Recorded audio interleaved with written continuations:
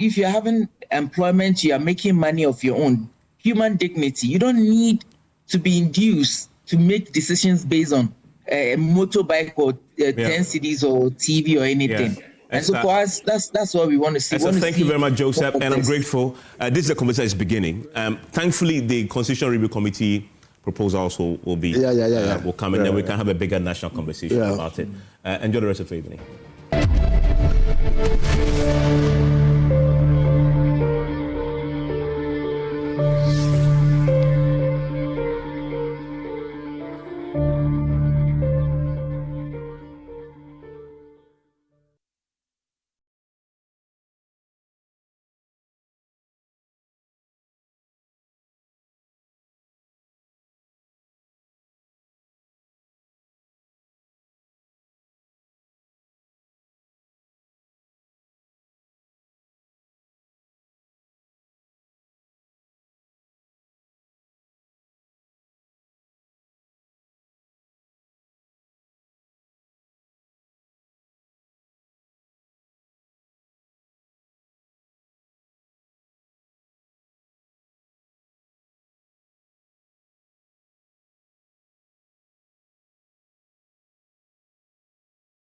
We expect, maybe even up to 1,400 children are likely to get cancer before they turn 15 years.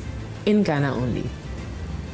Unfortunately, our survival is not that great, so our survival is over 30%, just a little over 30%. So it means for every 10 children that are likely to get cancer, we will lose 7. So since 2018, I can say for a fact that we've supported over 2,200 children. Was very surprised to hear. I'm very thankful for whoever donated, but I think it's a great event, a great award ceremony to the extent that it showcases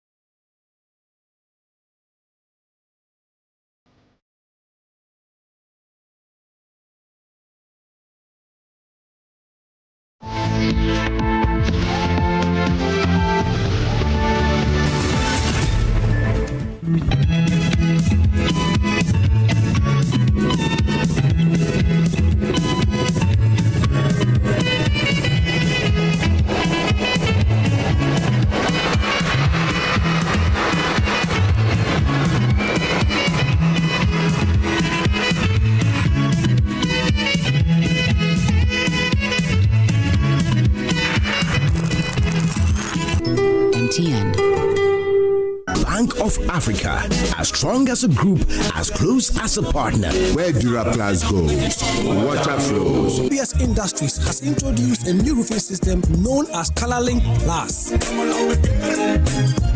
Flamingo paint, simply superior.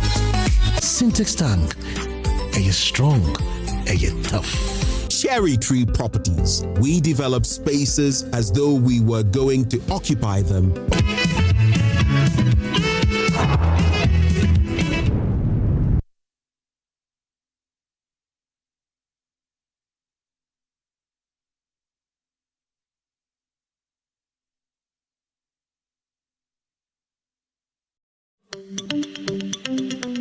Good business means seeing the possibilities and maximizing opportunities. Making sure you have a responsive support system backs your business goals. A partner that gives you a stable platform with reliable connectivity and seamless solutions, and better understands the tools required to take you to the next level. With so many moving parts in running a business, we do our best to provide you with some stability. The only kind of stability you can find with MTN Business Broadband, the fastest and most reliable internet provider in Ghana, making sure you stay ahead and stay connected, because we understand what makes your business tick. Sign up today on broadband.mtn.com.gh or call or WhatsApp 0244 308 111. MTN. Excellent furnishing in a real estate business is a great deal for survival. My struggles as a young estate developer were cut short when I discovered Fernart Ghana.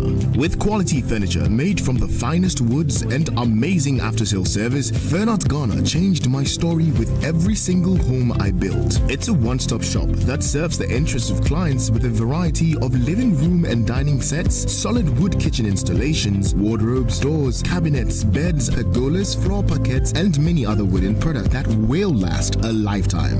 With Fernart Ghana, all clients are offered the opportunity to customize furniture to their specifications, and the smile on their faces says it all.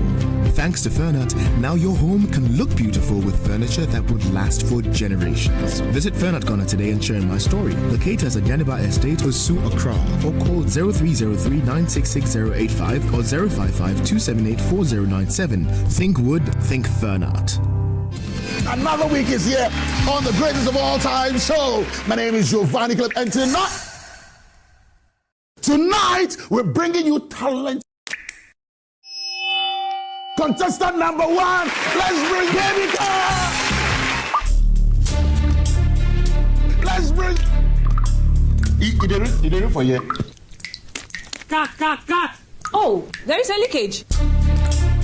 Where's the plumber? For quality and durability, insist on Syntex pipes. If you want quality, this be where you belong. Strong, tough, and reliable. Your perfect match to your trusted Syntex pipe. Syntex pipe, it dey carry water, no wahala. Syntex pipe, it dey make water dey flow. Syntex, and you're strong, and you're tough. Are you weary of land disputes and never-ending legal battles? It's time to claim a legacy that truly belongs to you. Welcome to Rehoboth Havens, where we simplify the journey to home ownership for Ghanaians, whether you are at home or abroad. Located in the Tranke Hills of Ayimensa Damfa, our community offers stunning vistas of the Pediasi Ebri Mountains. Experience peace of mind in our secure, gated community, thoughtfully designed for your comfort amidst beautifully landscaped surroundings and premium recreational spaces. At Rehoboth Social Housing, we are here to turn your dreams into reality. With just 30% deposit, move into one of our ready-to-occupy homes today. We will extend your remaining balance over 5 years, providing the flexibility and assurance your family deserves. Choose from our modern 2-bedroom homes, the luxurious 3-bedroom Sunbay, or our spacious 4-bedroom detached residences. Starting at just 675,000 Ghana cedis, your dream of home ownership is finally within reach. Don't wait any longer. Call us today at +233 55 375 1933 or +44 7917 376631. Rehoboth Social Housing. Your housing dream becomes reality. For decades, we have helped businesses connect with their trade partners all over the globe. From Ghana to Burkina Faso, Côte d'Ivoire, Benin, Togo, Senegal, China, Morocco, France, Netherlands, and many other countries. We have made it possible to bring Ghana to the world. We have brought small and medium businesses closer to their customers across the regions in Ghana with our SME support facilities. We have brought relief and smiles to the faces of families with our employee personal loans. With our cutting-edge technology and digital support, we take the burden of complex thinking off you, making life simple. That trade is who we are, as close as a partner. Bank of Africa. We are indeed the African bank with the global reach.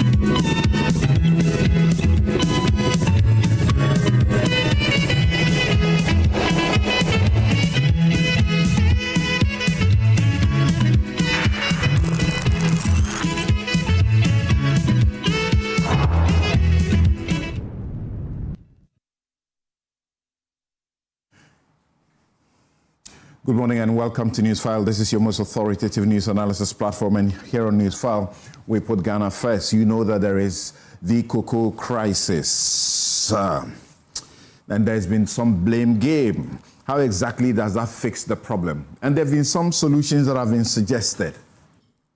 What would they do really? And there is a Galamsey tax in the Amansia Central District. It does look like a state-sponsored or endorsed destruction happening in that area. And Ayawasu East, it was vote buying galore. And instead of a true reset by the NDC government, it was just anger. Anger that doesn't cook rice. So, will there not be a reset over the vote buying situation there? Questions we are asking. But let's begin with Samson Stake. And today my take, I title it, The Tindamba Blunder. Don't build a market on a grave of books. They say those who do not learn from history are doomed to repeat it. In the Wa metropolis, it seems some local officials aren't just ignoring history, they are trying to bulldoze it. We're witnessing a bizarre standoff where a 70-year-old primary school is being sized up for demolition to make way for a 24-hour economy market. Let's look at the human cost. There are 500 children on the records of Tindamba Primary and Kindergarten. While attendance sits at roughly 300, the solution to declining numbers in a deprived community isn't to flatten the school like we did for Judges Bungalows.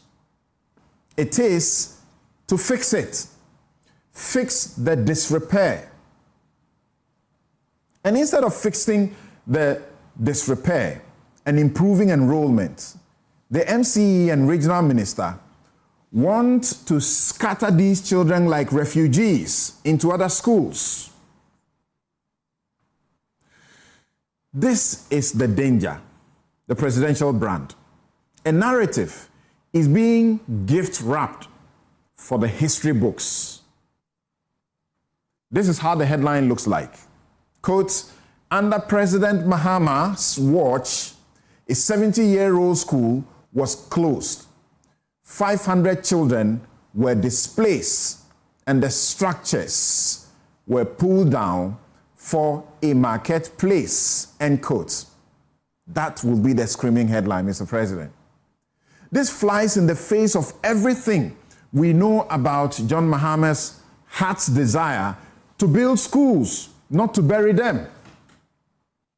Those who know him well will tell you that he will never authorize trading a classroom for a cold store. Yet his own appointees are creating an egregious impression that will tarnish a legacy before it is even fully written. You take a caution from the National Cathedral story. We saw millions of dollars, precious taxpayer cedis, sunk into a hole that has become a national mockery.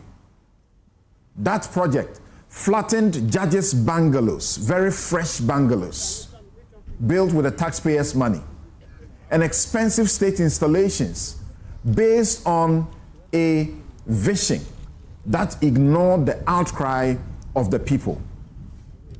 The Tendambes, the landlords in Wa are saying, don't demolish this school building.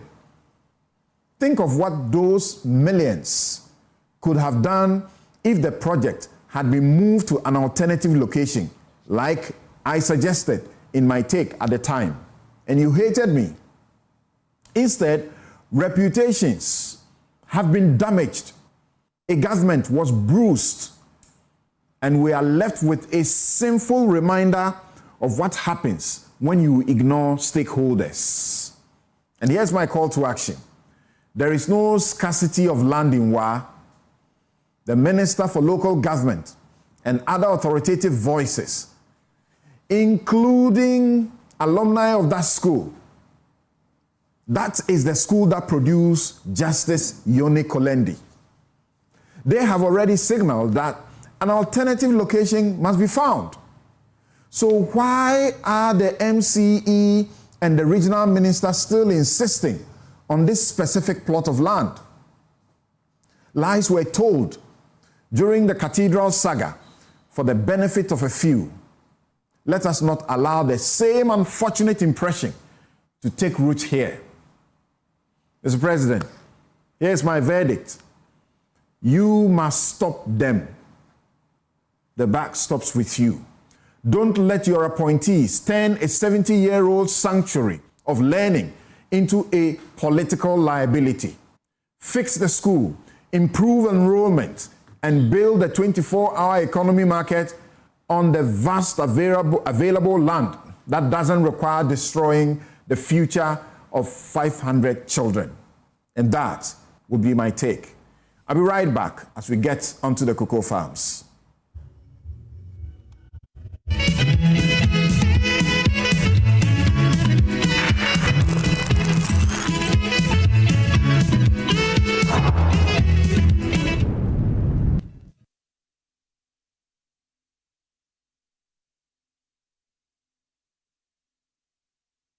Number 1 from here, 2 and 3 from here, 5 and 6 from here, for now. Yay.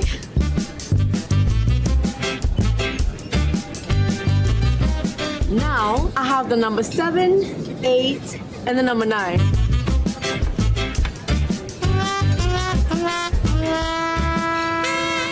You need number 10.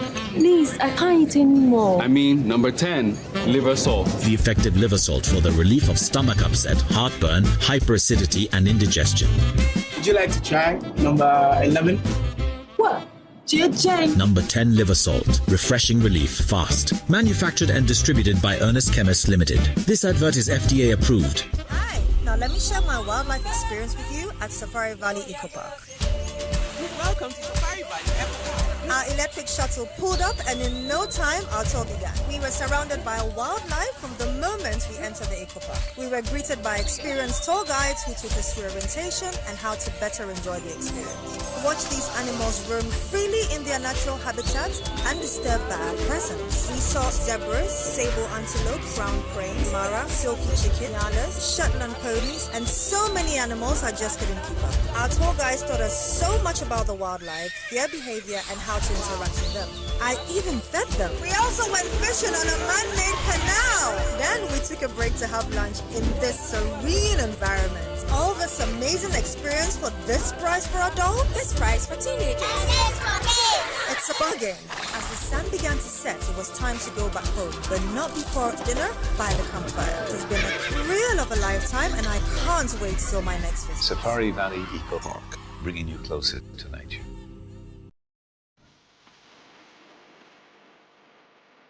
Dear Gold Ball Jewelry customers and value supporters, On behalf of the board, management, and the entire team at GoBoard Jewelry Limited, I extend our heartfelt gratitude for your invaluable support and contributions.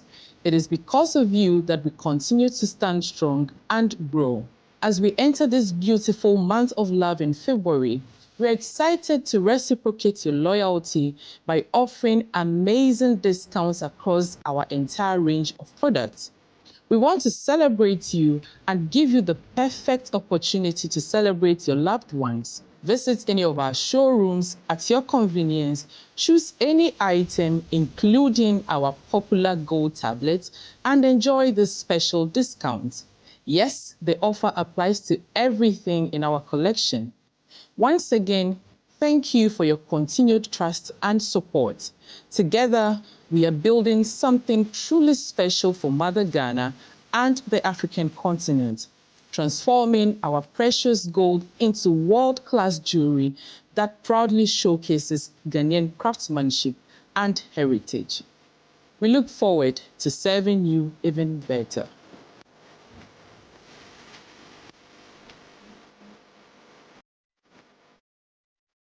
Life can be giving it to you like that. Everything around you will be affected big time. Too many uncertainties and fears. But with the right partner like Empo Life Insurance Ghana, you are sorted. Save kutu, save bam. You get the best healthcare, solid pension trust policies, and the peace of mind to grow your business and focus on what truly matters. Empo Insurance, empowering people.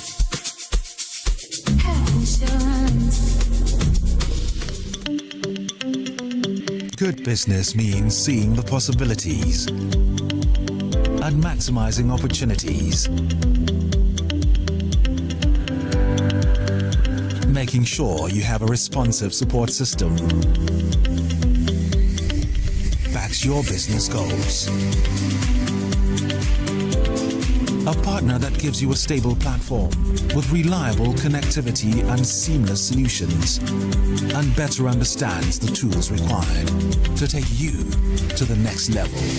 With so many moving parts in running a business, we do our best to provide you with some stability. The only kind of stability you can find with MTN Business Broadband, the fastest and most reliable internet provider in Ghana, making sure you stay ahead and stay connected, because we understand what makes your business tick. Sign up today on broadband.mtn.com.gh or call or WhatsApp 0244 308 111. MTN.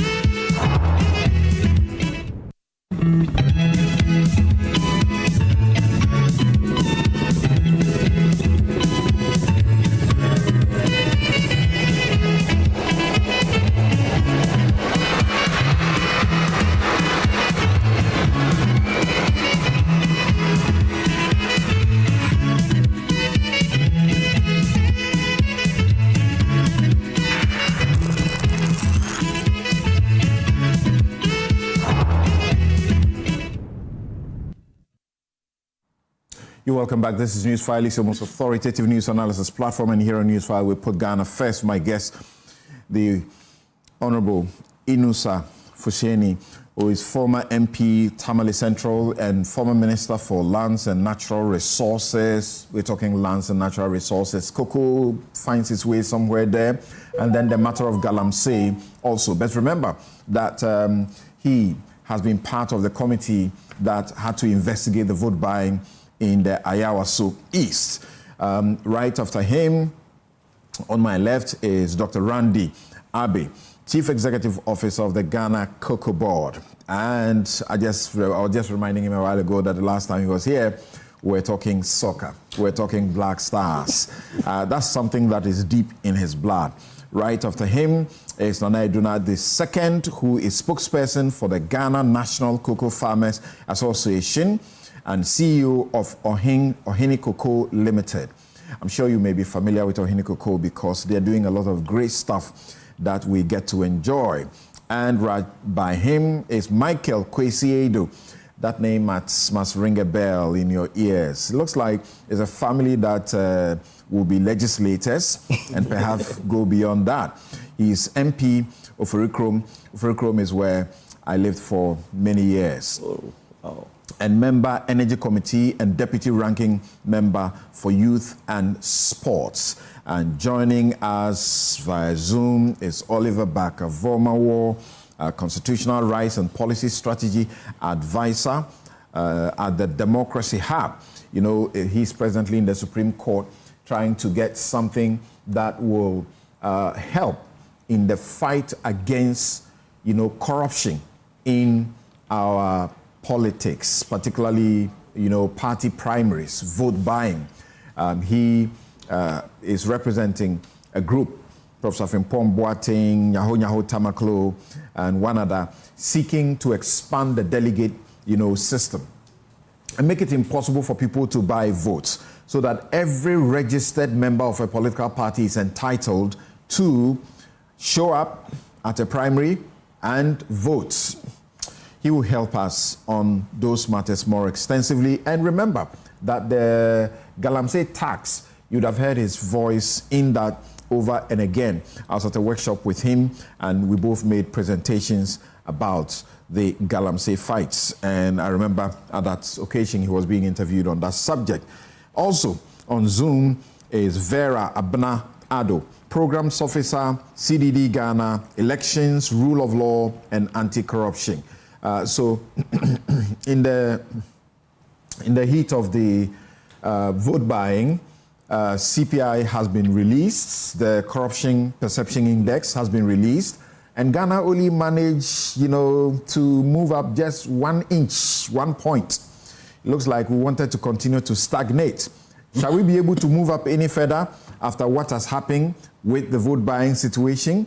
The NDC found themselves in a very difficult place between the rock and the high place. It looks like it, right? Okay. Isaac Kofi is head of research, Joy News. He will crunch the numbers, the data with us shortly before we go into, call it, the mundane. But let's start on this note. Let's go onto the cocoa farms, and check out what the cocoa farmers are talking about. Listen, I was listening to the Cocoa Board CEO, and I wasn't inspired because he said they are looking for solutions. Isn't that assurance enough? I mean, he's telling the people that they're working around the clock to find solutions for them. If you have a crisis that started as far back as November 2025, and we are in February 2026, and you are still telling the farmers that you are looking for solutions, that's not assurance. That is not encouraging.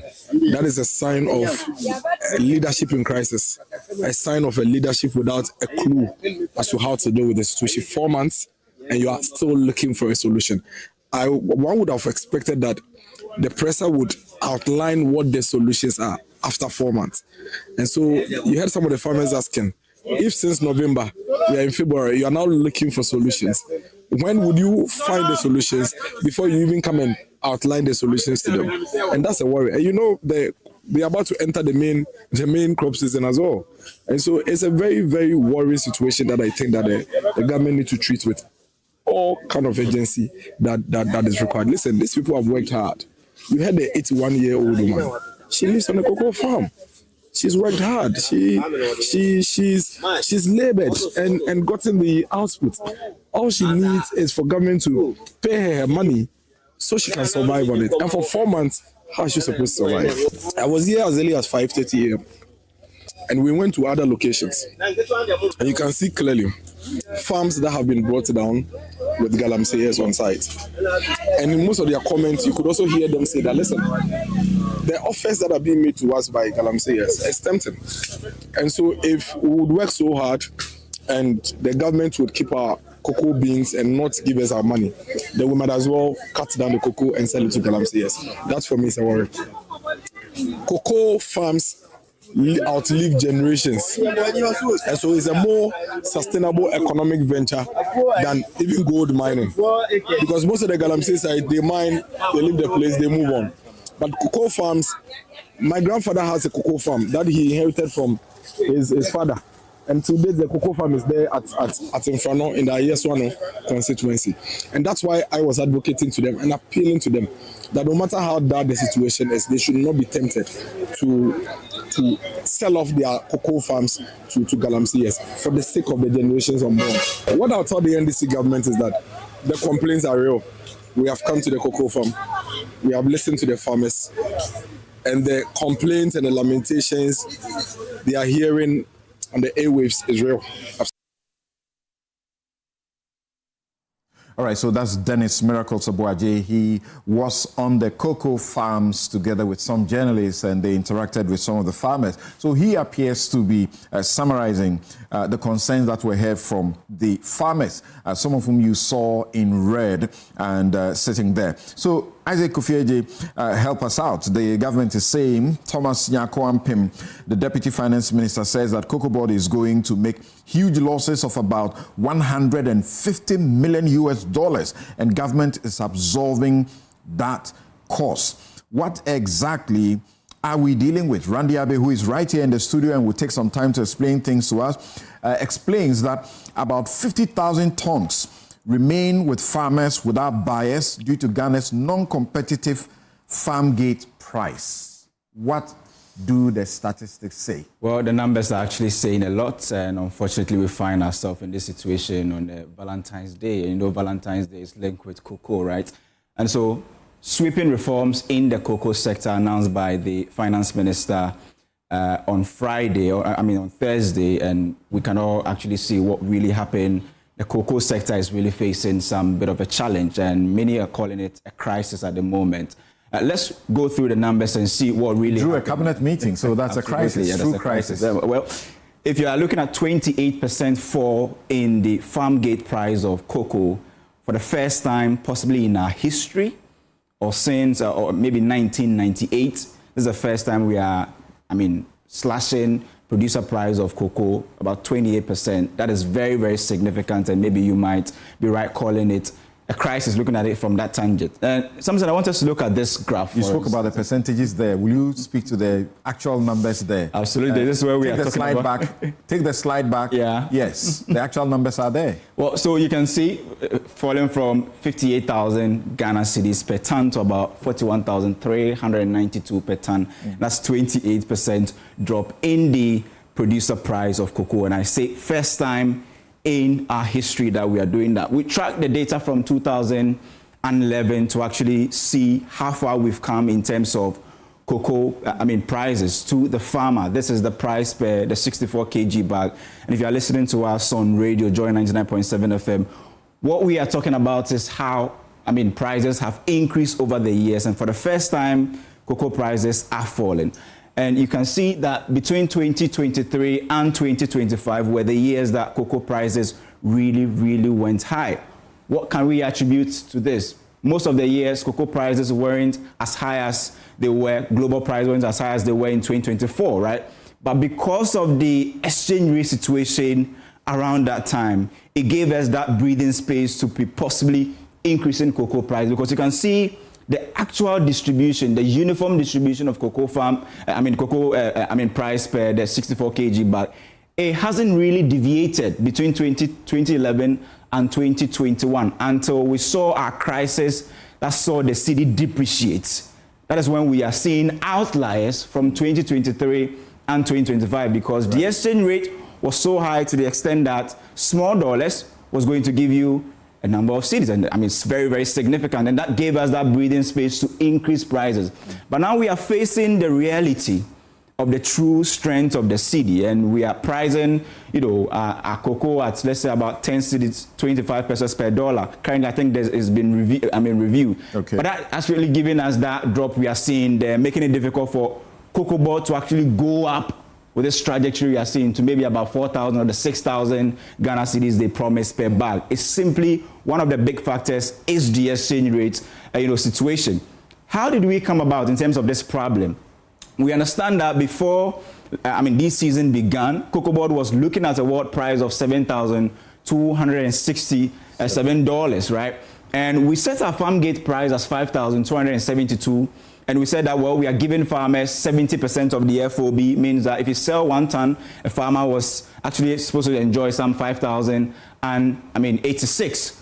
What we are learning is that when we did our checks 2 weeks before cocoa board set this the futures price or the FOB price of 7,200, what we are realizing is that 2 weeks, the average price 2 weeks before was around $7,500. Okay. And cocoa board decided to set the FOB price at 7,200 using an exchange rate of, 10.25, Ghana cedis to the dollar. And that made it impossible for the farmer to actually maybe see the 6,000 that was promised. But what we have seen is that the price has actually fallen below the FOB that we set. That's right. And the intelligence we are gathering is that for cocoa board to break even, they were looking at a price of, let's say, about 6,400. Now, that price is way below where we are at the moment, making it very, very difficult for cocoa board to possibly step in with some sort of shortfall, or for the government to come in with some form of intervention. Right. That is difficult. How did the market actually come to this conclusion in terms of the prices dropping?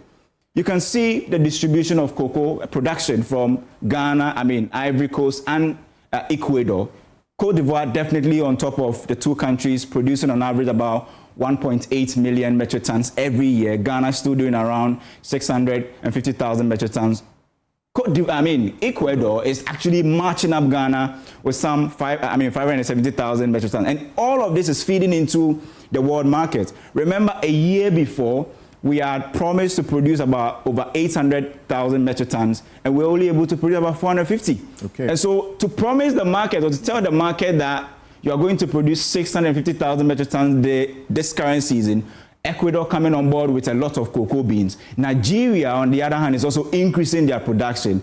Cameroon is increasing. China is coming on board. The markets picked that signal that supply was going to be abundant on the market, and prices began to fall. And did we do forward sales? Randy Abe will answer that question shortly for us. But this is the situation of cocoa board in terms of their profitability. Cocoa board situation, their losses situation didn't start this year. It's been like that, and we've tracked from 2012 to about 2024.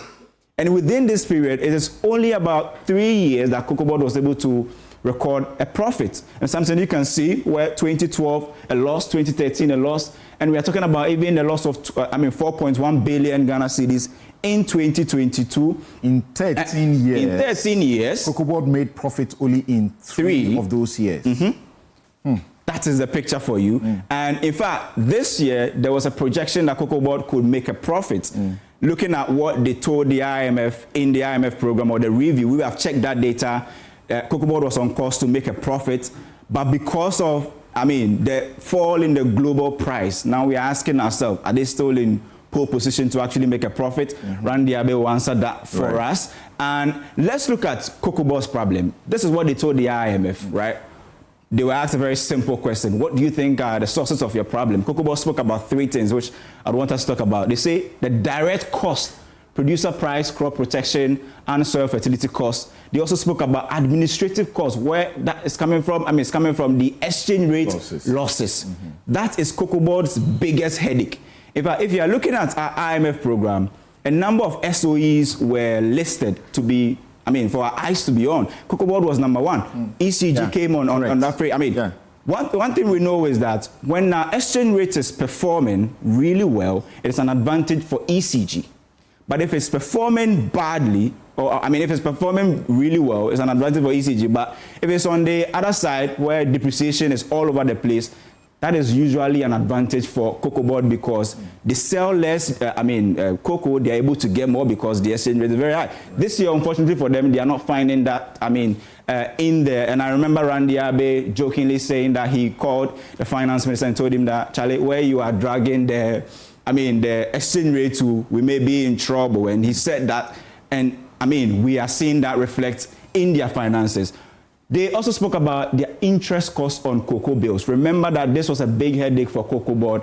And when we're doing the DDP in 2023, we had to add cocoa board to it so that people who had bought cocoa bills suffered haircuts. Now we understand that with the new funding model, cocoa board is going back to the market to actually issue bonds. And remember, these were T-bills. Right. They were converted to bonds, 5-year bonds, to allow cocoa board to be able to turn around.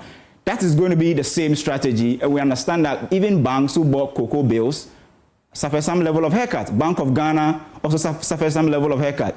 That model is going to return. But the question we're asking something is, did cocoa board read the market wrongly? If you are watching us on Facebook or if you are watching us on Joy News, what you can see is the world market price. Yeah. This has been the trajectory, if you are looking at it in 5 years. And look at it from 2022 to 2026. Absolutely. This is where we were when we were setting the FOB price, somewhere in August, where the price was around 7,500 on average. And then we set the FOB 2 weeks after we began to see some level of fluctuations. But many are saying that this, happening here between somewhere October and September may have deceived cocoa board because it was looking like global prices were going to peak. And many have said that maybe cocoa board read the markets wrongly. We simply do not know. Randy Abe possibly will have answers for us. Lastly, I want us to talk about this. That was such a sharp fall. Sharp fall. And you can see it there. And this, this morning when I was coming, I checked the price and you can see it there. How did you survive this? Anyway, Randy will tell us. Randy will tell us. He has been speaking with the finance minister. In fact, cocoa board currently wants to actually restructure most of the things they are doing. Right. One thing we know that this big figure you see on the smart or $3.8 billion is how much cocoa board was able to, or how much we got from our cocoa export in 2025. The key question is, how much of the cocoa we produce within this season actually brought this amount of money? Because if you are looking at the trend, the 3.8 billion we got from cocoa export is the highest since 2009. So why are we having this problem? We've had a lot from cocoa. 3.8 billion, higher than the average of 2 billion we've possibly been having. Do you know what is going on in my mind as I hear 3 billion? It's kind of also, but for almost a decade, we have been told by those who give us money that we're losing $3 billion each year to corruption. Yeah.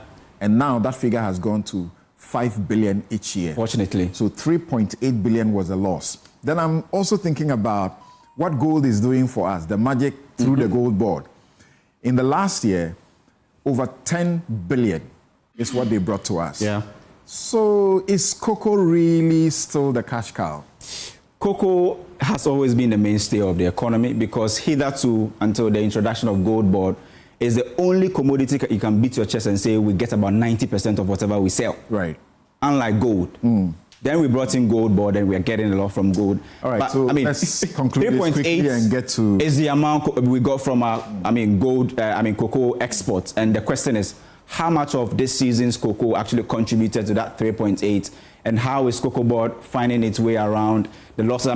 What we know is that for cocoa board to be able to return to a part of relief. This is the raft of announcement that the finance minister put out. They are going to issue cocoa bonds, right? How are they going to do it? First of all, they have to clean their books because they currently have a negative equity. So Bank of Ghana has decided to take some of the burden. Finance Ministry is also taking some of the burden. Cocoa Board itself, we understand they are also taking some of the burden because there's a whole restructuring in their turnaround strategy that they sent to the Bank of Ghana. So the new strategy is that Cocoa Board is going to finance purchase of cocoa using bonds. All right. And the key question is, these bonds are expected to be bought by individuals and banks. In a situation where prices fall, are we going to see another crisis, possibly in the banking sector, where cocoa board is unable to pay them? The beans that we can't processed locally. Buy will be processed locally, and streamline cocoa board's cost. It's one of the biggest things people are looking at. Last thing, right? Many are asking about burden sharing. What is the government taking away? Already they are saying that they're taking a huge component of cocoa board's debt. They're also saying that the beans that we have, and which is resulting to the losses, they are taking a hit of $150 million because of the restructuring. But the big question we are all asking is cocoa board, will they be able to set another, lucrative farm gate price in the next season? Because what I'm looking at, it looks like it will be difficult to set a very lucrative price in the upcoming season. It does look like that. We are still asking. Right. So Randy Abe will have most of the answers for us. Right. Thank you very much, Isaac. Isaac is the man behind our research desk. So anytime you see the numbers and you see the research that we try to churn out and work with, Isaac Kofi is the man behind that, head of research at Joy News. And this is Newsfile. It's your most authoritative news analysis platform. We're going to Randy Abe now to begin to look at what the reforms, if indeed they will result in anything positive. It looks like a very Herculean task to mount. We'll be right back.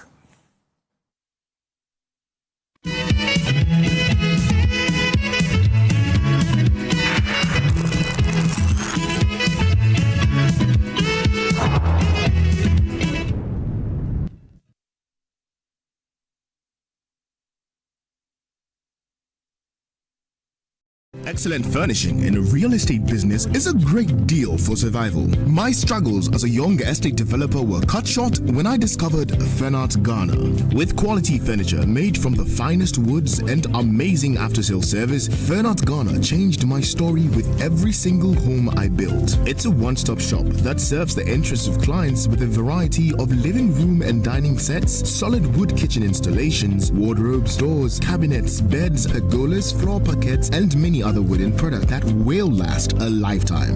With Fernart Ghana, all clients are offered the opportunity to customize furniture to their specifications, and the smile on their faces says it all. Thanks to Fernart, now your home can look beautiful with furniture that would last for generations. Visit Fernart Ghana today and share my story. Locate us at Yaniba Estate, Osu, Accra, or call 0303 966085 or 055 278 4097. Think wood, think Fernart.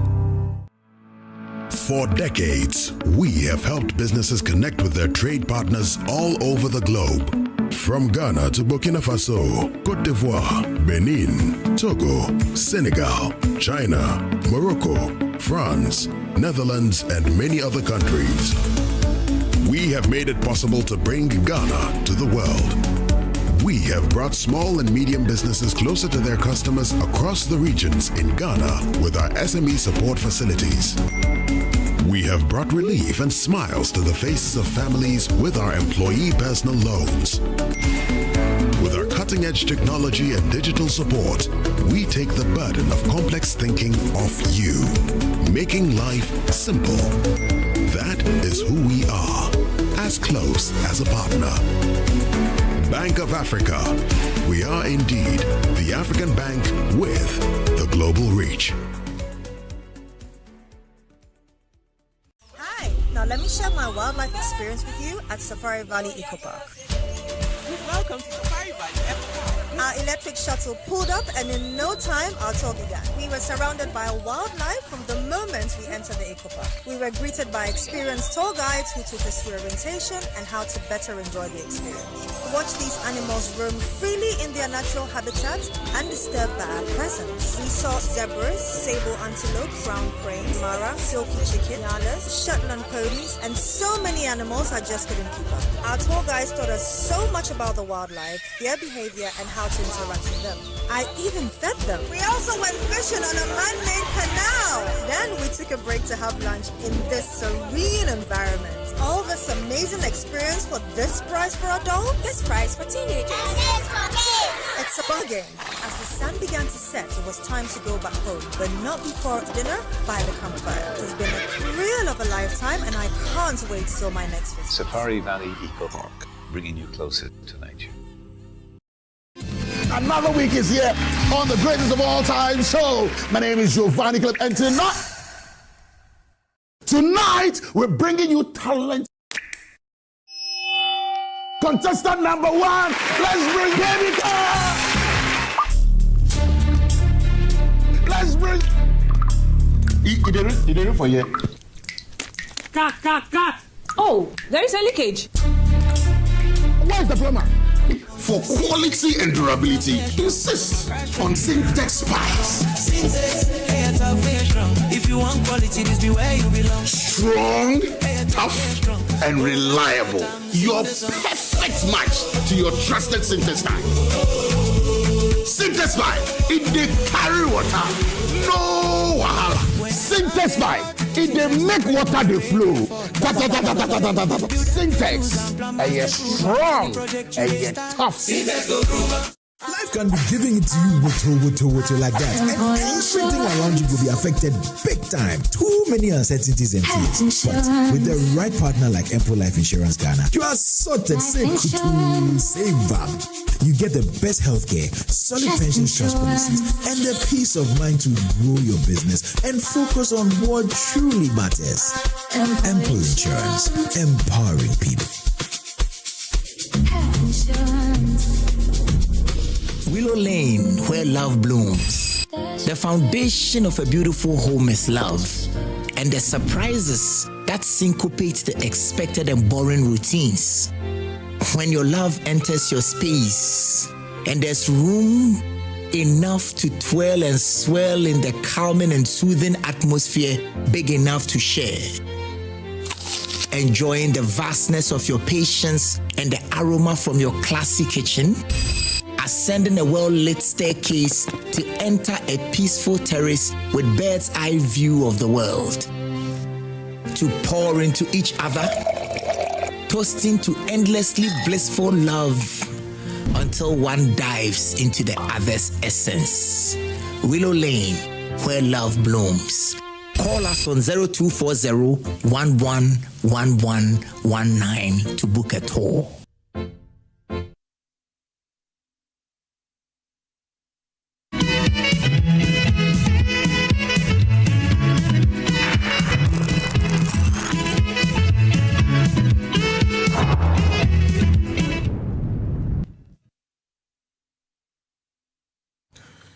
You're welcome back. So let's begin with Dr. Randy Abe. You say the situation is where we have beans, but they are not buying. The beans are too expensive. How did we get here?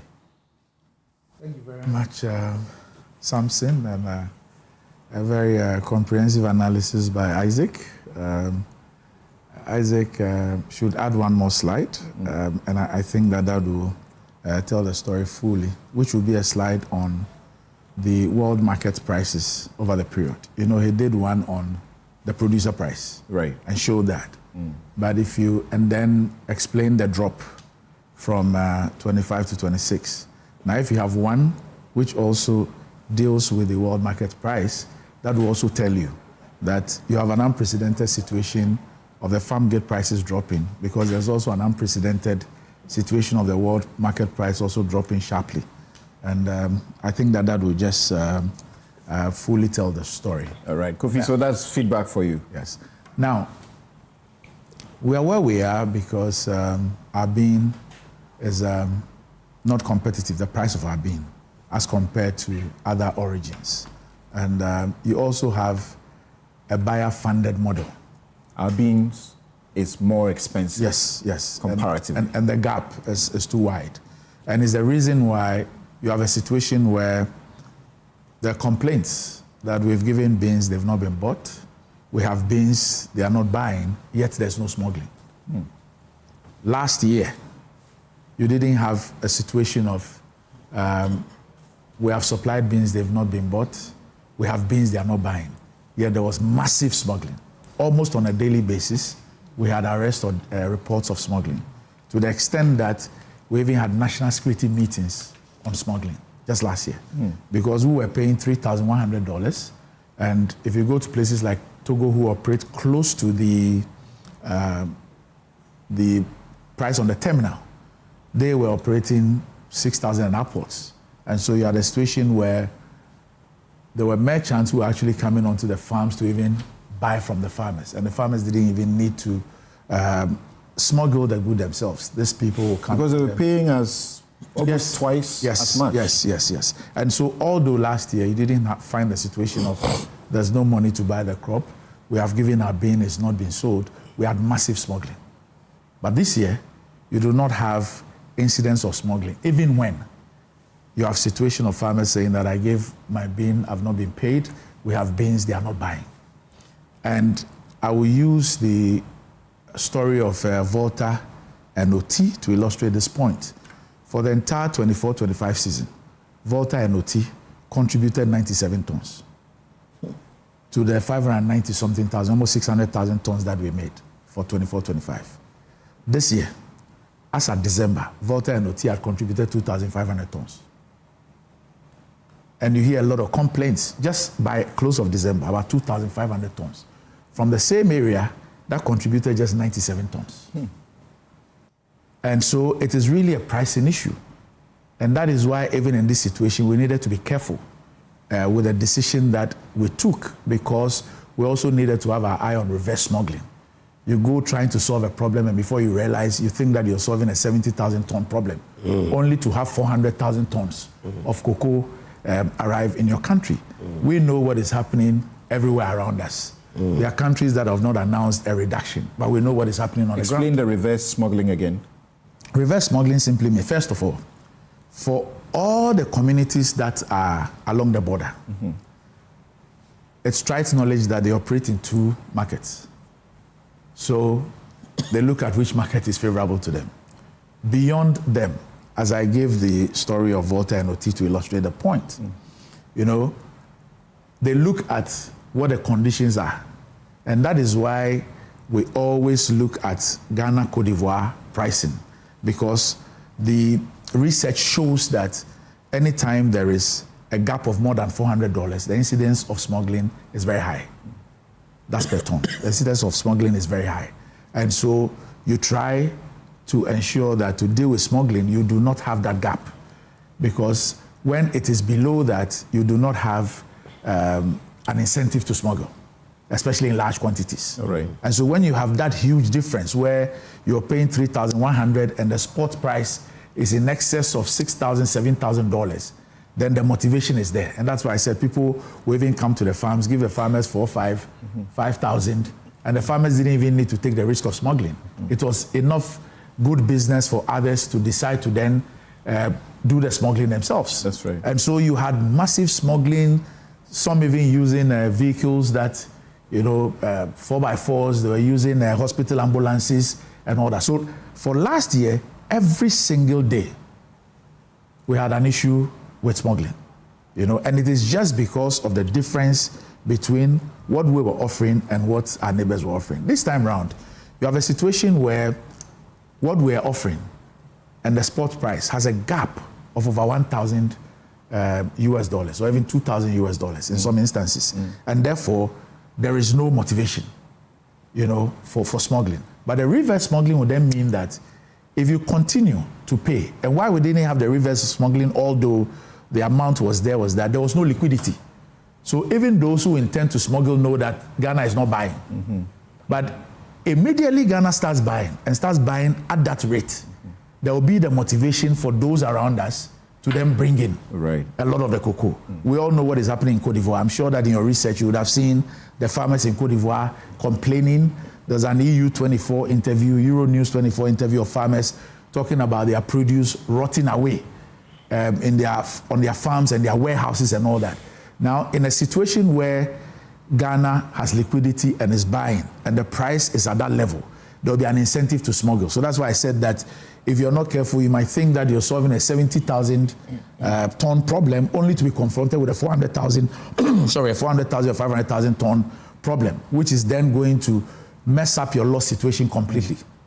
Just a quick side issue. Yeah. From what you're saying, I get a revelation that where, say, Cote d'Ivoire is doing 2 million and we are struggling to get to 1 million, even though we have done that before. You know, I remember Kufuor's regime when we got to that point and there was celebration that greeted it. So it's not exactly the case that what we record has been what we produce, because you have to discount what may have been smuggled. Yes. So I'll give you an example. For 23-24, Cocoa Board projected a crop of 800,000. At the end of the season, Cocoa Board had done 438,000. And that's the situation that led to the rollover of about 333,000 tons. Now, something significant happened. And that was the year that the syndicated loan collapsed after 32 years. Now, for the first time, the season opened in September. The first tranche of the syndicated loan hit Cocoa Board's account on the 22nd of December. According to Licobag at their press conference, the first time they received money was January 26 of 2024. So what it meant was that the season opened in September, and if I just give a little explanation so that people then appreciate this. Under the syndicated loan regime, Cocoa Board would then make a projection of its crop output, and then also a projection of the price. And then on the basis of that, Cocoa Board would then give a mandate to the cocoa marketing company to go and sign contracts on the basis of how much Cocoa Board expects to spend in purchasing the crop. So let's say Cocoa Board makes a projection of 600,000 with a price of 5,000. And so they ask CMC to say, go and sign contracts of 500,000. 500,000, not less than $5,000. So they go sign this. And Cocoa Board needs, let's say, $1.8 billion. And the financing cost of maybe some 120 million. So CMC will sign these contracts, 500,000 tons with international buyers at not less than $5,000. These contracts are what Cocoa Board sends to the consortium of banks, the syndicated banks, as collateral. So this is raw beans contract. So Cocoa Board commits to supply 500,000 of its expected 600,000 output, raw beans, to these suppliers, who then have signed a contract to buy the beans at this price. Now, once the banks receive this, they then, on the basis of that, look, we have a 2.5 billion CD collateral, dollar collateral. Cocoa Board needs 1.8 billion plus financing cost is less, 1.92 billion. So we'll release the money on agreed tranches. This money comes to the central bank. The central bank gives Cocoa Board the CD equivalent, Bank of Ghana rate. Then out of this money received by Cocoa Board then gives what is called seed fund to the license buying companies. So the license buying companies then use these seed funds to buy the cocoa from the farmers on behalf of Cocoa Board. Now you had a situation where in 23-24, the season opened in September. September, October, November, December, the LBCs had not been given any seed fund to buy the bean. Now, this is at the peak of your main crop season. What do you think would have happened during this period? For all this period. So some of the LBCs had to by themselves go and take loans to try and go on the market and all that. But the seed fund that usually is given to this LBCs maybe by mid-September or third week in September to go and buy the crop on behalf of Cocoa Board was not available. In a situation like that, you shouldn't be surprised if there is smuggling. There's the suggestion that you could have preempted something sometime in November in 2025. All right, so you see, when you discuss this issue without factoring in the funding model, then you miss it.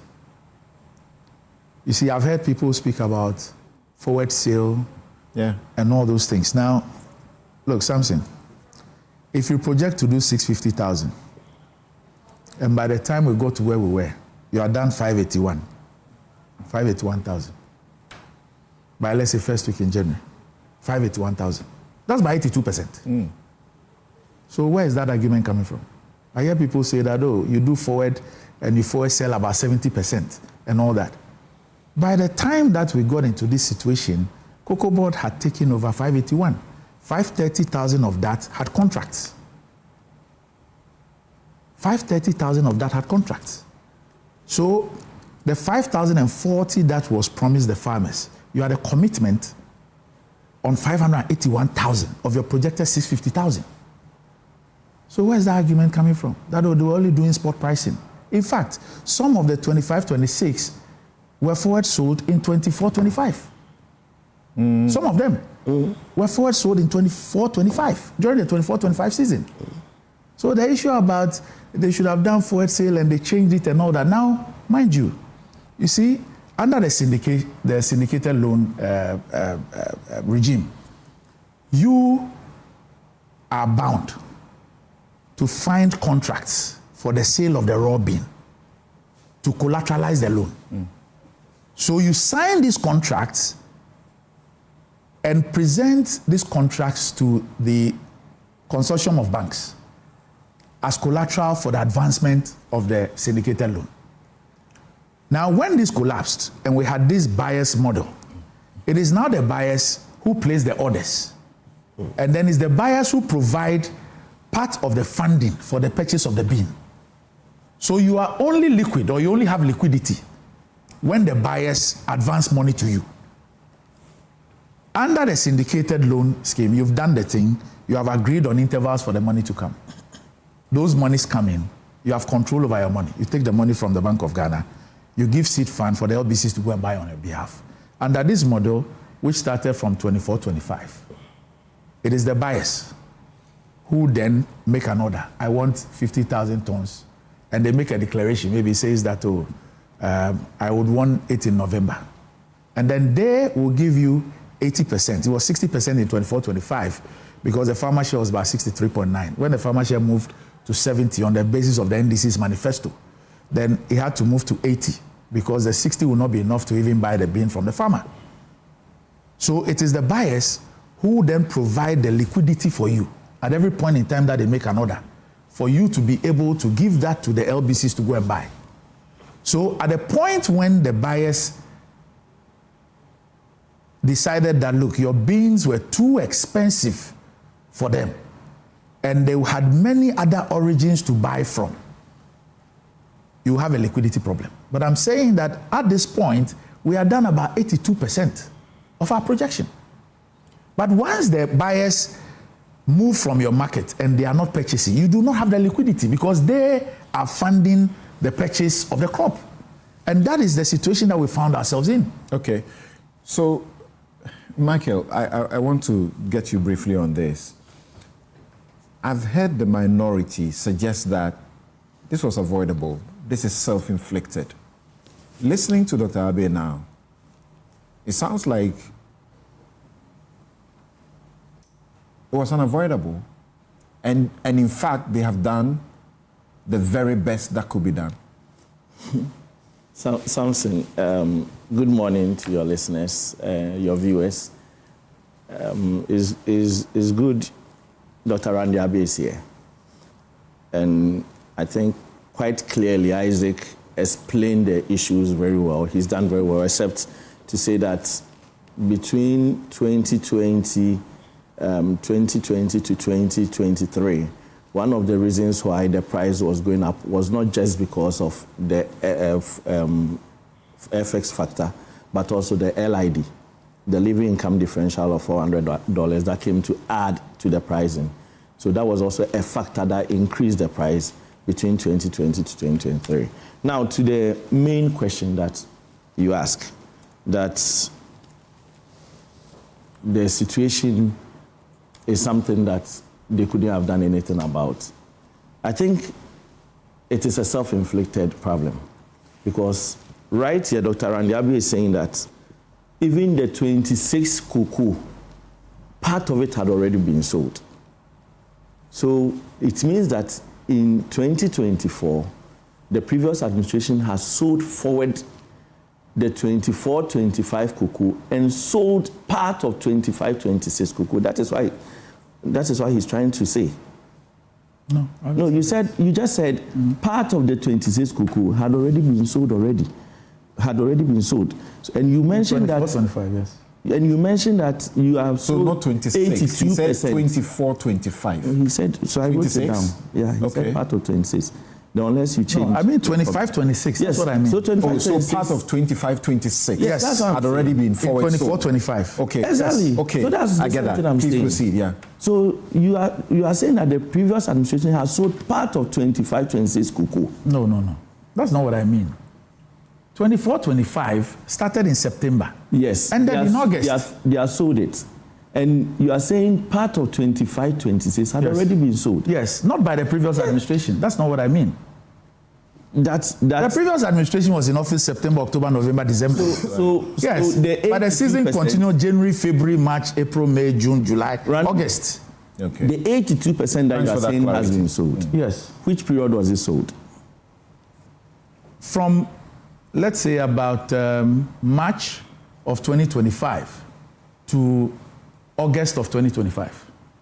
Is it the same buyers that bought the cocoa? When is it? The same buyers you sell to? Yes. So how come the buyers are saying they won't buy now? And how come you couldn't sell, if you were able to sell 82%, have you delivered all the 82%? No. Yes. You've delivered all the 82%? No. So how come you couldn't sell the rest? That is why we are saying it's a trading option gone wrong. I am because, surprised. No, don't be surprised. You have the opportunity to sell for You it. should have an answer to that question. I think it's a legitimate question he's asking you. No, because from my layman's understanding, yes, if there is a forward sale, exactly, yes, and you say you have delivered, yes, then we shouldn't have a problem. You shouldn't have a problem. No. Based on what did you announce, achieve that FOB price that you announced last year? It is based on the forward sales you made. That gives you clarity of the next season. Then you come and announce, and when you are calculating your forward sales, you take the main crop aggregates, multiplied by the price, the prevailing price.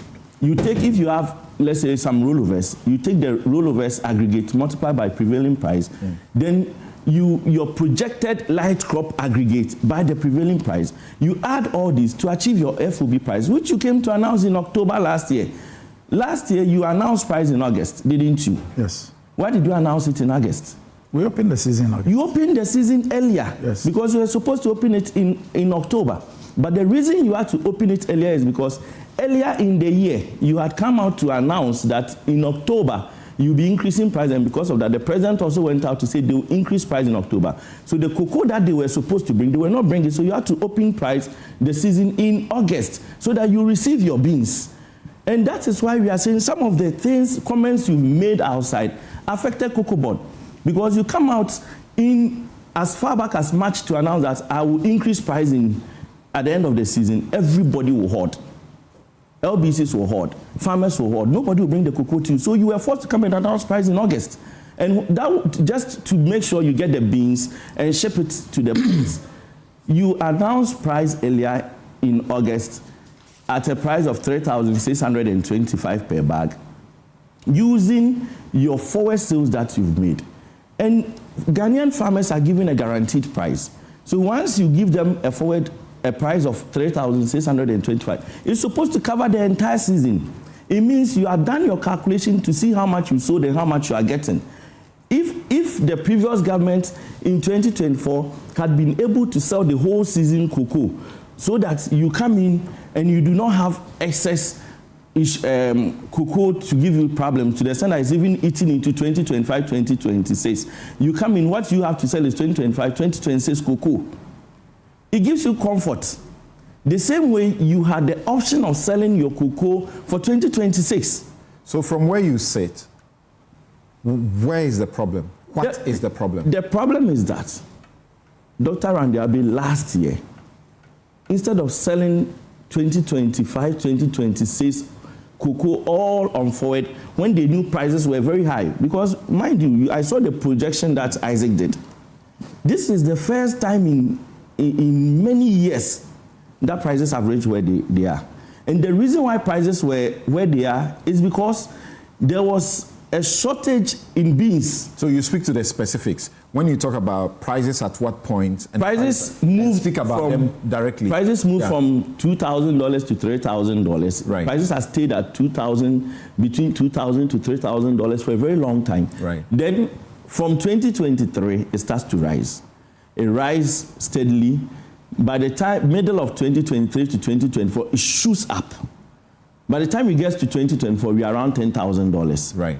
To the extent that even when we entered 2025, there was a particular day it went all the way to $13,000.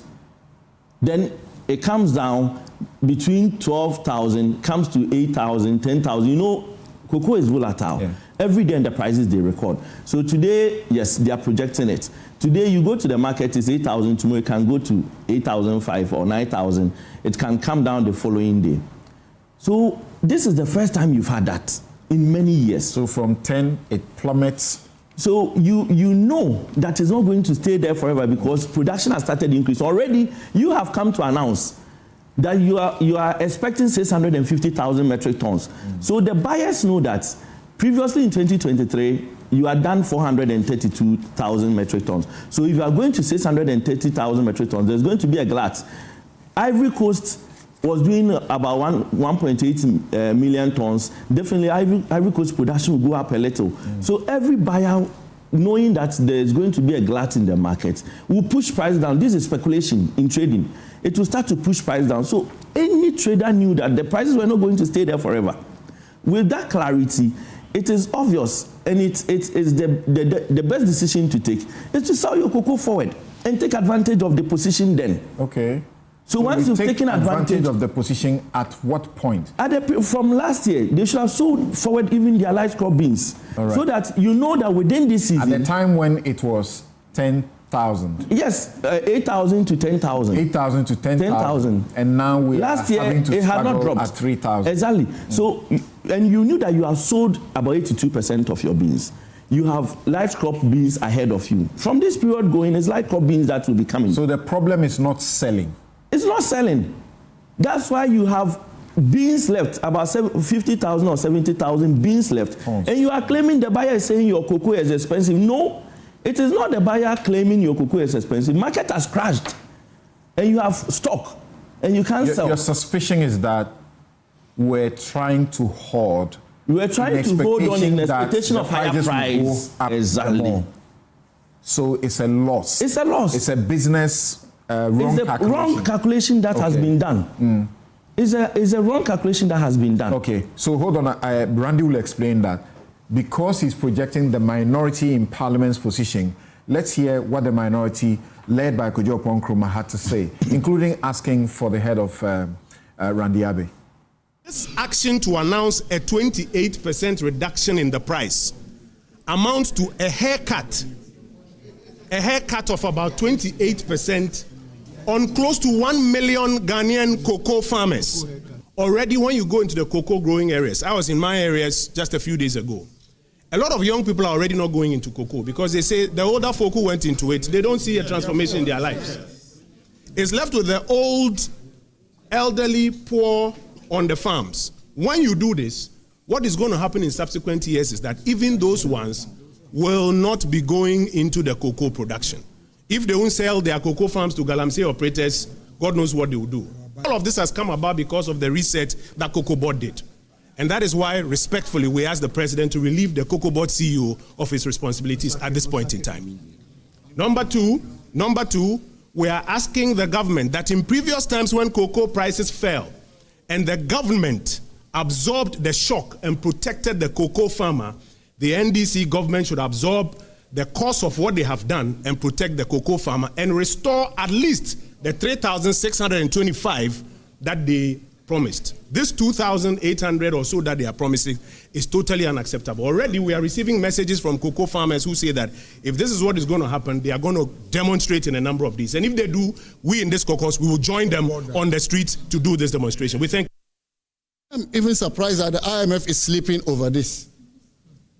Because we developed this strategy in consultation with the IMF as a requirement, one of the requirements for implementing the IMF program. I'm really surprised that the IMF has gone to sleep on this. And this government is recklessly managing the cocoa sector, which... How do you respond to this? Whilst it looks like a pure commercial matter, this country, we must look at things from the political lens. I'll start off with a question to Michael. From 2017 to 2024, did you forward sell 100% of the projected output? 100%? Yes.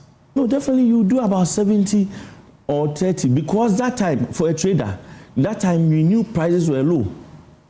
That's why I said, when you know that prices are very high, every trader will look at the market situation at every point. Don't look at me anymore, because he asked me. So go ahead. Every point in time, depending on the market circumstance, that is how you trade.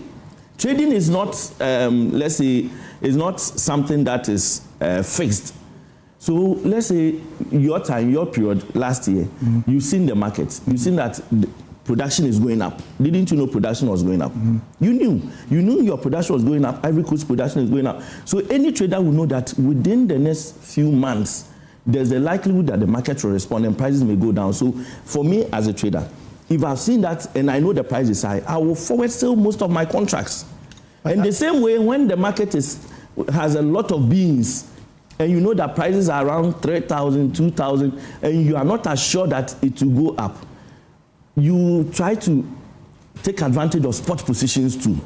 So you sell more forward to get clarity and take advantage of spot position. Okay. So it depends on the period. If he asks you a question, be quick with the answer so you can continue. So in 2023-24, your forward sale that you did, what was the implication for 24-25? 2023-24, the market was now rising. The market was now becoming bullish. So every point, every time they were selling. So if you look at the prices that they achieved, every day and specific prices that they got, because they can't sit and wait. So they were selling all the way. The point I'm making is that 23-24, you made forward sales. Yes. And you could not deliver. Because the prices were then going up. Please. You made forward sales. And you could not deliver. You projected an output of 800,000, and you forward sold 786,000. Yes. Now that decision and delivered. You couldn't deliver 333,000. Yes, because that was a force majeure. You had El Nino effect. You are sitting at Cocoa Board. You knew that 2023-24 there was a weather condition globally that affected Ghana and Ivory Coast. Let Isaac show you his projection. How did Ivory Coast cocoa reduce from 2.5 million to 1.8 million? The same thing that happened to Ivory Coast happened to Ghana. So you see, Samson. Okay, now please allow him. So Samson, this is a party that forward sold. They made an output, they projected an output of 800,000 and forward sold 786,000.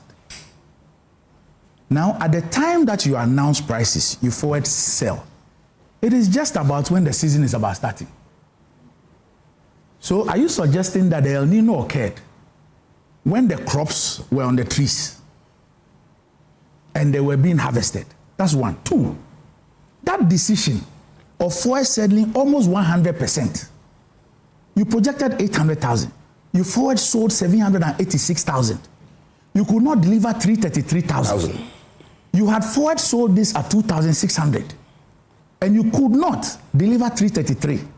So the following year, when the prices shot up to the 12,000, 11,000, 10,000, you could only declare an FOB of 4,800 with the farmer getting a share of 3,1. And that was as a result of this your forward sale strategy. You could not deliver 333,000. That was about a big loss. 45%. Iranda, you're not even putting it well. 45%. A contract had come into existence for the 767 tons. 86 tons that you sold. So if you couldn't deliver 333 tons, meant that the following year, that contract, you were bound. You were bound by that contract. And so you were forward selling. Yes. in that year. So your action was not limited to the year that you took the decision. It cascaded into the next year because you couldn't. And but then futures is a hedging. So it means that even if cocoa prices were 10,000 in the second year, you still give it at the price that you locked in. You could have done forward sales to prices of 4, and you it's a position. So I'm saying that I don't know. You, the proponents of this, this is what you bequeath the cocoa farmer, such that in the history of cocoa, no farmer can beat his chest. My brother here cannot beat his chest and say that. At a point in time in history, when cocoa prices reached 12,000 and 10,000, I made so much money from cocoa that I bought this, I expanded my farm, or I did this. As a result of that, your forward sales strategy, where you forward sold, you projected 800,000, you forward sold 786,000 at an average of $2,600, you could not deliver about 45% in crop forecast. How can you have a deviation of 45%? You couldn't deliver that. And so in the ensuing year, we had to use this high-priced cocoa to service these 333,000 tons. And that obviously brought the weighted average down completely. So at a time when you had the then opposition people saying that the farmer should get 6,000 or 7,000 and all that, if you, Samson, you see the world price, like Isaac is projected, and you have the lowest of the averages at $9,000, and you hear that the farmer is being given 3,100, would that not represent about 30%? That's right. Would you not raise alarm? But nobody knew that there was an elephant in the room called rollover, which had been sold at 2,600. And that the effect was 333,000 tons, about 45% of the crop forecast. So that then affected the 24-25 pricing. And that is how come no farmer can say that once upon a time when the prices of cocoa were 12,000, 11,000, farmer this, I got X or I got Y as a result of that forward decision. And I'm saying that you also you cannot also separate the funding model from how you sell. Sometimes we make it look as if you can go and force a buyer to buy your crop. You can force the buyer. The same way that you're analyzing, the buyer is also analyzing. All right. All of those buyers have research and all that. They can also project, they can also see. I want us to, you guys relax a bit for me. Let me get to the farmer and return to you guys again on the proposed solutions, including getting into the bond market. So let's hear you first, Inusa. I think that this issue is not a 2025 issue. Am I right to think that from what Michael is suggesting, it is not really the case that Randy's regime, they were cautious because of the previous loss from the forward sale. So they were cautious not to do a similar thing. Let me just, because of what you said, let me just chip in something. That thing they did was under the syndication.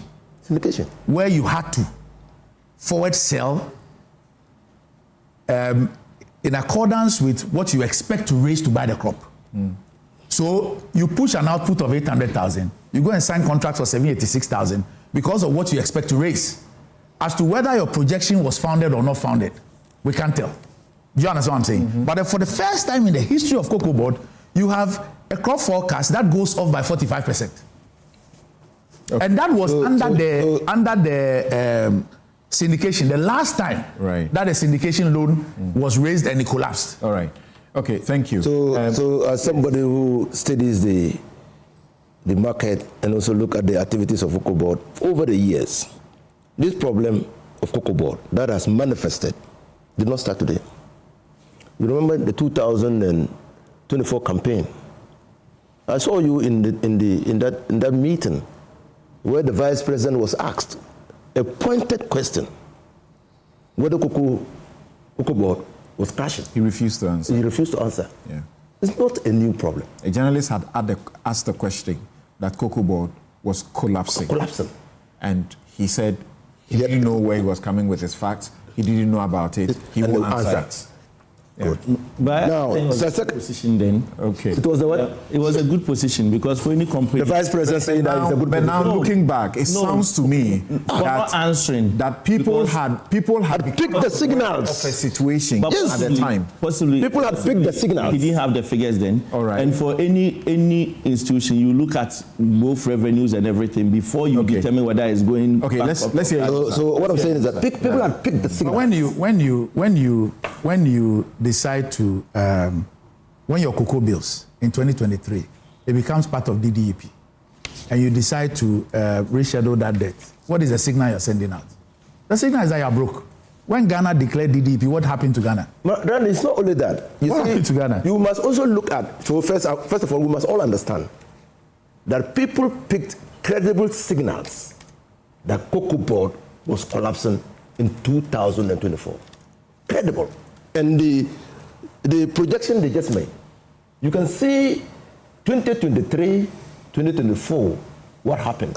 You can see clearly that Cocoa Board raked up heavy debt in those years. You can see it.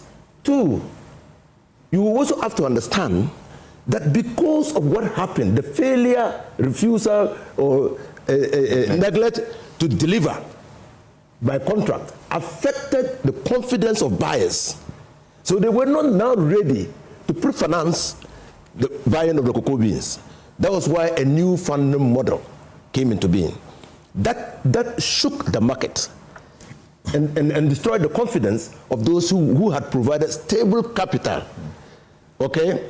Now, you combine it with and for 8 years, I was in Parliament for 4 of those 8 years of the MPP, the administrative costs of Cocoa Board continuously kept rising. Anytime they took the syndicated loan, they spent a heavy part of the syndicated loan on themselves, on administration. We raised red flags that this model was not sustainable. You go and look at the cocoa rows, the amount of money in that period that was spent on cocoa rows. Then you ask yourself, what model was that? How can you rake in that debt and still think that an institution, a trading institution like Cocoa Board could survive? Now, if you enter into a delivery contract, fail to deliver the quantities, the obligation under that contract, you're not excused of that obligation. You're not excused. So you had forward sold. And so when you fail, and there's a rollover, you are still obligated to supply at the amount. Because the failure to supply was not because the buyers refused to take, but because you couldn't supply. That's right. Yeah. Okay? Now, and you know that we would have stood to benefit if in the succeeding years, cocoa prices dropped to a level below 2,600. Yeah. We would have benefited. Yeah. So we would lose if cocoa prices went beyond. I mean, if cocoa prices had fallen beyond, and they did, they went up. So if cocoa that's why we are if cocoa prices had fallen below, I'm sure today Randy will not be sitting here claiming that. They will say that it is because they were visionary. They saw it from afar and that cocoa prices will plummet, and so they sold at. So you must be prepared to say that, look, that action of failure to deliver, not failure to enter, into a contract, but failure to deliver the excess 333 tons is probably responsible for our present situation. You must understand that. Because if that had been delivered, now we will hold the present management of Cocoa Board responsible for not entering into a forward contract in a manner that brought revenue. So that is a prudential decision they took, the reduction of the price of cocoa to reflect the situation at Cocoa Board and also world market prices. Because it's a prudential decision. But Michael raises a point, or the minority raised a point, Kojo Nkrumah championing that, that there are times when the windfall, the cocoa farmer doesn't get to benefit from the windfall. So in a situation where, because of your marketing and hedging skills, you may have missed a plot, the prices have gone down, don't let the cocoa farmer suffer. He says, you take that cushion. Government should give them that cushion. No, that would be a reckless decision. The cocoa farmer is also in a business. Okay? He understands the up and downs of the cocoa trade. He understands it. Now, he's in a business where he doesn't have a say. No, right? He doesn't have a say. No, what I'm saying is that you understand. No, anybody who is a producer will say that, well, me, I don't care. You have to give me the benefit. But I'm saying that you must understand the remits of the business. That look, if the prices were favorable in other jurisdictions, you would have seen them trying to smuggle the crop. But there's no free market. It's like your gold bar situation. Whoever produces gold, this is the only place you can sell it, and at this price. Yes. So they don't have the option. They don't determine where in the market we go. You are the one controlling everything and determining how it ought to be sold. So that's why you should cushion them when at times you are benefited and at certain times it has gone bad. If you will, let me just provide some information. Quickly. At least what I know is that from when we assumed office, the price that was set in September 2024 used 16 cedis as the exchange rate. 16 cedis is what was used as the exchange rate. We all know what happened from April, May of 2025 with the exchange rate. The exchange rate went down to about 10.2. But the 16 cedis was maintained as a price to the farmer. So although the cocoa we were selling at that point, Bank of Ghana was giving us 10.2, 10.3, 10.4. The 16 cedis, which is what was used to determine the price in September 2024, is still what government and Cocoa Board continued paying the cocoa farmer. Now, even moving to 25-26, you realize that the first time we set the price in August, we used 10.25 as the exchange rate. And we later reviewed it in October when the Ivorian price was announced. We reviewed it and used an exchange rate for 11.5. That exchange rate stayed there for only 2 weeks and came down into the 10s until today. Okay. Now, whilst all of that, the 11.5 stayed for only 2 weeks, we were still paying the farmer on the basis of the 11.5 to an extent that the farmer's share of 70% rose to 75% and sometimes 76%. Well, we'll come back to that question as to, the commercial prudence in that kind of arrangement, where you are not making profit. If that's the case, you are not making profit, and yet you are making sure that somebody doesn't suffer, is gaining. Yes, Nana, I've been meaning to ask you to say your name in full by yourself. Yes, go ahead, please. How do you pronounce it? I don't know. My name is Nane Duna. Nana Eduna. Duna the second. Eduna means really 10. Edu. Nah. So the son of the 10th. You see, Edu is 10. Okay. The son of the 10th. So you see, and from where you sit, what is happening? From where I sit, I'm actually sitting on the left side of the chief. And traditionally, as Achamini, I'm supposed to be sitting here. So I'm sitting on the left side of the chief. Good day and good day to your listeners. I think that, again, being a simple farmer, all this big English about all these figures, it means very little to we on the ground. So let me adopt the position of a farmer. However, I took a Cocoa Board scholarship, or I was lucky to get a Cocoa CMB scholarship when I was going to school. So then I went a bit further to try and understand some of these things so that I can come back and explain it to my people when I hear it. Okay. All this nice language, I also went back into the history books to learn that in the 1920s and 1930s, we were dealing directly with those who bought our cocoa. Yeah. Okay. So historically, this intervention of somebody now sitting on our happiness is not something that we farmers actually took on us, because we used to trade. In fact, then what happened in the 1920s and 1930s was that there was a manipulation by the buyers at the time, Cadbury's and Roundtrees in particular, which also then at the same time the French and the British were teaming up to form the FCC, Federation of Cocoa Commerce, which is actually responsible for all the shipping of cocoa contracts globally. So they lock you in.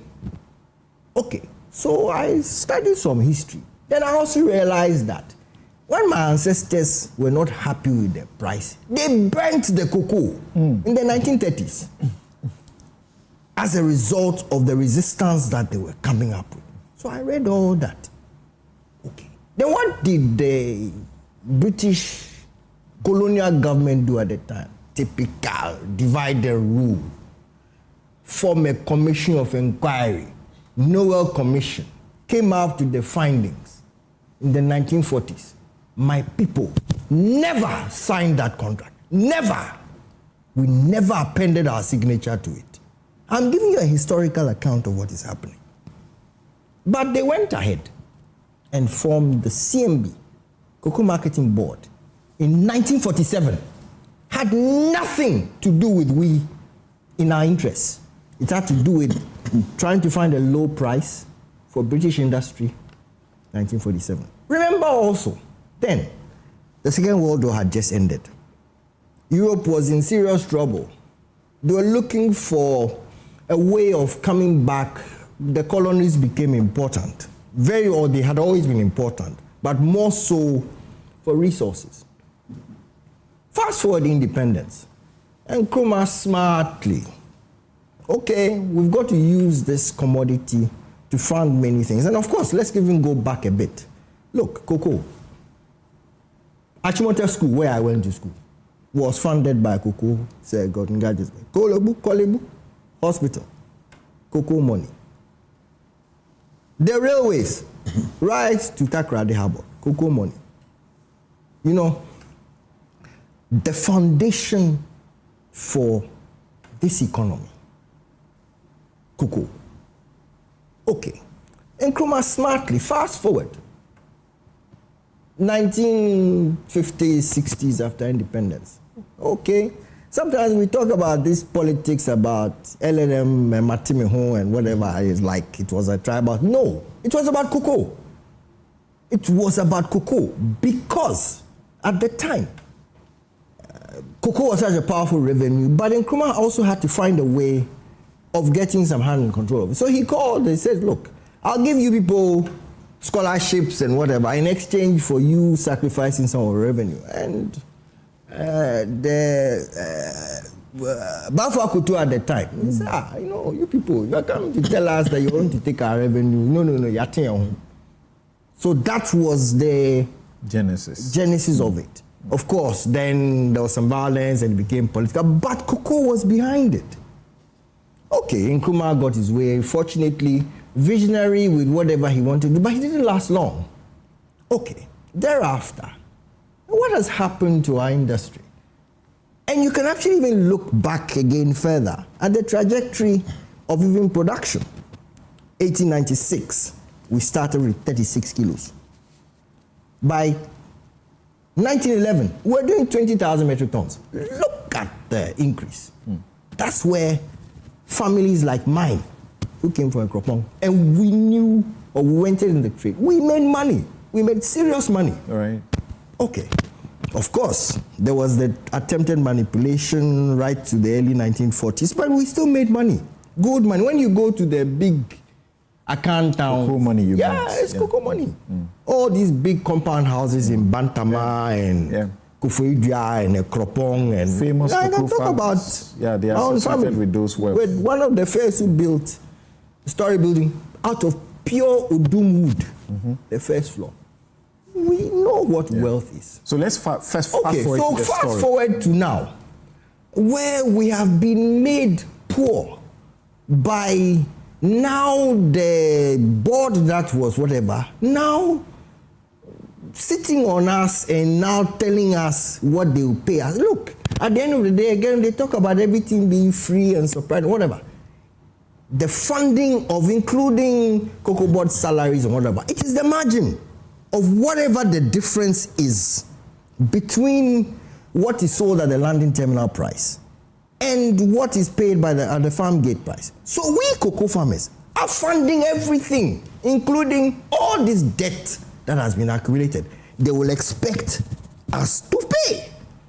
So you see, when all this... But the coordination that... Yeah, I'm just saying... So coordination that the authority, the board brings to what you do, yeah, you can't discount that. No, we can't. But at least involve us. Communicate to us. You are going to forward whatever.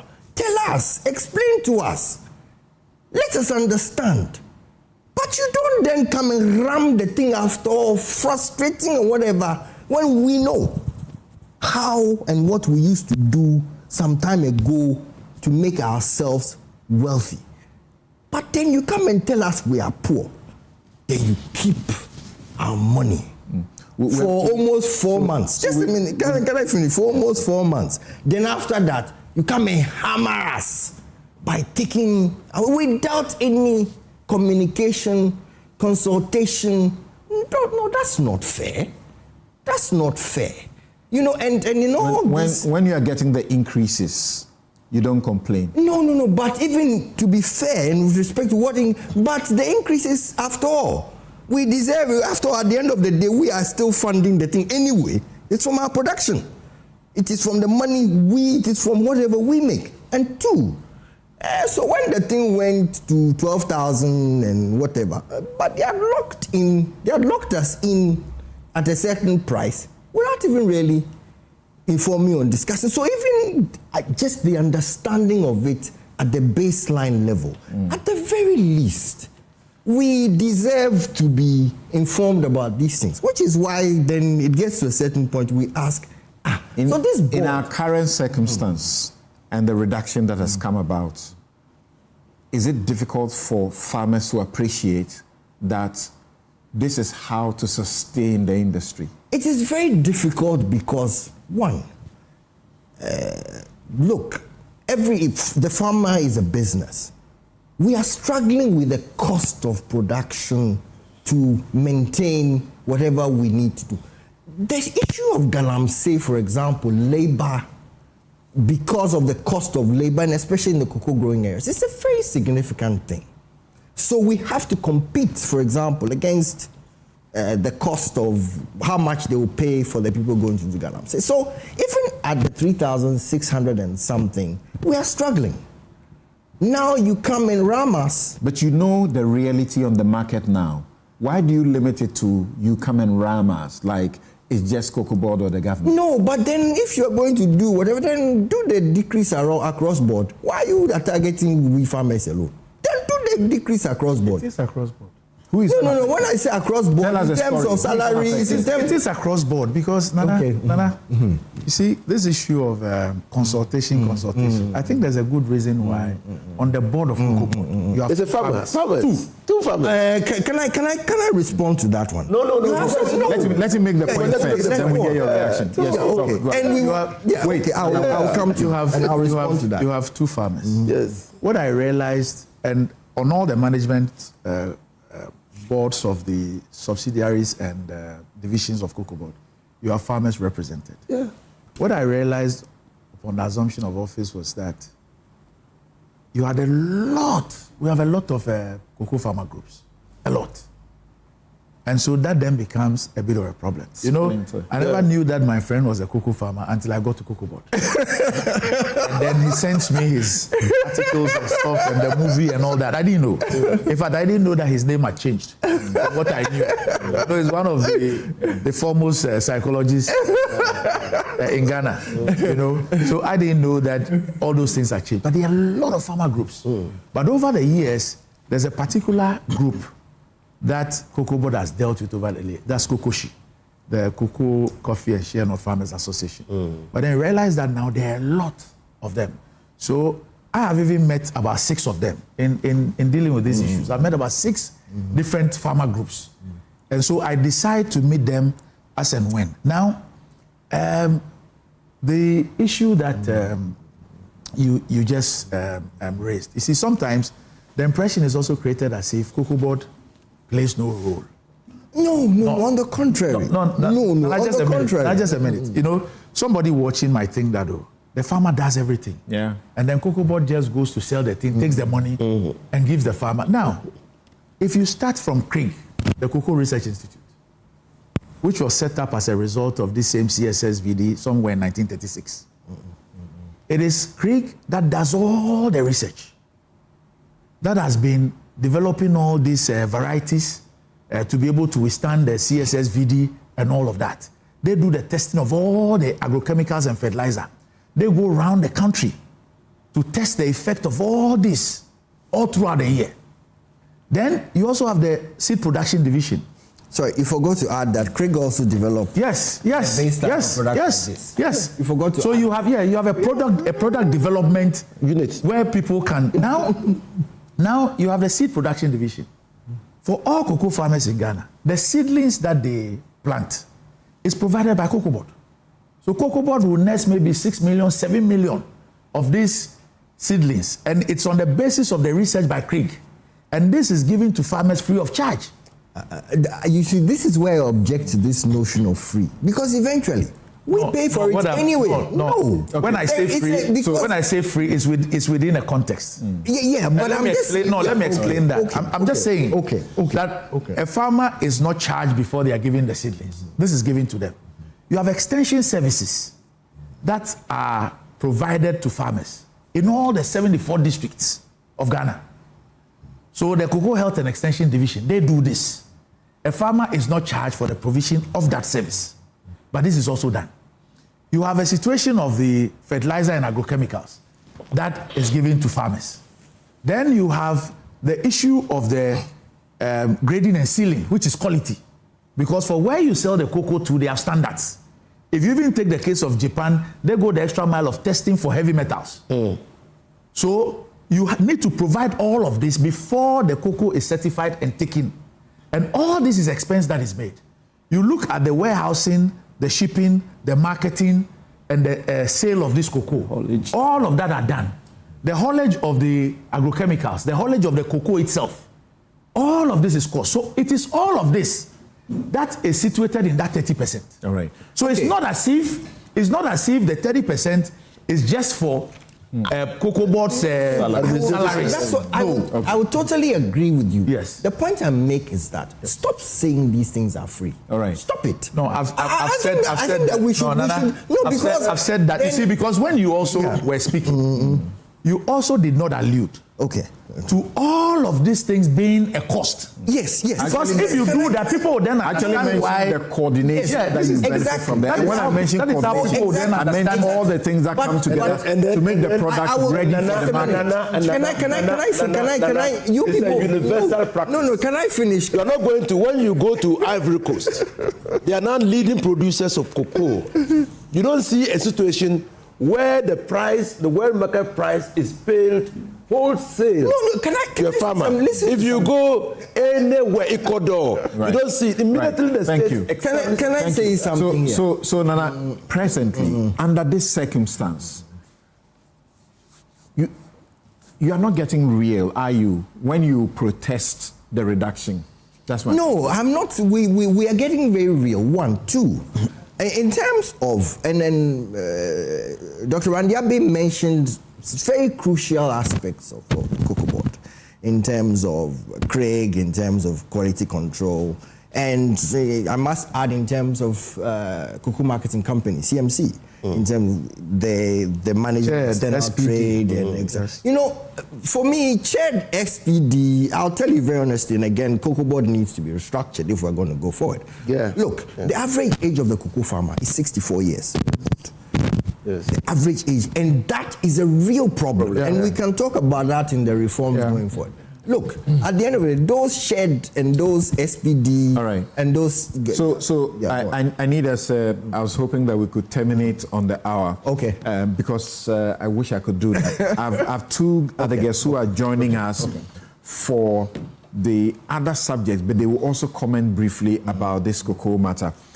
So let's now look at the question of the proposed solutions as put forward by the finance minister.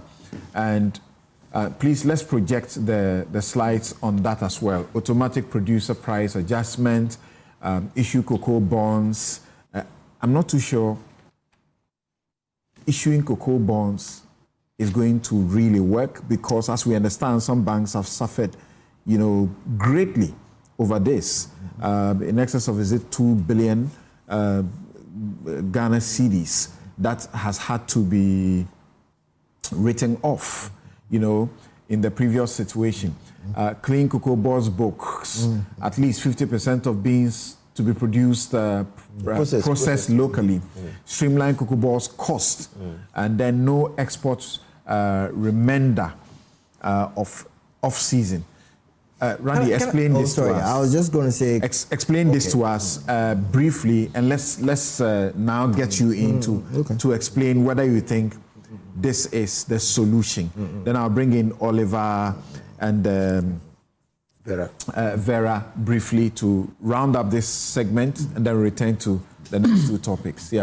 All right. So something, when we assumed office, we had to analyze what the situation was. When we did the analysis, we realized that, look, if you even do a time series analysis of periods where increases have occurred, you realize that the cocoa farmer has not really benefited. And then you also realize that in periods where we have maintained the prices when it's going down, Cocoa Board has also made a lot of under-recoveries. And like I used the example of 2025 and 2026 with respect to the exchange rate, where we still kept the price for the farmer. So we realized that, look, we immediately need a new pricing model, a new pricing mechanism that will ensure that if the farmer must benefit on the basis of high prices, they benefit.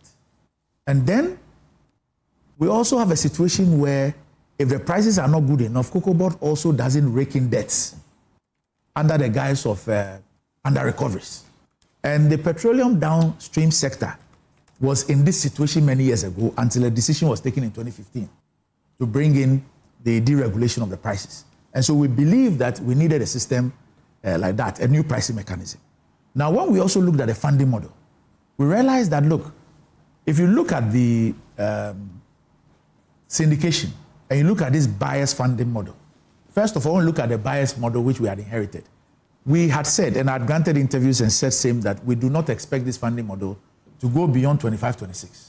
Because once we extinguish largely the rollover contract, and you also had the prices come down a bit, the buyers will not be motivated. There will be no motivation for them to continue funding your crop.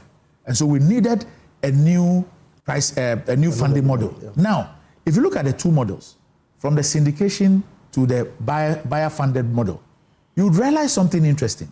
We keep speaking about 560,000 as installed capacity for processing. Yeah, I need you to be very quick about this rounding up. Yeah, we speak about processing capacity and all that.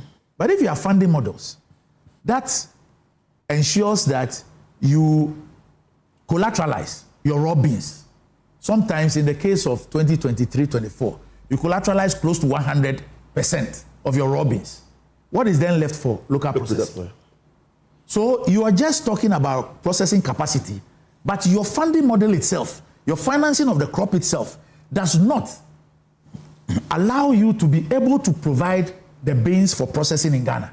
So you need a funding model that does not require of you to collateralize majority, if not all, of your raw bean to international buyers. And so a new funding model was needed. And that is why the issue of the pricing mechanism, the issue of the funding model came up. Now, to be able to go and this buyers model and the syndication are all foreign banks, external, either buyers or foreign banks. Can we do something domestic? Can we change the narrative? That is possible. If you look at where the economy is going to, and the numbers that are coming up, it should be better for this country to be able to, for COCOBOD to be able to do that. But he also needed to work on COCOBOD's books. All right. Because COCOBOD had a negative equity of about 3.9 billion. And then what does it mean, working on your books? So if you look at your debt profile, you look at your equity level, the banks will obviously look at your financial position. And that is why we needed to get some decisions taken by cabinet, especially the issue of conversion of the debts of Ministry of Finance, some of the debts of Ministry of Finance and the Bank of Ghana. And also the issue of the cocoa roast. If you take the cocoa roast, for example, and I'm happy Michael is here. Under the IMF program, I heard the former Minister of Finance, Dr. Anta, refer to IMF and IMF. Under the IMF program, COCOBOD committed to, because COCOBOD had signed cocoa roast from 2014 to 2024, 26.5 billion of cocoa roast. In 3 years, 2018, 2019, 19, 20, 2021, COCOBOD signed 21.5 billion out of this 26 billion worth of cocoa roast. 3 years, 21.5 billion. Okay. Now, COCOBOD committed to, in the IMF program, to do what they call a rationalization exercise, to reduce this cocoa roast, this indebtedness or this commitment from 21.7 billion at the time to 6.9 billion. Yeah. I got into office only to find out that for 2 years, COCOBOD didn't do it. They didn't do nothing. So it took me to go to the finance minister, for the finance minister to get the roads minister for us to sit. Within 6 weeks, we had completed this rationalization exercise to reduce the exposure from 21.7 billion to 4.35 billion. And that is the 4.35 billion that the finance minister requested of cabinet to move from COCOBOD's books to the Ministry of Roads and Ministry of Finance, so that the books also look better. So these are some of the practical steps we're doing to clean the books, to be able to let COCOBOD, with the backing of government, now go into the market and get these bonds to be able to finance the crop. So, Michael, in a minute, you, the opposition, actually say you don't really see solutions. You held your press conference before the minister made the announcement, correct? So, do you have a changed position? No. Reality check, or you still insist on all the demands you made? Samson, our position is still the same, because in Ghana, the farmer has always gotten a guaranteed price. So once you came in to announce a price for the farmer and you claim you sold 82% of your cocoa, why can't you give the farmer that price? At least. But you know the difference between the political talk and the reality. The best you could have done was to give the farmer the same price till the end of the season. The season will end in October, and now we are in the light. So what is your proposal? Where do you go for money to take care of what you're talking about? But where are they getting the money to take care of the 150 million? From the same government. The same government. COCOBOD has been supporting the same government in many activities. For instance, the Bui Dam. That's right. Okay. Government has been paying money to COCOBOD for Bui Dam.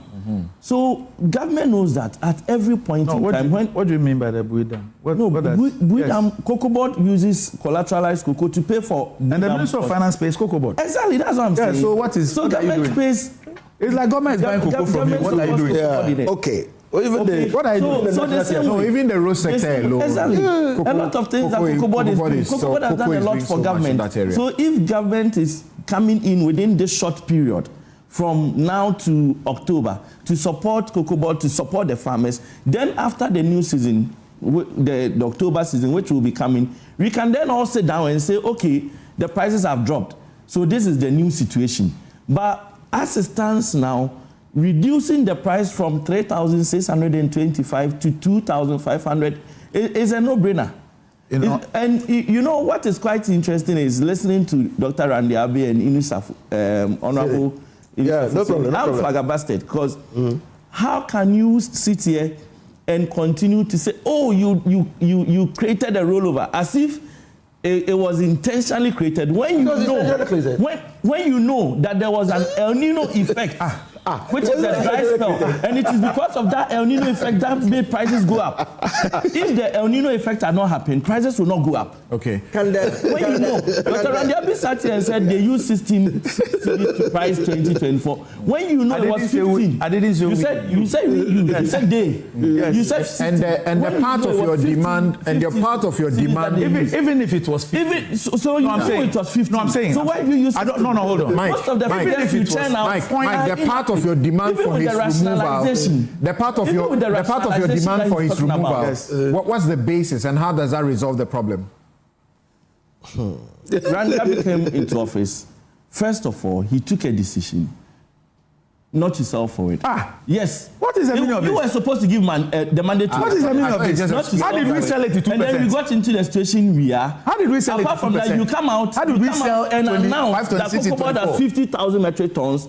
The day you announced, prices had dropped to 4,200. The day you announced that Cocoa Board had 50,000 metric tons unsold cocoa. But you're not keeping fidelity to the fact the of the market first point reacted about and price dropped to 3,600. Forest sale of 24, 25. I'm coming. Prices dropped to 3,600. And the chief executive, the chief scribe of Cocoa Board, he didn't know that his words could even affect the market. He was out saying that how can my words affect the price in Ecuador?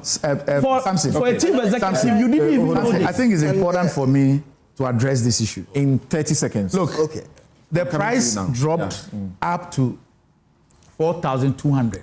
What made it? On the 6th, it dropped to 4,200. I'm asking you. Speculators. Make your comment rather than ask a comment. Ask a question. The reduction to 4,200, was it on the basis of the fact that I had said that we had 50,000? No, the 4,200 was the glut. But then Something. I'm coming to you. Something. Oliver and something. I think that it's important that Michael looks in the face of the Ghanaian people and explain to them how come Cocoa Board awarded 21.5 billion cedis worth of contracts in 3 years when there was no budgetary allocation for that one. 2, he should look you give me the opportunity. He should look at Nana here and the farmers there and explain to them how come they were importing juice sacks. They were not clearing the juice sacks at the port. They kept importing to the extent that when they had not cleared over 100,000 bales of juice sacks for 2 years, in 2024, they placed an order for another 80,000 bales, and on the 3rd of December, issued an irrevocable letter of credit for $48 million. He should explain to us why they did that. Okay. We have heard this over and again. Yes. Okay, another 30 seconds to you. No, 30 seconds cannot respond. No, I'm sorry, but I have to move on. Otherwise, it will be an unending cycle. I can't do that. Yeah. 30 seconds cannot. Please go ahead. Samson, juice sacks is a plant. Jute is a plant. It's called kenaf. You plant it. It takes about 3 months to mature, and then you have to process. Even the shipment alone will take about 12 to 14 months before it gets in, because they will not ship all in bulk. They ship it in batches. So over the years, from 20 years in Cocoa Board, if you go to Cocoa Board, the history is there. They will tell you that they purchase juice sacks every in advance, 2 years in advance. That's what they do. Yes. So that they can prepare in purchasing it. What happened in 2022, there was an Exemption Act that was repealed. Mm-hmm. When the Exemption Act was repealed, Cocoa Board had already purchased juice sacks. Mm-hmm. The juice sacks came in for 2023. Cocoa Board was negotiating with the Ministry of Finance to give exemption. Mm-hmm. Whilst negotiating, Ministry of Finance had not given that exemption. So Cocoa Board, when they get money, they go and clear some of the juice sacks, and then whilst leaving some there. But then that is not to say you need to have forecast. You are not cleared. So you ordered the next one.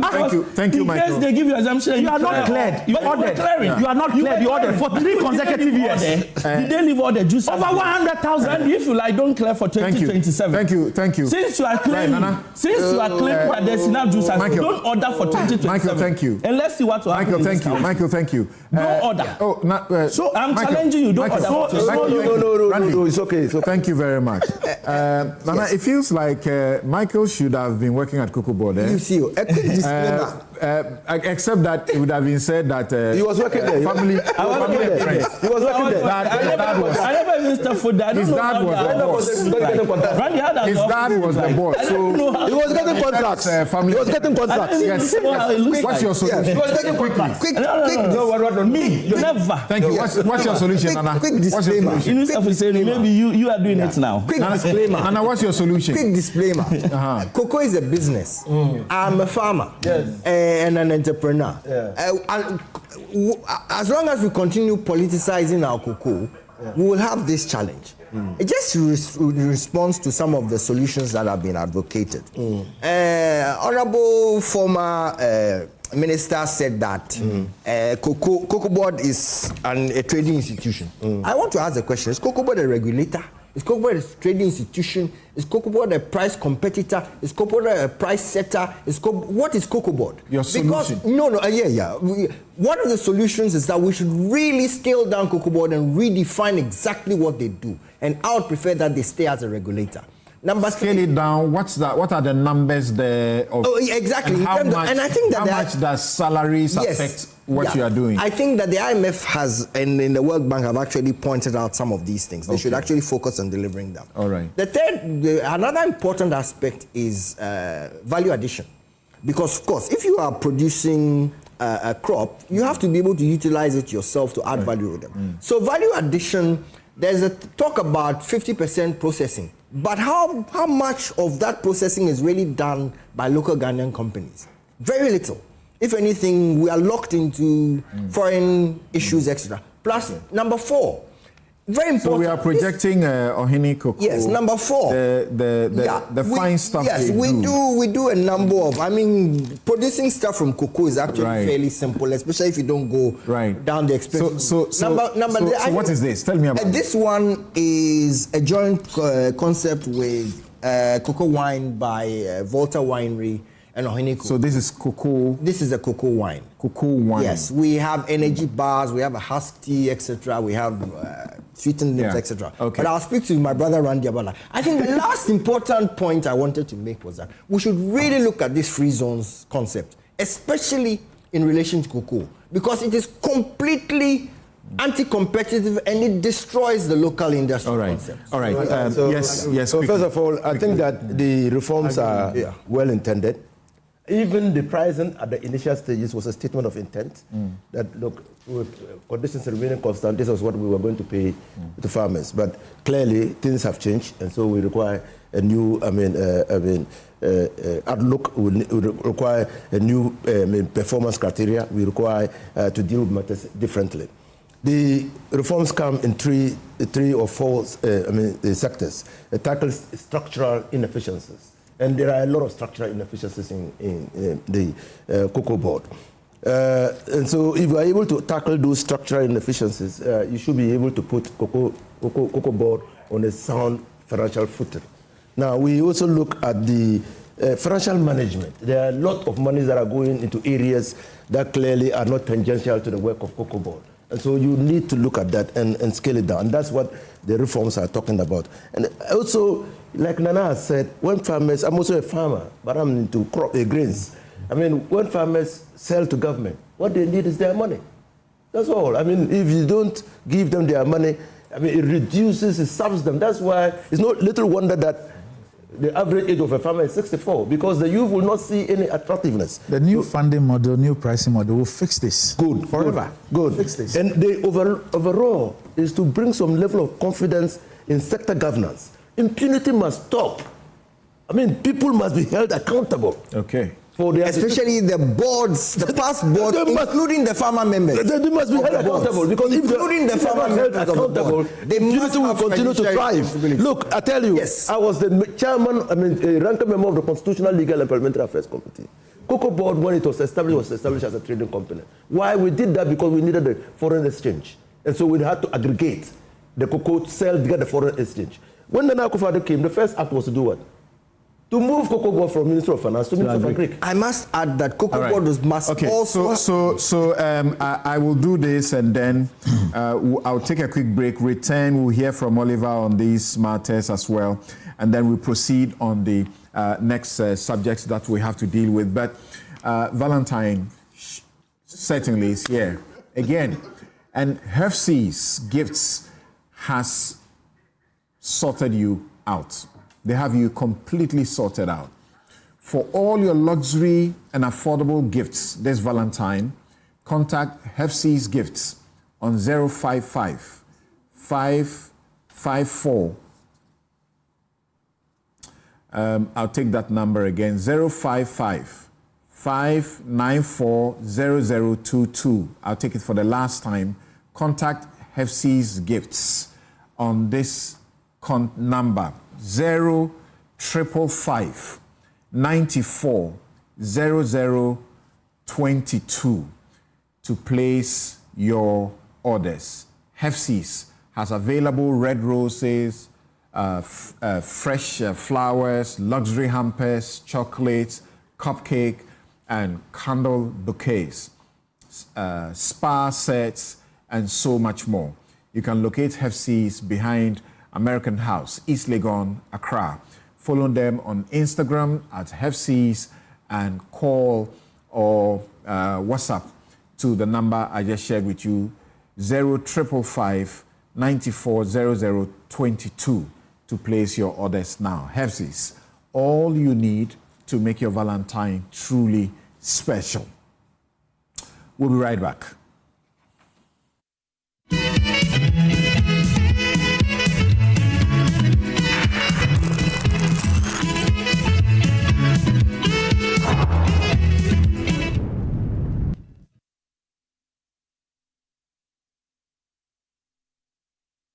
Are you weary of land disputes and never-ending legal battles? It's time to claim a legacy that truly belongs to you. Welcome to Rehoboth Havens, where we simplify the journey to home ownership for Ghanaians, whether you are at home or abroad. Located in the Tranke Hills of Ayimensa Damfa, our community offers stunning vistas of the Pediasi Ebri Mountains. Experience peace of mind in our secure, gated community, thoughtfully designed for your comfort amidst beautifully landscaped surroundings and premium recreational spaces. At Rehoboth Social Housing, we are here to turn your dreams into reality. With just 30% deposit, move into one of our ready-to-occupy homes today. We will extend your remaining balance over 5 years, providing the flexibility and assurance your family deserves. Choose from our modern 2-bedroom homes, the luxurious 3-bedroom Sunbay, or our spacious 4-bedroom detached residences. Starting at just 675,000 Ghana cedis, your dream of home ownership is finally within reach. Don't wait any longer. Call us today at +233 55 375 1933 or +44 7917 376631. Rehoboth Social Housing. Your housing dream becomes reality. At Drive EVGH, we keep one goal in front of us: make electric mobility truly work for Ghana. Our lineup is built with intention.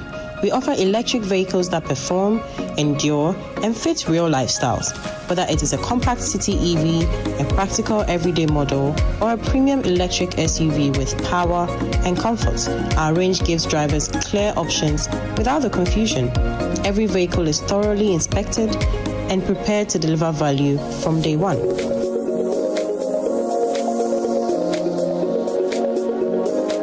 Our EV Service Center supports all electric vehicle brands with diagnostics, battery care, and general servicing.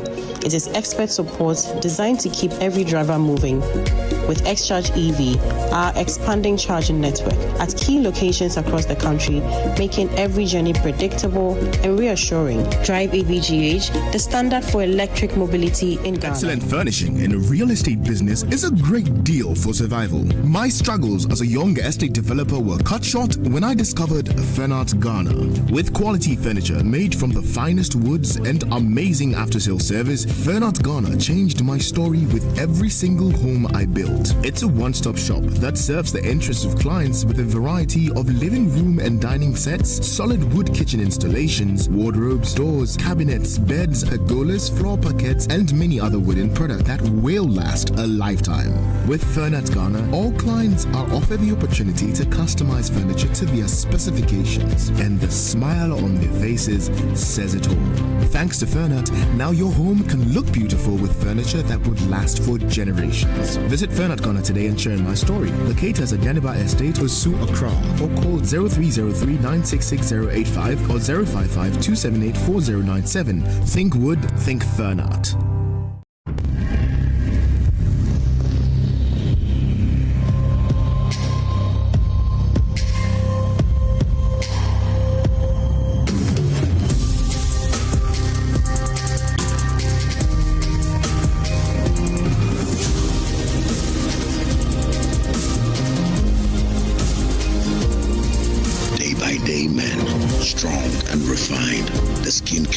You deserve. Dream. Another week is here on the greatest of all time show. My name is Giovanni Clip, and tonight we're bringing you talent. Contestant number 1, let's bring Baby Girl. Let's bring. You did it for you. Cut. Oh, there is a leakage. Where's the plumber? For quality and durability, insist on Syntex pipes. If you want quality, this be where you belong. Strong, tough, and reliable. Your perfect match to your trusted Syntex pipe. Syntex pipe, it dey carry water, no wahala. Syntex pipe, it dey make water dey flow. Syntex, and you're strong, and you're tough.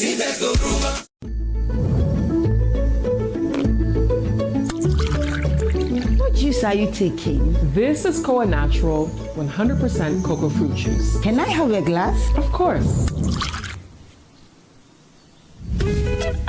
Koa Natural 100% cocoa fruit juice is not just your regular cocoa drink. This is an innovative juice made from the pulp of the cocoa fruit. Once the cocoa pod is harvested, the pulp, which would have been previously discarded, this time is set aside, and that is what is used to make your Koa Natural 100% cocoa fruit juice. Not only is Koa refreshing, the taste is incredible. Wow. There is no added sugar, no additives, and no preservatives. 100% cocoa fruit juice. Don't worry, you won't be left out. Wow, this is unbelievable. I will take this anytime, any day. Is here, and Love has a new deal every week at Gold Board Jewelry from 1st to 7th. Celebrate yourself with stunning self-love gold from 8th to 14th. Say yes with our promise of gold deals. Honor family, friends, and special people with meaningful gold gifts from the 15th to 21st. In the final days of February, experience the Gold Board Jewelry Discovery Week. These deals will not wait. Visit Gold Board Jewelry showrooms and website today and enjoy our February of Love deals. Enjoy up to 30% discount across our entire range of jewelry. Gold Board Jewelry, pure, precious, and proudly Ghanaian.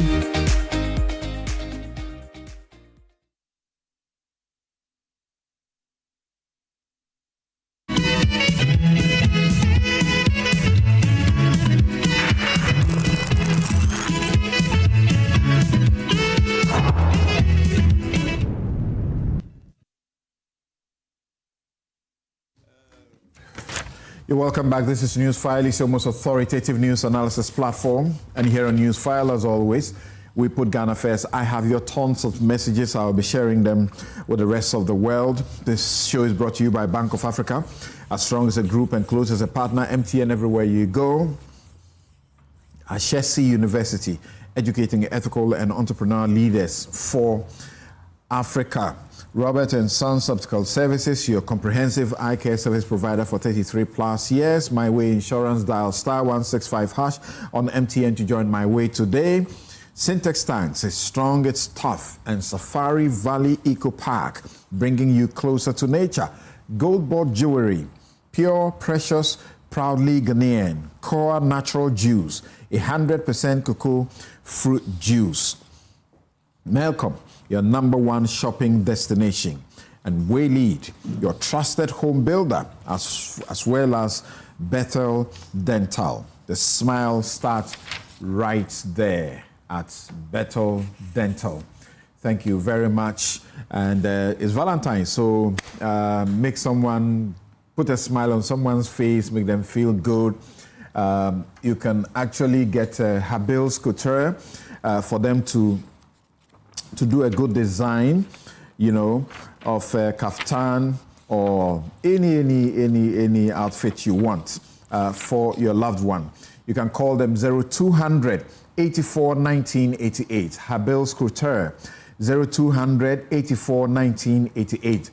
If you also checked on social media, you could follow them through Instagram and the rest to get to them. Thank you very much. If you don't get anything at all, just get some chocolate. Not the just is good. The Ohini cocoa, their wines, they are also looking really good. So get some of that. Israelite just got us some chocolate a while ago, and we've all been eating nice Ghana chocolate. Thank you very much. Now, my other guests have joined us on this segment right here, joining us for the second part of the discussion. We want to go to the Ayawaso East to understand what exactly has gone on there. So joining us now is Abna Ado, who is Programs Officer, CDD Ghana, Elections, Rule of Law, and Anti-Corruption. Shortly, I'll bring on Oliver Bakavomo, Constitutional Rights and Policy Strategy Advisor, Democracy Hub, to also speak to us. And he will make a quick reaction to something that happened last week as well, because his name was mentioned a number of times about a certain situation by Paul Admochri. So he'll give us a brief reaction to that as well. Now, let me hear Oliver say something briefly about the cocoa situation. Oliver, thanks for making time to join us. Hi, Oliver. Can you hear me? Yes, I can hear you very clear. Thanks for your patience. You and Abna, thank you so very much for being so patient with us for upwards of almost 2 hours. Yeah, I was just saying that this is an issue that could have taken the entire show, to be honest. There's a lot still left that is yet unsaid on the issue. That's right. But I just, my interventions would be brief towards the responses that we are designing here, and perhaps around the finance instrument, the governance, perhaps the policy cost, and also international trading issues. So first of all, much like Gold Board perhaps, the Cocoa Board was not designed to be a profit-making entity. It was never a profit-trading company. From the beginning of its setup, it was more like a stabilization instrument on a, in an economy, in a colonial economy that depended on one export crop to finance its forex needs. So that structure has continued in many ways. Even if you look at our top forest earners, cocoa is still in the top 5 of that till now. But compounded with that is the fact that Cocoa Board is performing all these national functions at the same time. It has to pay farmers a good price.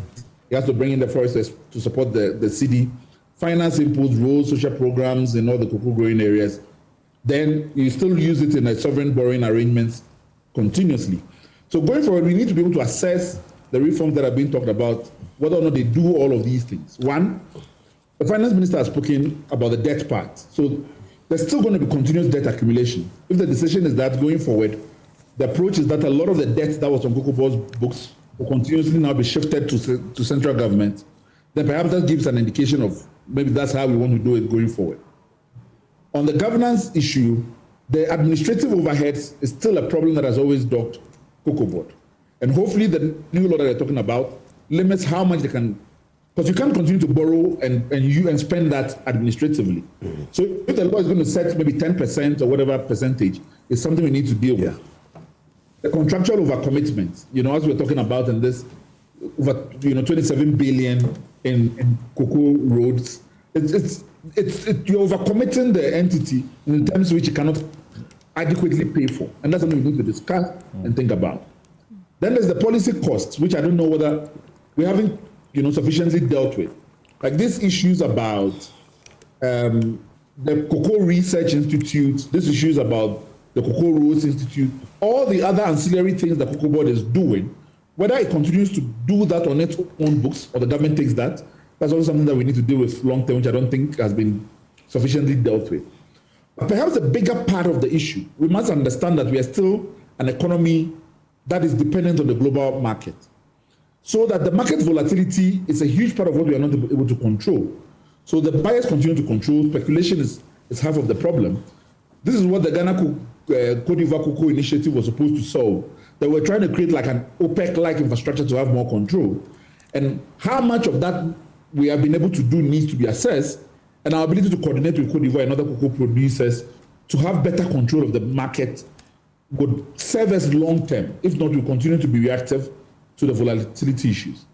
Then, of course, the value addition part that the minister is talking about. Now, a huge part of the cocoa value chain, of course, is on the value addition end and not on the farming or where we are the raw material end of the spectrum. We are saying that we're going to now limit by law 50% of what we produce for domestic value addition. Now, it's whether or not we're going to engineer that economy to now come out of thin air or how much we're going to invest in that for us to be able to carry it, knowing that we're going to be competing against long-term brands that have existed over hundreds of years. A lot of them are even starting to pivot to cocoa substitutes. And so our ability to then market after we have produced and whether or not that can even fetch us or be able to enter into that value chain is part of the things that I think holistically needs to be addressed. I'll just leave that for now. Do you see an injustice being done to the cocoa farmers? Because that's how they feel, that like we complain in this country with fuel prices. For the longest time, we're not benefiting from the windfalls. So, Nigeria took a different approach as we were in terms of local production. At the time the initial Cocoa Board or the Cocoa Marketing Board was created, our production was almost the same with Nigeria somewhat. They decided to completely liberalize, that the farmers were going to do their own thing with the buyers. It destroyed the Nigerian cocoa industry. So there has to be some element of government intervention there. But how much value we're able to give farmers is dependent on how much responsibility we move away from Cocoa Board and the expenditures it makes, so that farmers can get better value. When Nana was there, he talked about how farmers were burning the beans because the buyers were not giving them enough value for it. That was when government was not intervening in the market. That the buyers were taking serious advantage of the planters. So there's still a need for government intervention, but the scope of what Cocoa Board is carrying is not allowing them to give sufficient value to farmers, is what I would say. Right. Thank you very much. I don't know if Abina wants to make a comment about this. Yes, I want to. My mom is a cocoa farmer. Yes, you said this before, right? She already lost one cocoa farm to Galamsey, and she's left with another one. We are not sure the fate of that. Oh, no. Yes, I remember you talking about this when we were discussing Galamsey. So for them, this is a disincentive, but there's a reality they also need to appreciate. Surprisingly, and my grandmother is also a cocoa farmer. When I spoke to them yesterday, I wanted to interrogate and find out if they really understand the situation. Looks like they understand what is happening. They are not happy, but they understand the situation, which I think is, I don't know how the Cocoa Board and the team have been able to communicate for the farmers to really understand the issue, but they are not happy, which I thought, that's quite commendable.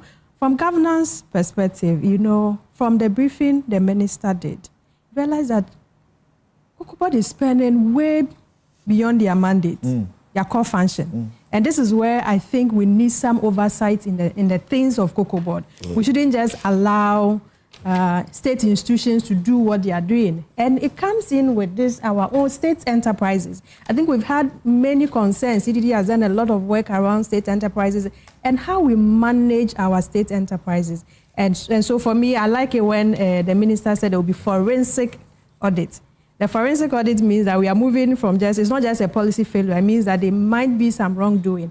And we are interested, we want to follow through to see what is going to happen from that. And if there are any wrongdoing, not just, I think we called on the Attorney General. I think if it's issue about procurement and others, OSP should come in, Yoko and team, I think there should be a real forensic audit into the whole activities. And let's look at how we manage our state enterprises. I think for over the years, government keep pumping money, and it's our money, taxpayers. At the end of the day, how to bear the cost of all this. And so it's something... They make losses. They make losses. If you should look at the report. Yeah. I remember how Kenfriata got a bit hard on them. But unfortunately, some of the things he spoke about that they needed to do to reform them didn't appear to happen. SIGA was introduced to try and coordinate them properly. I don't know how much of that. We are working with SIGA now. For 3 years now, Cocoa Board has not filed audited statement of accounts. For 3 years. That's on partner. SIGA. Yes. So you see, these are things that SIGA is supposed to be whipping them to do that. Yeah. We are working with SIGA to look at some scorecard for state enterprises. And so we've met them a few times to look at, we are designing how the metrics and all the indicators that we need to use. And usually it is the farmers that suffer, and most of the time that's... Let's close this chapter listening to the finance minister on this subject, and then I'll share your messages with you. An announcement as you recall, that I made an announcement in the 2026 budget that government of Ghana has secured a $500 million World Bank facility to construct agricultural roads, including cocoa roads. This particular intervention will take over the construction of cocoa roads going forward. To ensure accountability and transparency in the management of Cocoa Board and the cocoa sector as a whole, Cabinet also directed the Attorney General to commission concurrent forensic audit and criminal investigation into the activities of Cocoa Board over the last 8 years. And I repeat, Cabinet also directed the Office of the Attorney General to commission concurrent forensic audit and criminal investigation into the activities of Cocoa Board over the last 8 years. Cabinet has directed the Ministry of Finance to initiate also immediate reforms at Cocoa Board to streamline their operations and cut costs. Wasteful and uncontrolled expenditure practices are to be curtailed immediately. Right. Much. And now some of the messages that you have sent in, it's only fair that we share them with the rest of the world. Kweku wants to know, is Miracles Abuaji also a farmer? He showed up at Ghana Water Treatment Plant last year. Where was he during the 8 years under President Akufo-Addo? That's your question. This question says that value addition is the cure to all of these. Revamp cocoa processing company to add value for export. That's from Abraham. He says a processed beans cost 5 times the cost of raw beans. Mike, is that the case?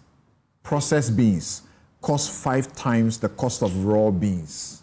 Oh, maybe the person is trying to say the profit from processed beans. Right. Okay. How much is food? That's universally accepted. That when you process, you get about 5 times. All right. What is good? And the question about going into the bond market.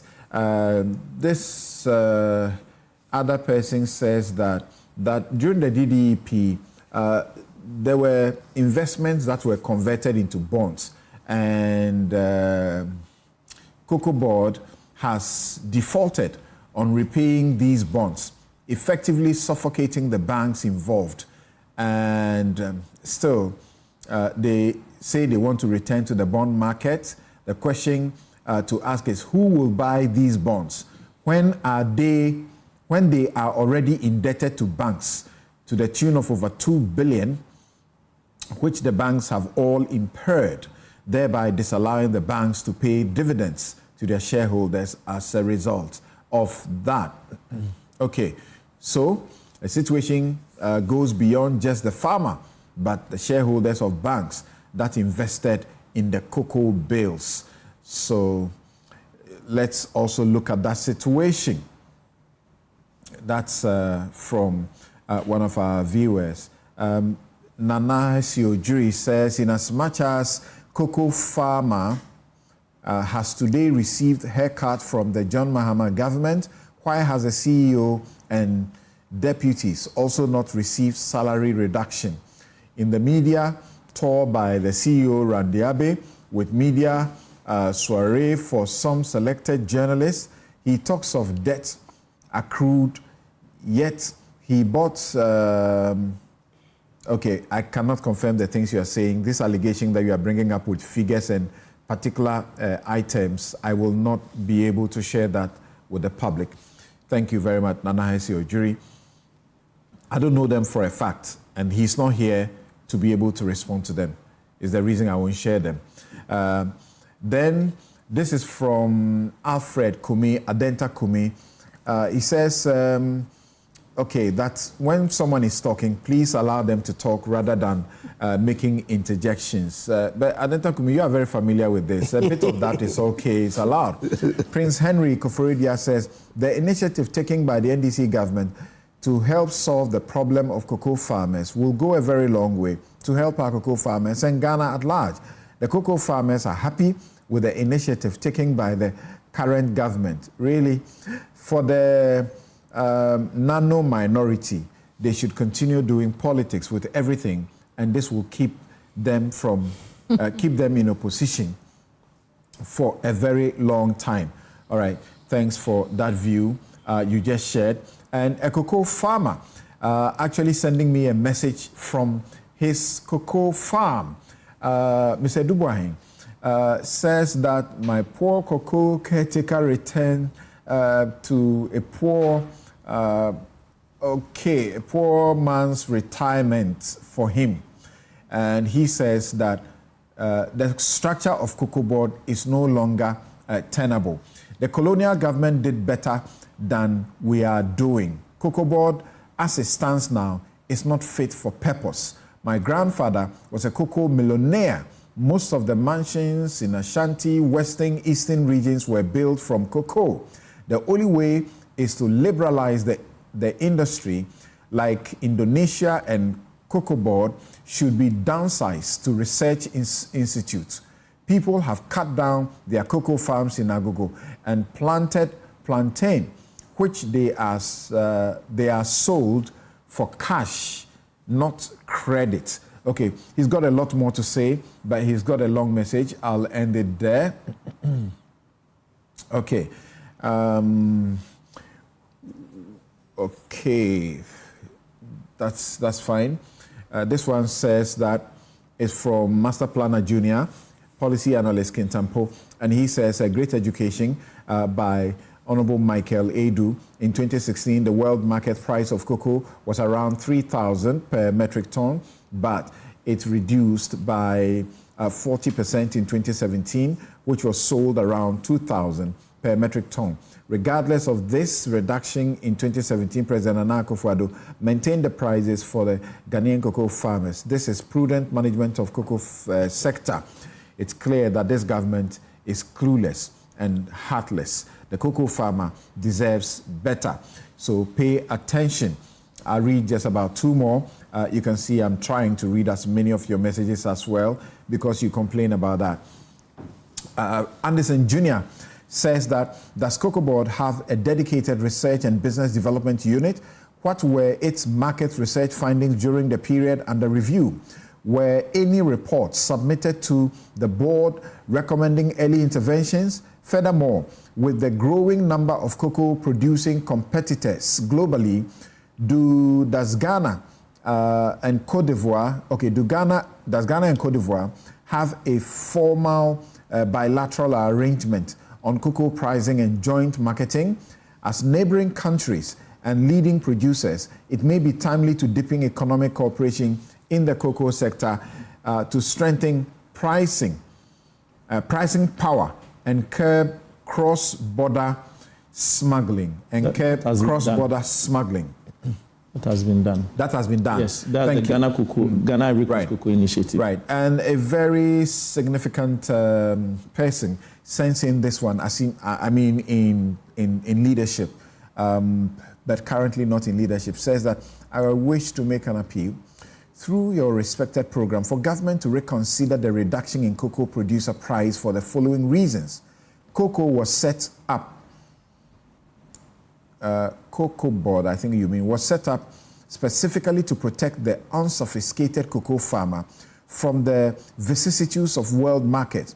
Passing on reduction in world market prices defeats the whole purpose of Cocoa Board.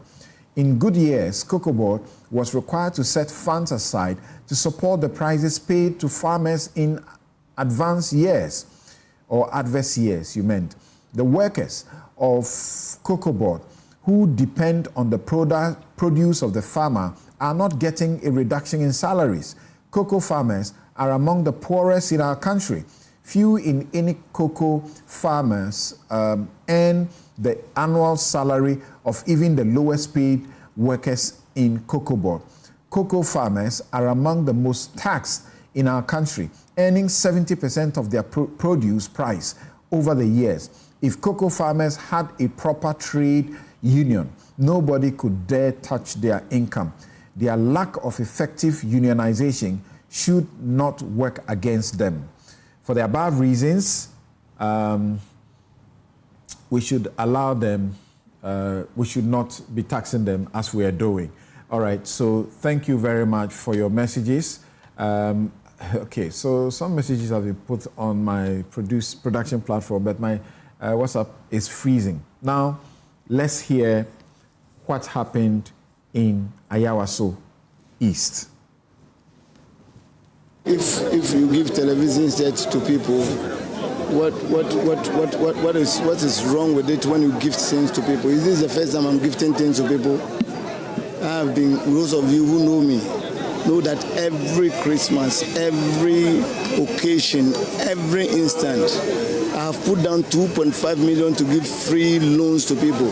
So if today you are giving, people are coming to vote and you are giving them something, you are not, it's not buying food. I speak. If you have listened to me carefully, I say, look, if somebody gives you gift, you can take it. But allowing that gift to influence your vote is what is wrong. It's not a gift. It's allowing that gift to influence your vote. Then it's wrong. By giving gifts, all this week, you think that you can bring people together and you give them water. It is not the item. It is the intention. Do you understand? And I don't think that I have gone around, I've spoken to them, I've met people, and that's why I'm still saying that I'm hope and trust that they will see reason with me and come along with me. Your Excellency, the timing, is it not constant to you?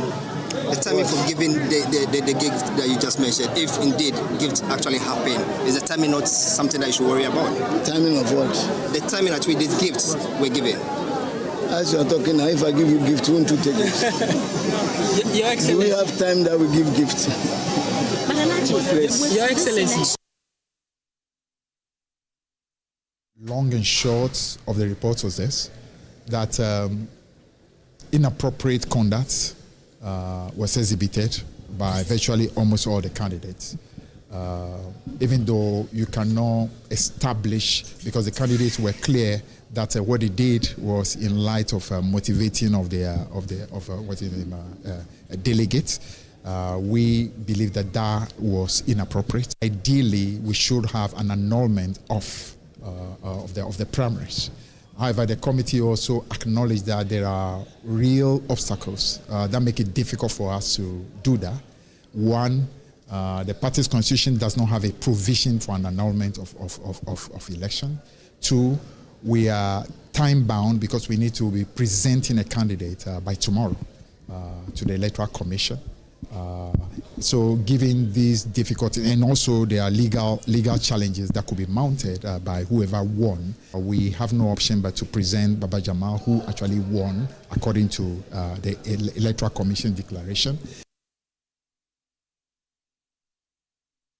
So I'll start with you on the bonus of saying motorcycles, television sets, cash, TNT, all of this. Delegates pray to get them, and they get them.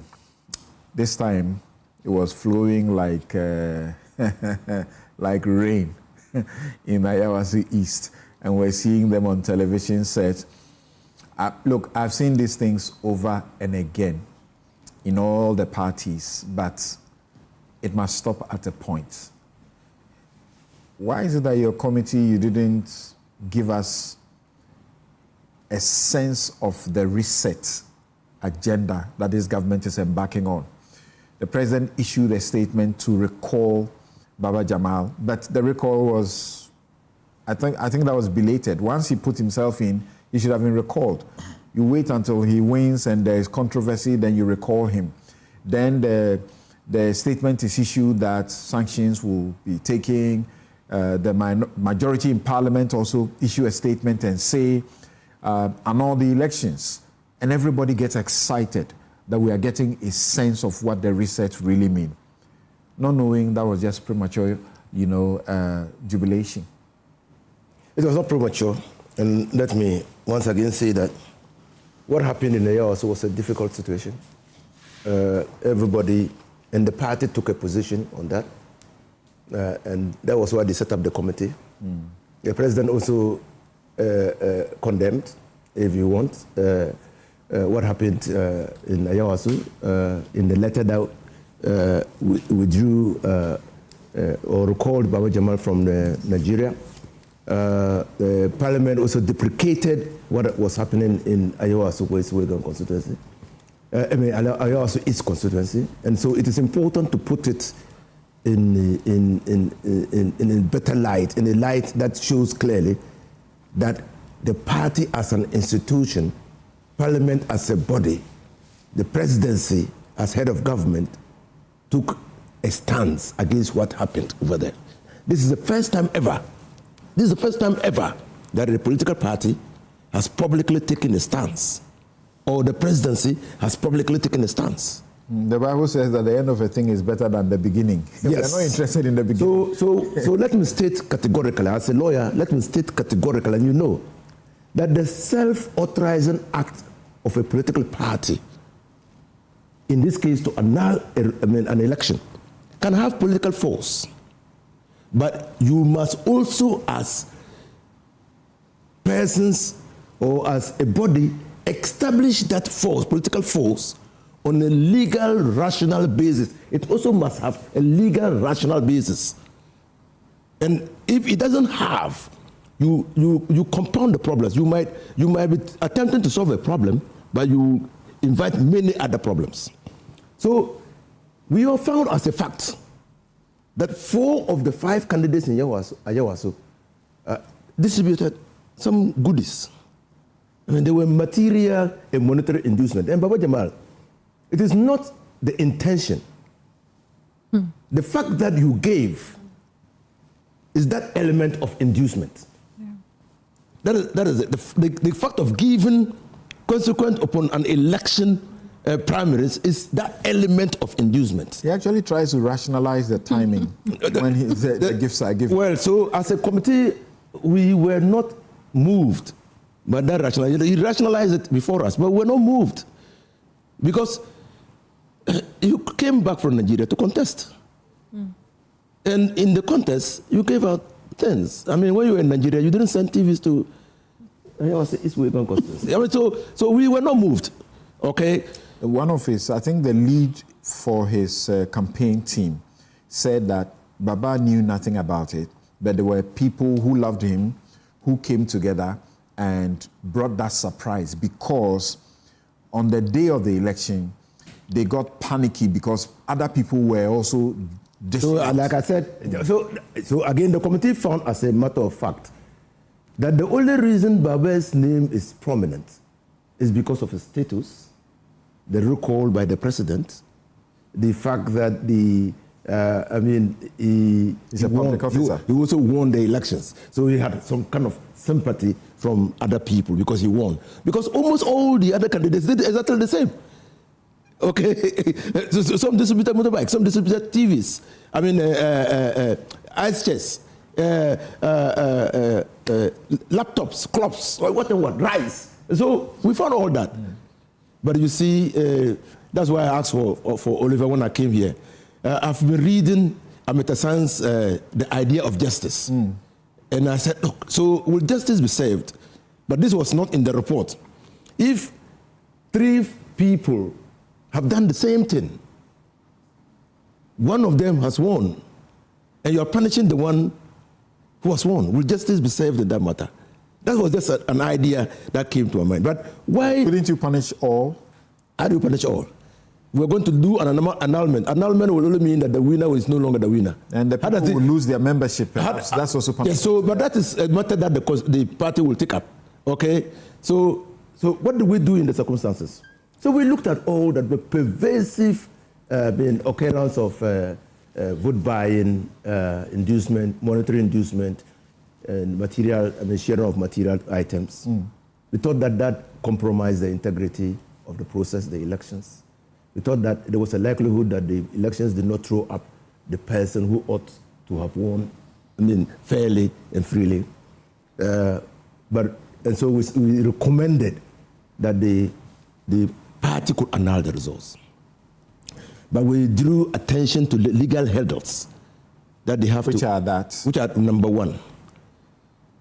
Jurisprudentially, can a political party annul elections, internal elections, supervised by the Electoral Commission and certified to be credible, arising out of a free and fair election?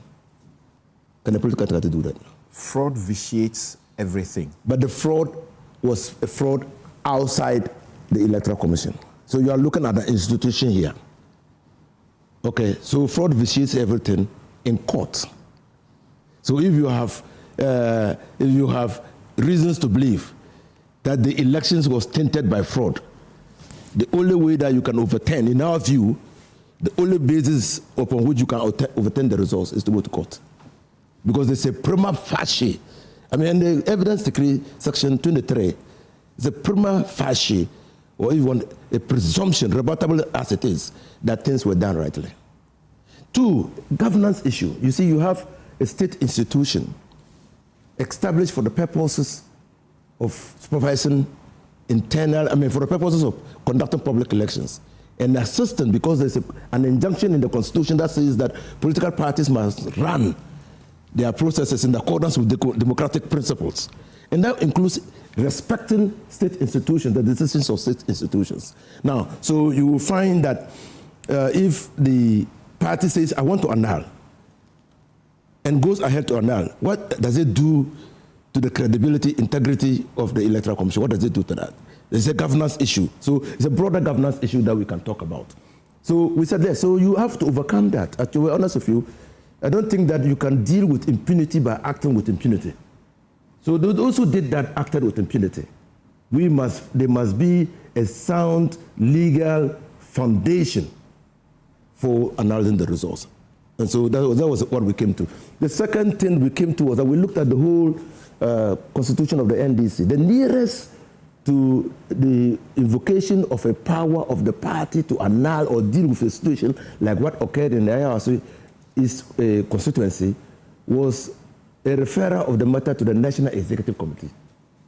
Because the Constitution provides that where a matter is not provided in the Constitution, the National Executive Committee can provide for the matter and the way it should be dealt with. That was the nearest. Because we didn't find any entry in the Constitution, any provision in the Constitution that gave the... And I understand perfectly. I understand from governance perspective that probably it is because of the very nature of elections and the consequences of an annulment. Then three, we said, well, there are practical issues too that you must consider. You must consider whether or not the party wants to contest the East constituency elections.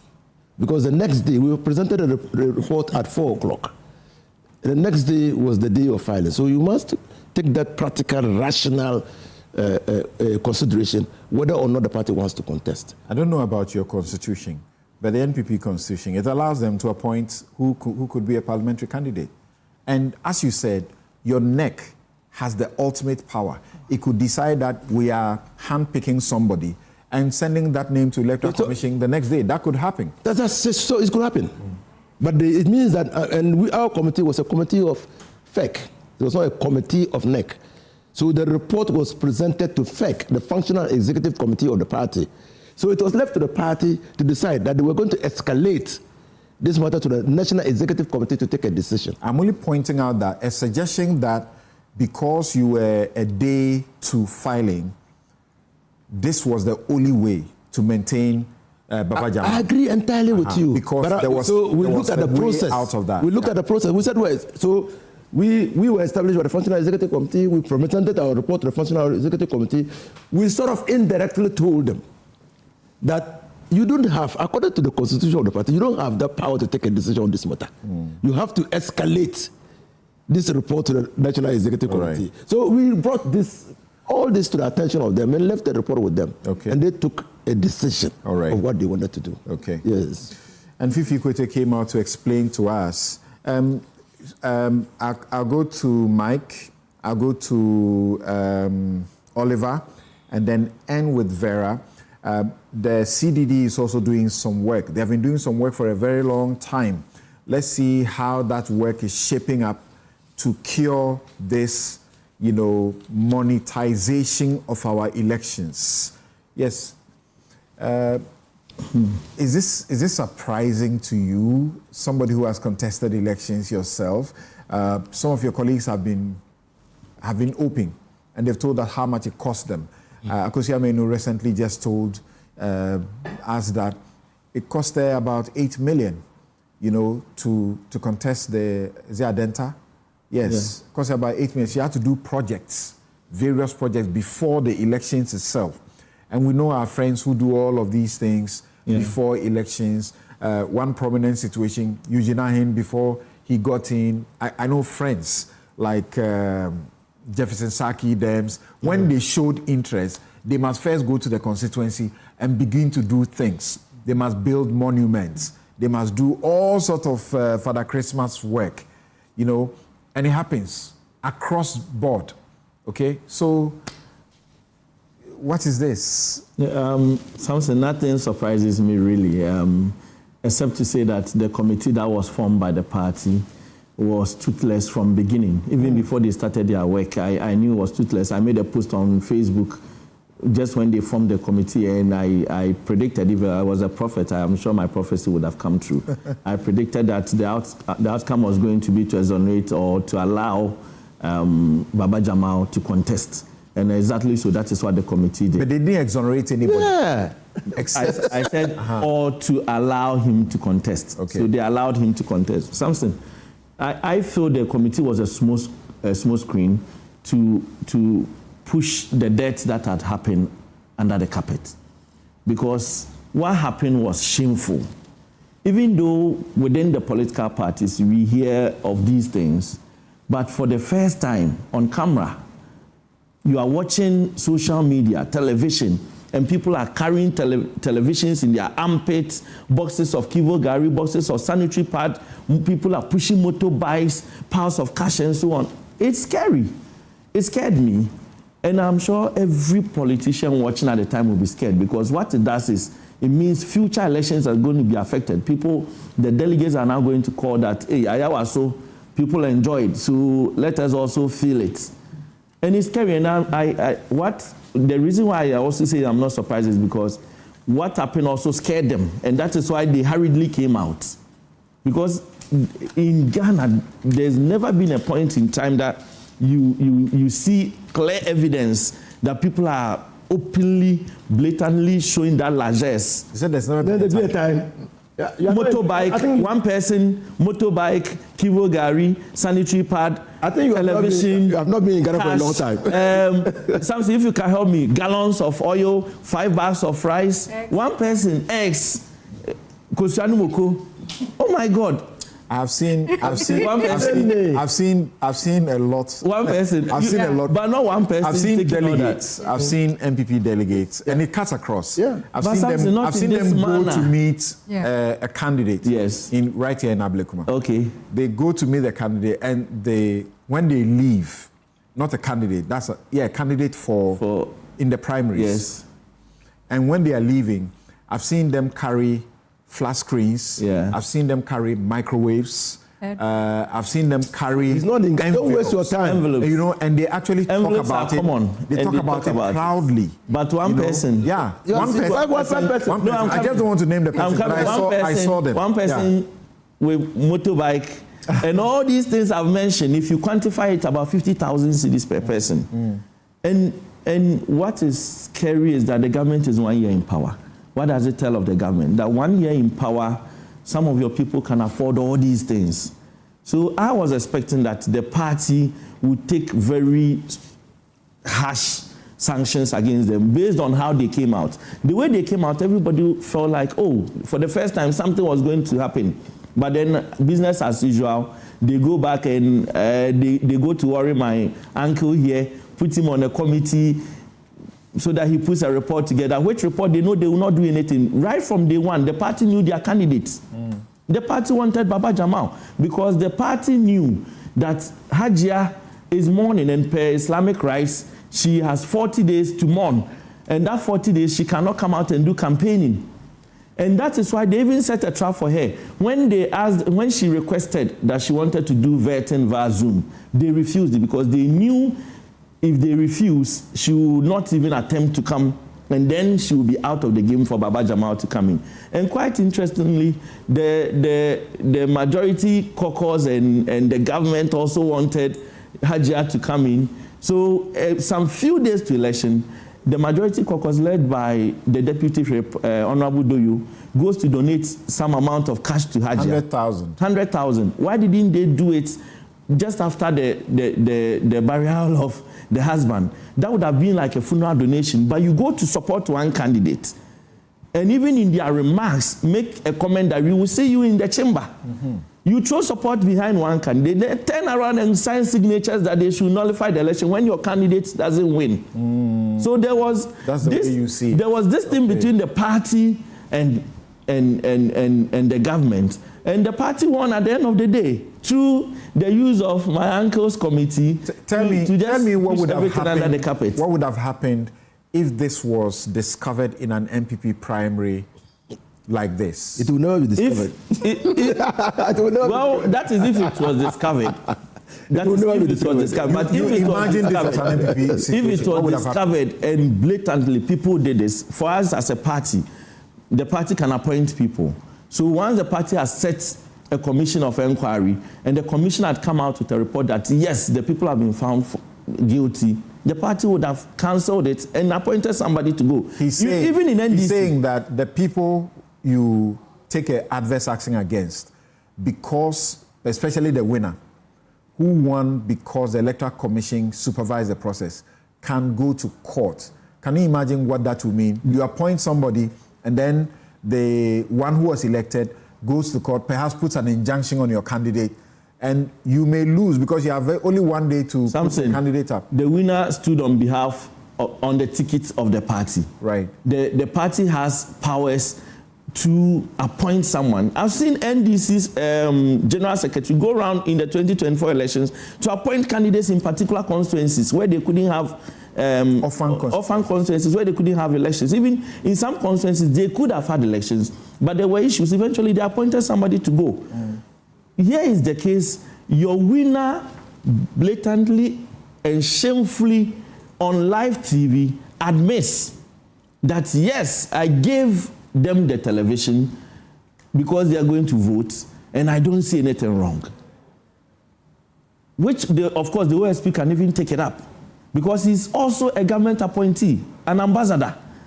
At the moment he was doing this, he was still an appointee. He had not resigned from office. And quite interestingly, some of the contestants are appointees. I know Hajia is on the board for this mining company, Pristia Sankofa. She's also on a board. So these are government appointees throwing cash in an election, openly, blatantly doing it with no regard to even the sensibilities of the people. And the party could even take action to redeem its image in this so-called resetting agenda they are doing. In 2023, you would have been around. You were doing your campaigns and all of that. Did you hear about one Alfred Obeng Boateng? Yes. He's a former MP. Yes. For the MP on the MPP's ticket for Bebiani Anyansu Bekwai, right? Yes. You remember the issue that came up with him? Yes. Okay. So he had promised that if his opponent pays a certain amount, his seat was under threat. Yes. And he went on, radio publicly to say that he said that opponents were paying up to about 10,000. Yeah. He would double that and pay up to 20,000. Yeah. He said he had kept sufficient dollars for that purpose. Yes. When it came up, the NPP didn't do anything. Some of us did Samson's take and we criticized him. When we criticized him, do you know what he did? He came back to say, and the graphic reported this, claimed that he didn't say what we said he said, which was actually on tape. He said it. Even if he said it. Even though he didn't say that, he will even do more than that. Yes. What did the NPP do to him? Samson, even if he said it, in politics, when you're on the grounds campaigning, sometimes people want to hear you say things. So maybe you see your opponents are stronger than you. Sometimes you can make claims that if my opponent pays 1,000, I'll pay 2,000. It doesn't mean that I didn't pay anything. Don't say that. I didn't pay anything. Don't say that. We didn't pay anything before you. I didn't pay anything. So these comments unless your constituency was non-contest. These comments come up. Sometimes people put these threats out just to. He knows that paying something is wrong. Just to just to assure them to stay with you, because maybe you've put in the work, then your opponent comes in showing some things on the ground. You also go out and that's why I'm sure he went on air. Okay. He went on air to do that. All right, to rip his base. Yeah, you've been speaking for almost some 10 minutes. It's not like he has even done the act. Let me go to Oliver. So as far as you are concerned, they should have, removed Baba Jamal, appointed nullified the whole thing and appointed a new person. Yes, Oliver, what do you make of this? And I want you to look at it also from the point of view of what you are seeking to get for the country, that all delegates must be deemed qualified. Delegates, as in party members of a party who are in good standing must all qualify to vote. In this situation, you had 946 valid votes that were cast. Less than 1,000. It looks like it's easy to infiltrate and get them. Something let me acknowledge what Dr. Nyawunya Tamaklu and Dr. Christine Nuama for leading the conversation on this. But there are also several prominent people in this country who have been concerned about the monetization of our democracy and where things are going, that helped and brought me on board to help put this thing together to go to the Supreme Court. Now, the truth is that the question of this monetization weighed heavily in how we thought about the case. In terms of how we framed it, we did not go into any questions about this monetary incentives or voter inducement through money in terms of the matter before the Supreme Court. We took a different approach. And it's an evidentiary thing, in terms of the law, the standard of now trying to demonstrate that the process of voter inducement in the delegate system is so entrenched and widespread across the country that it doesn't produce a democratic outcome was too much of a burden to bear. We've looked at the way in which the state has treated this and how the court might treat this and decided that, okay, we're going to frame the question differently. And in our case, we know that Article 55 of the Constitution says the party must be organized around democratic principles.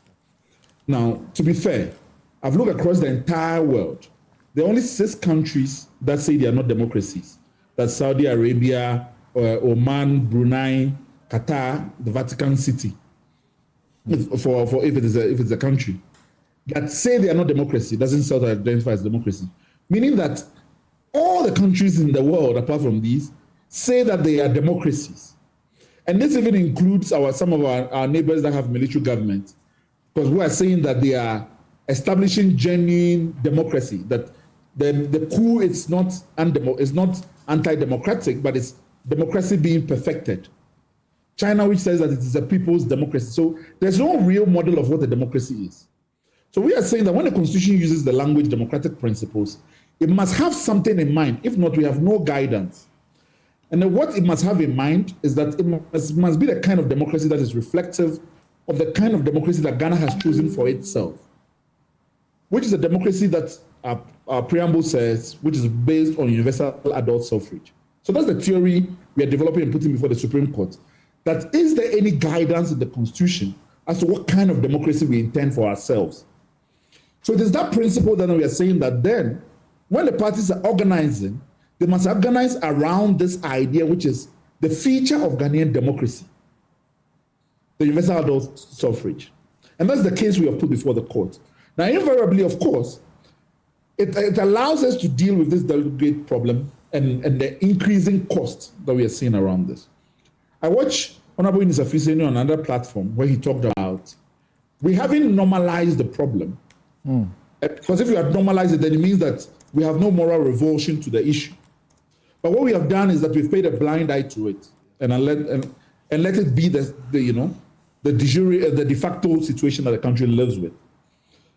This is a problem that the political class can solve. They hold all the tools to solving it. They are the people that constantly complain about the cost of where this is going. But inherent in that as well, they themselves like the political advantage it gives them. Because being in power means that it's access to funding and financing that other persons who are not in government cannot do. Right.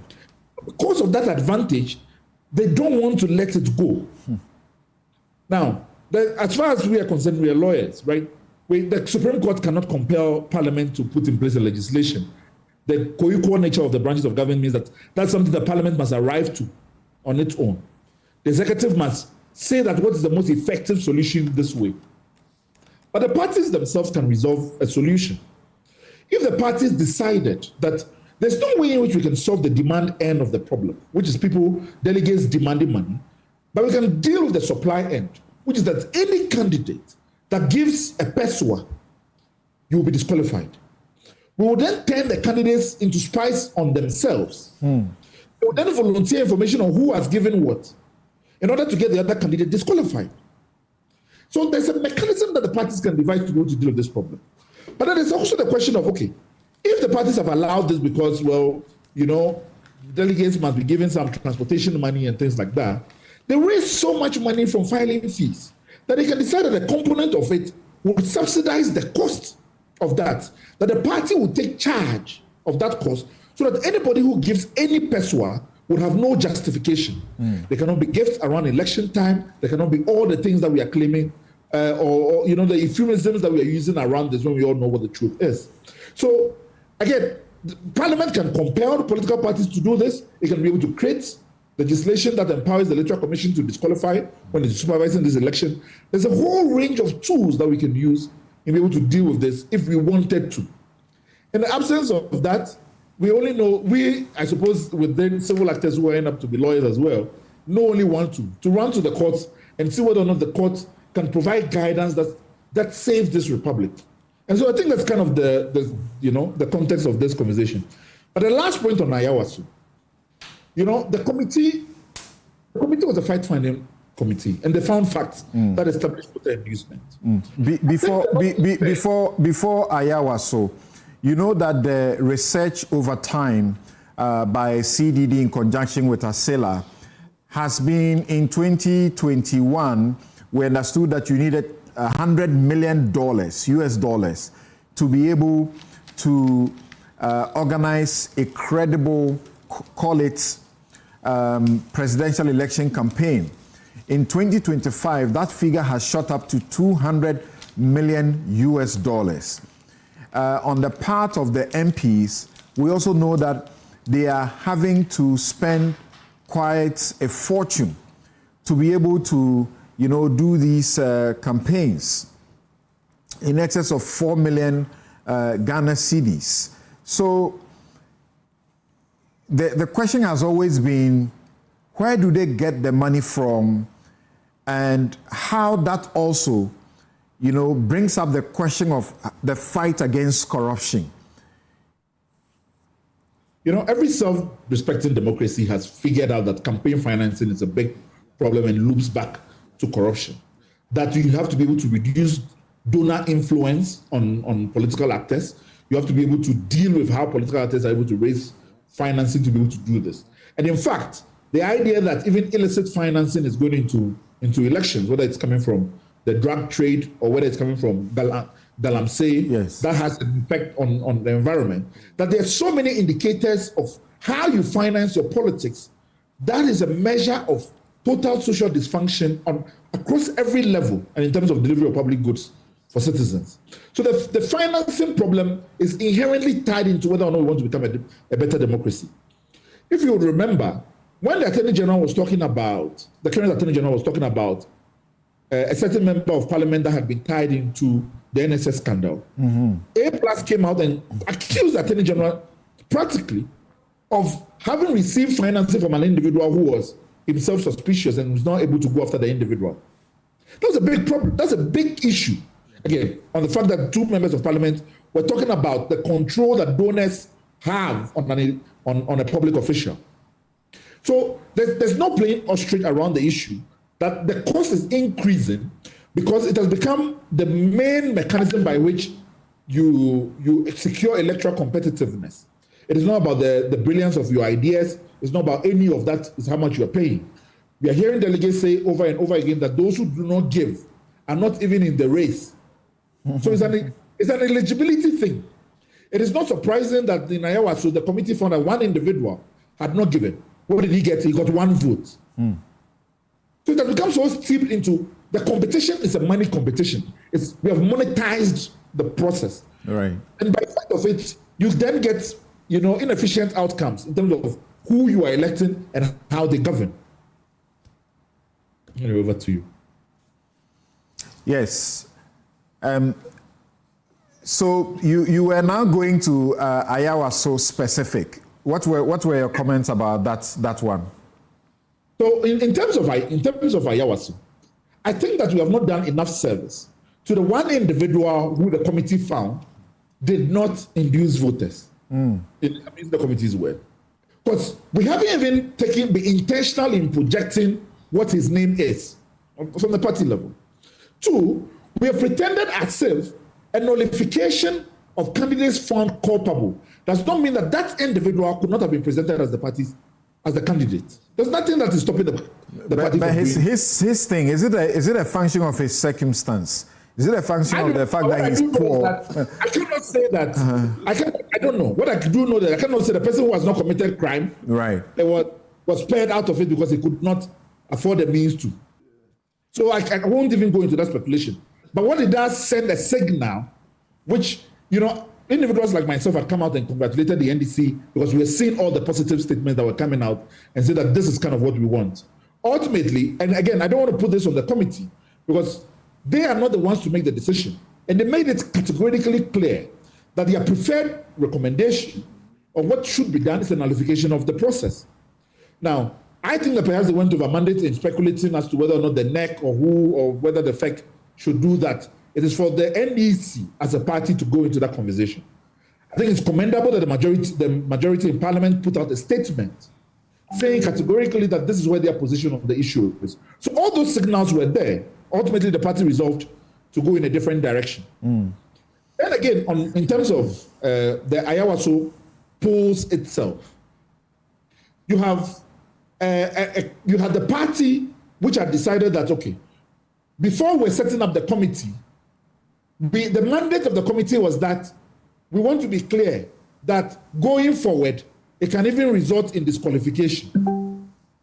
And this is why perhaps that came the suggestion that, well, the committee was definitely not going to recommend this because it had been set out clear in its TOR that we don't want you to look at that as an option. But be that as it may, the committee still expressed a view on why that is the most preferred option in terms of this. Are you disappointed at where we are now that we can't see anything drastic happened?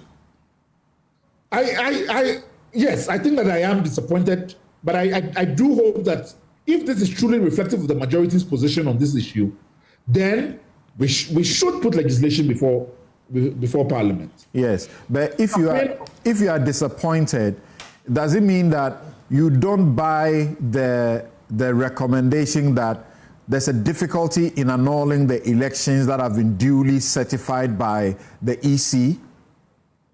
So first of all, on this question of the EC certification, there's no law that requires the EC, first of all, to supervise primary election. The law on the Political Parties Act is about the party executives. So when it is doing this and conducting this election, its role in the process has been limited to the counting of the ballot and whether or not, there's no seizure of the ballot or anything that goes into the box. It has not concerned itself with questions of inducement of voters in this conversation. So that it is for some credibility that they bring the EC in. Otherwise, they could do it on their own. Absolutely. Now, in this case, there is no then legal issues that arise to say that you're overturning what the EC has done. The determination of who is eligible is you who defined it. If you said you imposed even membership of the party and for how long, you decide what kind of conduct I am becoming of your representatives, not the EC. So you're not limited in any way, whether by law or by practice, in terms of what decision the EC has just showed you in terms of the vote conducted. Does the resolution chip away from the reset agenda? I think that in many ways it does. I think that, and the committee itself recognizes this. I mean, I think that when I listen to Yunus Hussaini talk about this, he recognizes that the kind of posturing and the messaging that the NDC wanted to give to Ghanaians, this is chipping away from it. I've seen Al-Hassan Surini talk about it is not only government that embarrasses the party, sometimes the party itself can embarrass government, giving this as an example of that scenario. So I think that everybody would agree that there's a credibility loss and a trust loss. All right. And is this that incrementally, cause a party to lose elections? Okay. Now take a breather. I'll return to you on the next matter and then give you the opportunity of some reaction for last week's, comments adverse that were made against you when Nkrumah was a subject for discussion. So Abna, yes, I see that CDD. Immediately this happened, CDD was like, we told you so. We needed to fix this long ago. But you have been working on your own, gathering expert opinion, going to retreat with experts who draft, political financing, campaign, financing, legislation and so on and so forth. And I've had the benefit of sitting in some of these meetings, very important discussions, Yunus Hussaini himself, So why? You are not finishing, and that's why where we are. No. For us, personally, I think this is not a missed opportunity. Okay. And for once, I stand to be corrected, but for once, somebody has been sanctioned for vote buying. OSP tried. I'm not sure if anybody, any political parliamentarian candidate has been sanctioned, but OSP was not successful in Kumasi when he took the case to High Court. That's right. Even OSP, with all the resources and trying to do something about it, was not successful. But the NDC was forceful with their comments. I think they have appealed that decision of the High Court. Yeah. All of you know about it. This was Assembly election, DC election. And the DC, we heard him in the video where he was, like we say in our local parlance, jawsing the people to bring back his money. Yeah. The court said that video is not enough to show that he had bribed them to vote for him. Right. So for us, we think that this has generated some conversation. And, well, you can say that the decision by the president to withdraw him is late or was late. I think it was okay. Maybe he would have taken his February salary if he was still there, because... He says his salary is like twice what he's going to get if he gets to Parliament. So this is sacrifice he's doing. It's not because he wants it for anything else. Whatever it is, Samson, we have seen some political action. Many were hoping that things could have happened. The committee's report, I think, is fair based on the reasons they gave. The only one I disagree, I think Oliver touched on it, is the EC. The election is not an EC election. Right. They are there to supervise. Just like any pharmaceutical council, medical council, where they have their election, they invite the EC to supervise. So that is the only point I disagree. But when they talk about the timing and their own constitution, and they've also called for some reform. And for us, it looks like finally we've gotten everybody to agree with us that we need to really look at our campaign financing and political financing. And the fact that it's a private business, you know that a bigger issue has been that even the OSP who have been trying to prosecute these things, what they get told is that this is not a public election. Exactly. The law is about public election, so you cannot stretch the law. And if you read Oliver's brief before the Supreme Court, they use other, court cases, the famous Avalifo, and they say what the parties do is public. It's public, yeah. So the party is a public, institution. It's like when you set up a private bank. You have set up a bank, but because you are dealing with the public money, it becomes a public institution. So we can go into it. Yeah, so these are the gaps in our laws that we really need to fix. That internal parties and even candidates, if you look at the Political Parties Act, it looks at only the parties, not the candidates. And we know how donations go to the candidates. Right. Candidates themselves mobilize resources. And so if we can, that is what we are calling for. A new law, a new bill. Let's look at our financing. The survey you have seen and you were showing were from nurturing constituency and campaign. We haven't even tackled when they are in power, how much money they spend and how they go back to their constituency. That's another level of expenditure in our political finance. That's why I was worried when Michael seems to... I thought that the parties themselves, when we meet them, they are worried about how much they spend. And so I don't think the NPP should take a position that is a missed opportunity. Let's consider this as a renewed effort to look at how we can reform, because it benefits them. The committee, yourself and Newsfile, we have some members from the NPP, Mr. McMenu and the others have been very supportive, and they're able to share their own response. So I really think that the NPP should support this, that if somebody is taking an effort, if the NDC, President Mahama is taking some effort, let's commend it and look at going forward, how do we do it? How can we ensure that the party, internal party election, in fact, something, we regulate everything. Lawyers, bankers, pharmacists, teachers recently, we are regulating them. Why are we not regulating politicians? Where is the source of money coming from? And again, if we cannot even stop them giving out, can we look at how do people get so much money to distribute? It's so easy. In fact, we have so in the cash economy. It's so easy for politicians to get the money to start distributing. So you are saying that in the Political Parties Act 2000, provisions have been made, but they are inadequate, or that the parties have found a way to go around it, because the requirement of that law is that the disclosures, the accounts, and funding sources, the responsibility is on the party. The parties, not candidates. Yes, and you have found that the problem is that the way they are beating it is that if a candidate is standing, the money goes to the candidate, not the party. Not the party. So now you want a law that will target the candidate.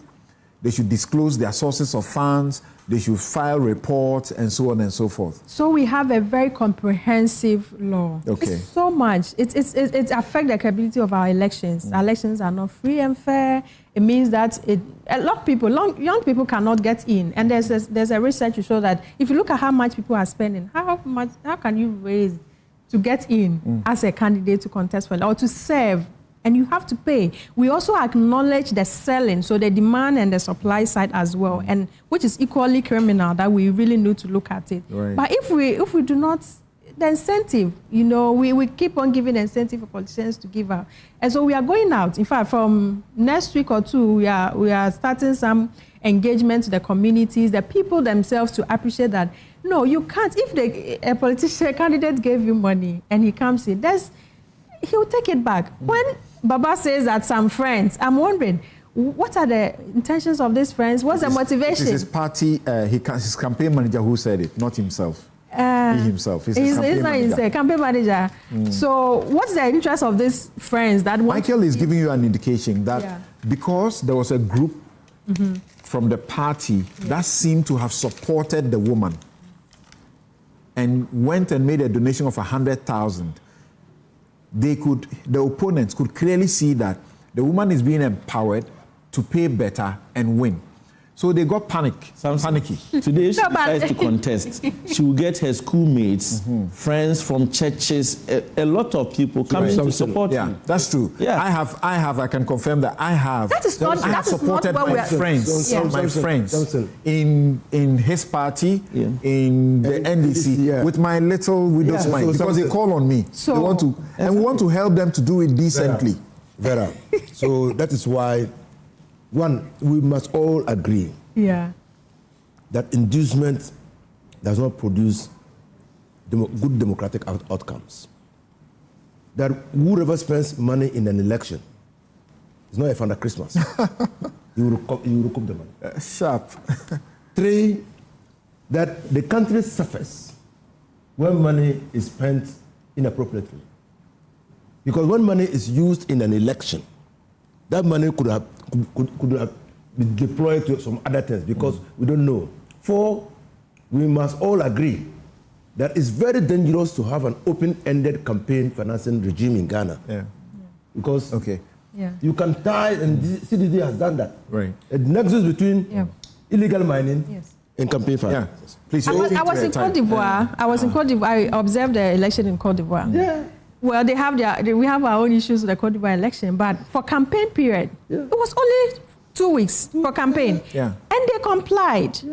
If you look at, in fact, we observed the elections, that through our Corruption Watch initiative, we observed the 2024, report, we did the abuse of incumbency as well. It's also part of, when we talk about the finance and abuse of incumbency. So you must be happy at the Constitution Review Committee's reports, which brings in campaign off-season and also calls for these things to be checked. We have been calling for this for so long, and we think that this is a good time for us to keep the conversation going, and we need to build that consensus. And this is where, Michael, we agree, they have their own issues, but this time, we think that we need to move on beyond. I'm sure you said you didn't. No, I agree with Honorable Inisa for saying. So where are you with the process?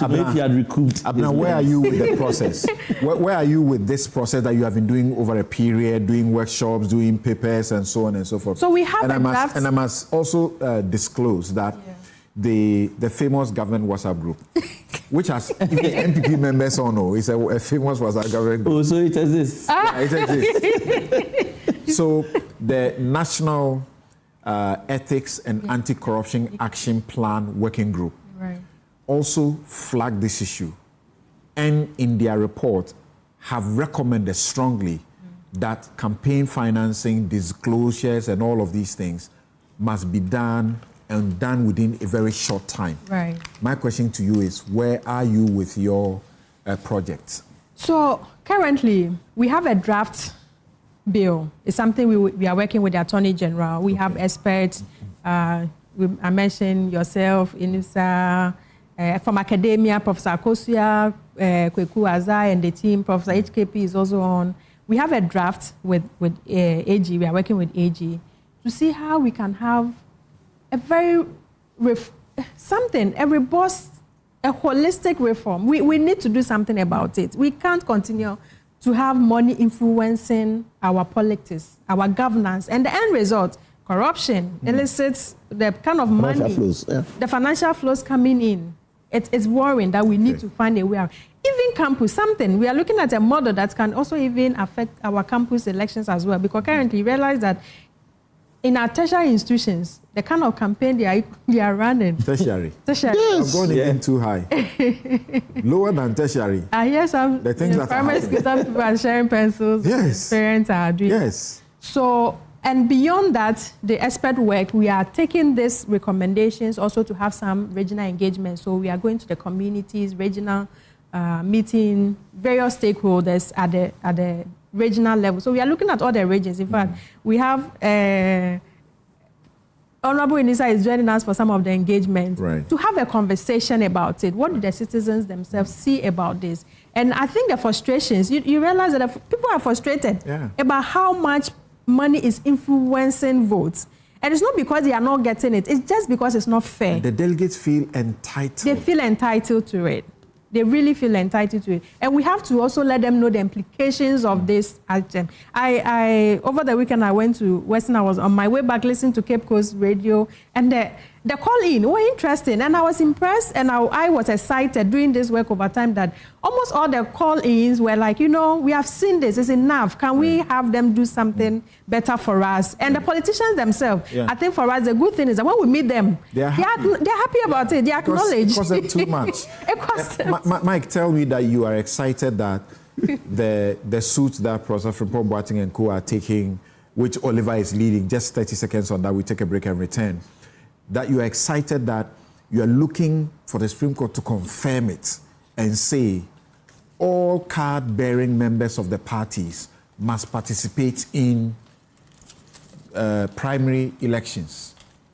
Well, I've seen the suit that they've submitted to the Supreme Court, but it has its downturn also, because once the Supreme Court opens it up, who is going to finance the elections?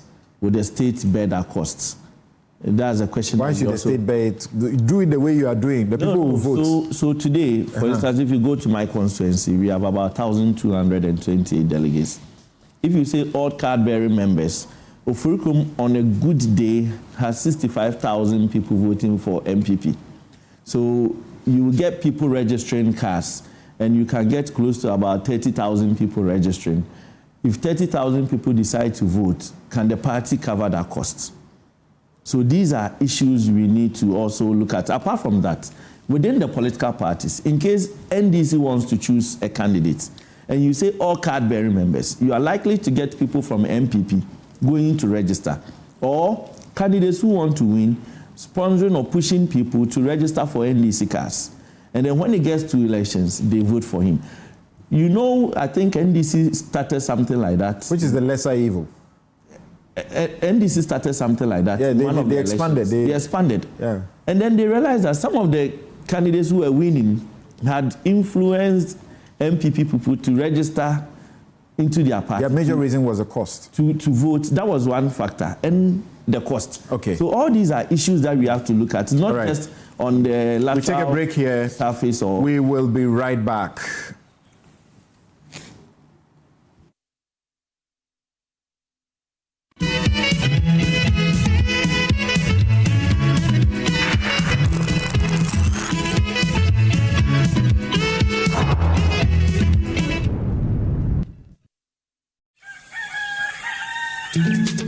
Still, Misaka, and Nemum was a summer brabo, and it can afford swab.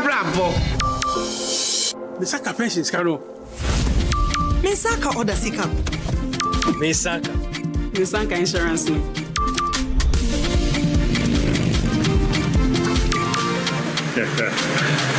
Misaka loan. Momo Fogusuri ye echumaden, diaboye nyina ye sika ho ban. Se MTN ana momo jumaye ni befrewa or the 0244 300,000 ene befrew.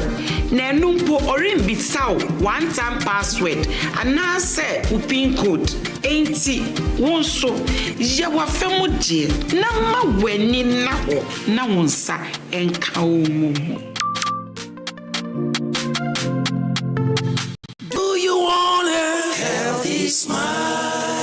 Are you dreaming of a beautiful and brighter smile? A professional teeth whitening service can make that dream a reality. Hi, I'm Tanya from Bethel Dental Clinic, Ghana.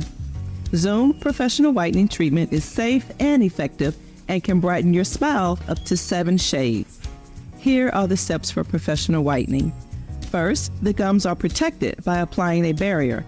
Then, the whitening gel is applied to the teeth. After that, a light is applied for about 15 to 20 minutes to enhance the whitening process. This application is applied 2 to 4 times to get you a brighter smile in just one appointment. Yes, in just one appointment, you get a brighter smile. Please be aware that a checkup and a professional cleaning prior to dental office whitening are a must. Let's talk hemorrhoids. Hemorrhoids are normal structures located in the anus of all mammals. But it is only man who suffers hemorrhoidal disease because of the erect closer we have assumed and the squatting that we do to empty our bowel. Hemorrhoids consist of a special type of blood vessels which fill with blood when we are moving our bowel and help to cushion the anus against the force of transmitting the stool. Afterwards, they empty their blood, collapse, help seal the anus to maintain continence. Over time, these vessels lose the elasticity of their walls, become dilated, permanently filled with blood, leading to congestion of the hemorrhoids. The symptoms of hemorrhoids are bleeding and prolapse of the hemorrhoids when passing stool, itching and feeling of warmth in the anus and anal discharge. Laser, ligature, and longo are the modern, minimally invasive, most effective and painless methods of treating hemorrhoids today. Winterber Hospital, first Ghana Colorectal Center, in to serve a peculiar health need. Willow Lane, where love blooms. The foundation of a beautiful home is love, and the surprises that syncopate the expected and boring routines. When your love enters your space, and there's room enough to twirl and swirl in the calming and soothing atmosphere big enough to share. Enjoying the vastness of your patience and the aroma from your classy kitchen. Ascending a well-lit staircase to enter a peaceful terrace with bird's eye view of the world.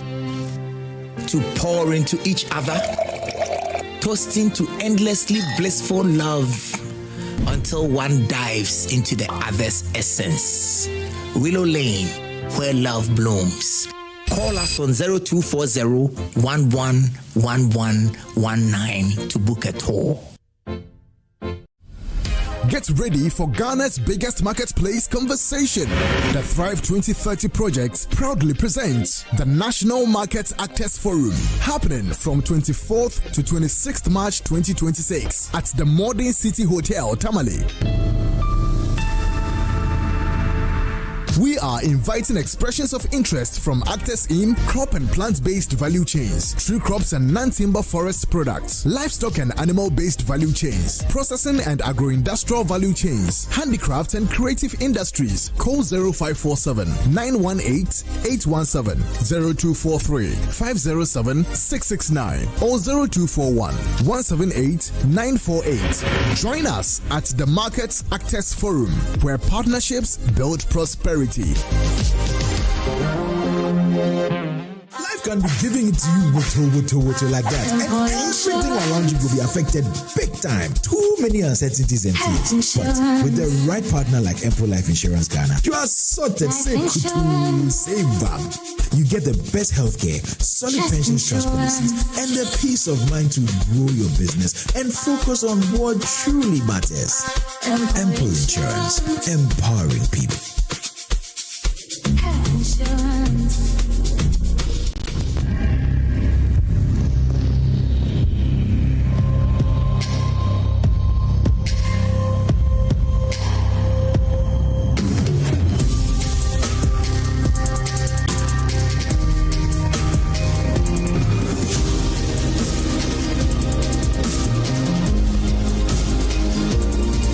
Day by day, men, strong and refined, the skincare you deserve.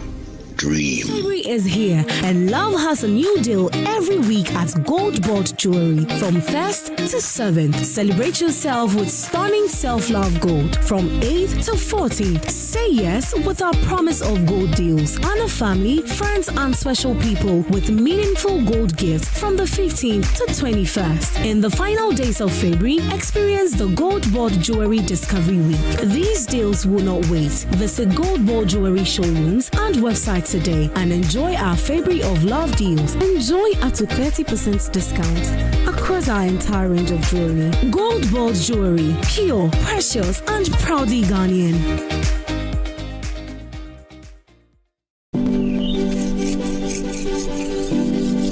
Going to the library.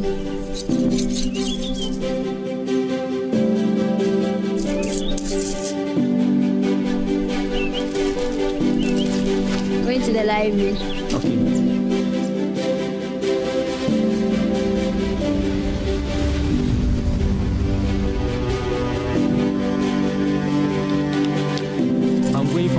friendship.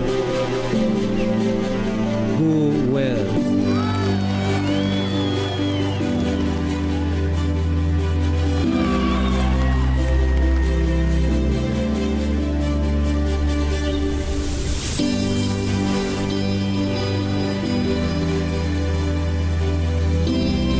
Education changes stories, and being part of these stories is the real passion for us. MTN. For decades, we have helped businesses connect with their trade partners all over the globe. From Ghana to Burkina Faso, Côte d'Ivoire, Benin, Togo, Senegal, China, Morocco, France, Netherlands, and many other countries. We have made it possible to bring Ghana to the world. We have brought small and medium businesses closer to their customers across the regions in Ghana with our SME support facilities. We have brought relief and smiles to the faces of families with our employee personal loans. With our cutting-edge technology and digital support, we take the burden of complex thinking off you, making life simple. That is who we are, as close as a partner. Bank of Africa. We are indeed the African bank with the global reach. Hi there, my name is Nuruddin Adams, a proud product of this noble institution. Heritage Christian University is not just a learning place, but a community that transforms lives and empowers its students to become compassionate entrepreneurial leaders. My journey here has truly been life-changing, and I invite you to come experience the same. Whether your passion is into business, nursing, midwifery, psychology, communication studies, multimedia technology, information technology, or theology and ministry, Heritage has tailored these programs for both the undergraduate and graduate studies to suit your goal. If you're ever ready to take your education to the next level, then pick up an application form and join us today. At Heritage, you are never alone, as members of the community will stand and work with you every step of the way. Welcome to Heritage Christian University.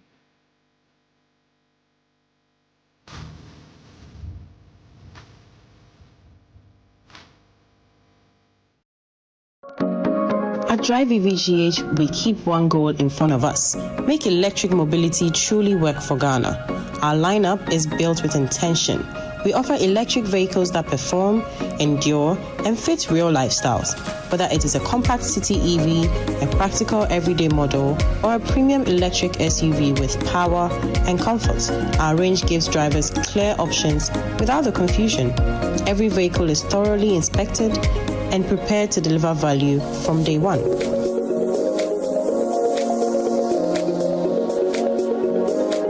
Our EV Service Center supports all electric vehicle brands with diagnostics, battery care, and general servicing. It is expert support designed to keep every driver moving.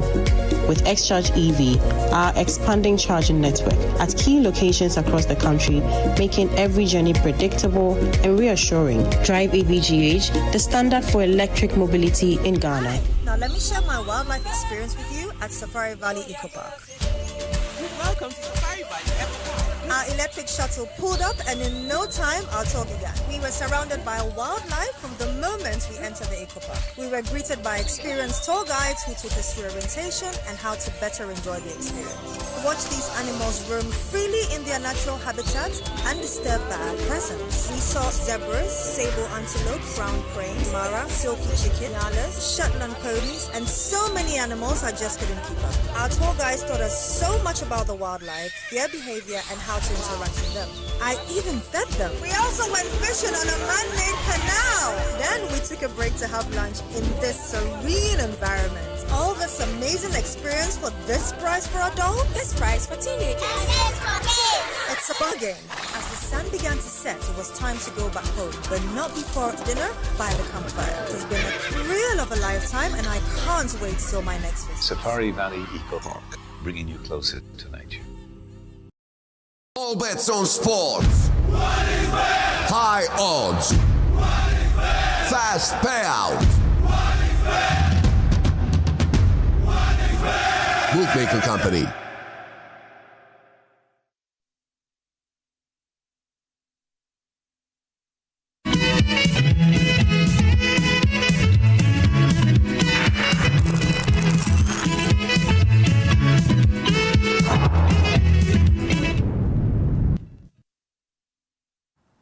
You're welcome back. This is Newsfile, it's your most authoritative news analysis platform. And here on Newsfile, we put Ghana first. And I had mentioned to you that HEFCs, they are making your Valentine, you know, they are wrapping it nicely for you. So even this moment, if you are not too sure where to get a hamper, how to surprise your loved one, HEFCs are there for you. That's what they are doing for you. HEFCs gifts. Contact them 0555 0555 94 0022 0555 94 0022. HEFCs. They have available red roses, fresh flowers, luxury hampers, chocolate, cupcakes, candle bouquets, spa sets, and so much more. Locate HEFCs behind American House, East Legon, Accra. Follow them on Instagram on HEFCs. It's HEPHZIS, and you can call them on WhatsApp as well and make your order. Call them now, and they will make a surprise for your loved one, and you'll be shocked how they do it. I'm saying it, I can testify to it. Thank you very much. Now, back to the studio. Yes, Abena. Yes. Invitation. The Political Parties Act actually makes a provision.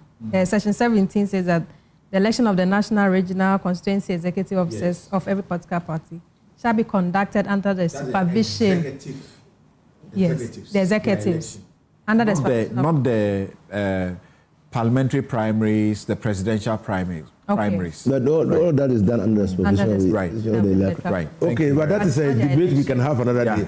And I also need to make this correction that Randiabe tells me that the 2 billion, bonds, that cocoa bonds, they have paid.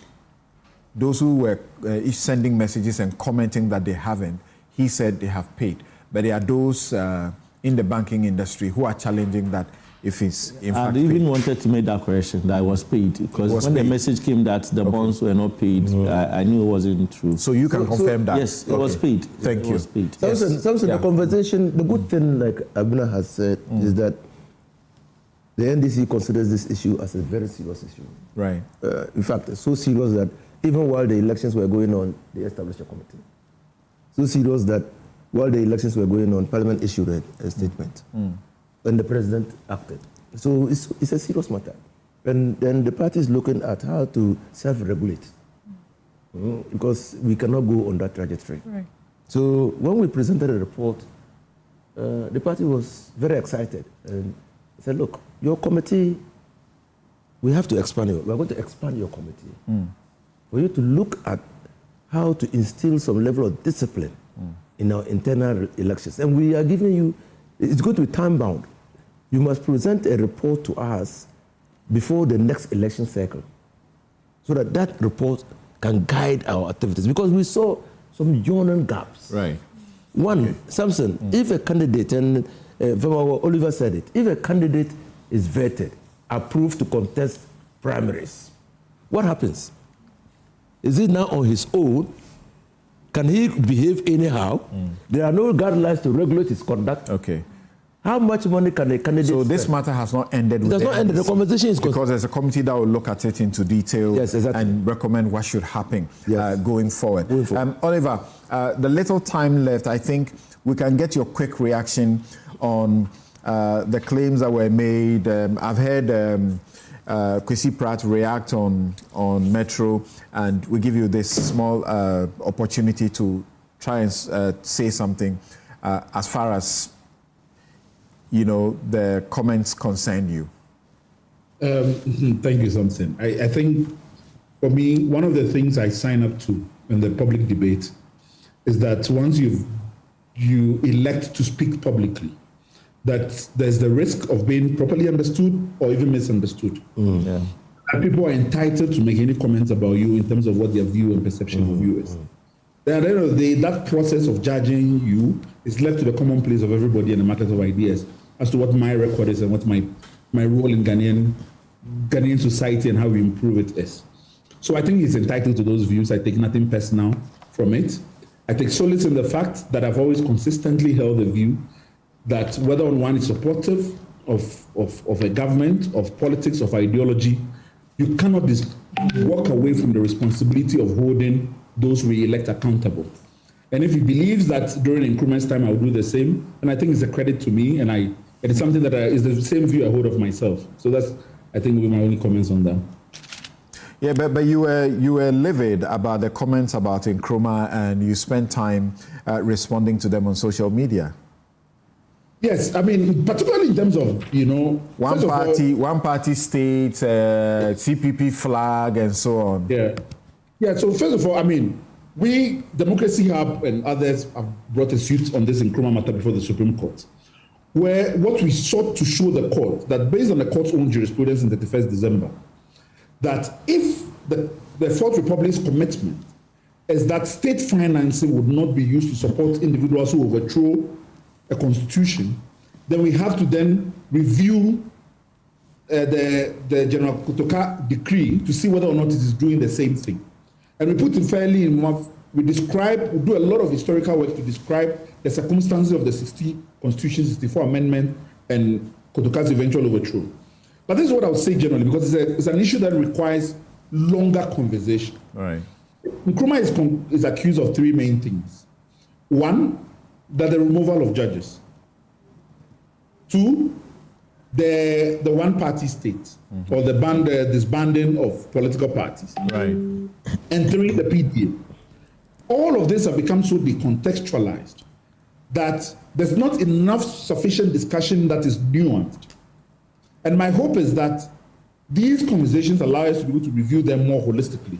Because a lot of things that were said, for instance, and I talked about publicly about the idea that Nkrumah had made himself president for life is not supported by any of the historical records so far.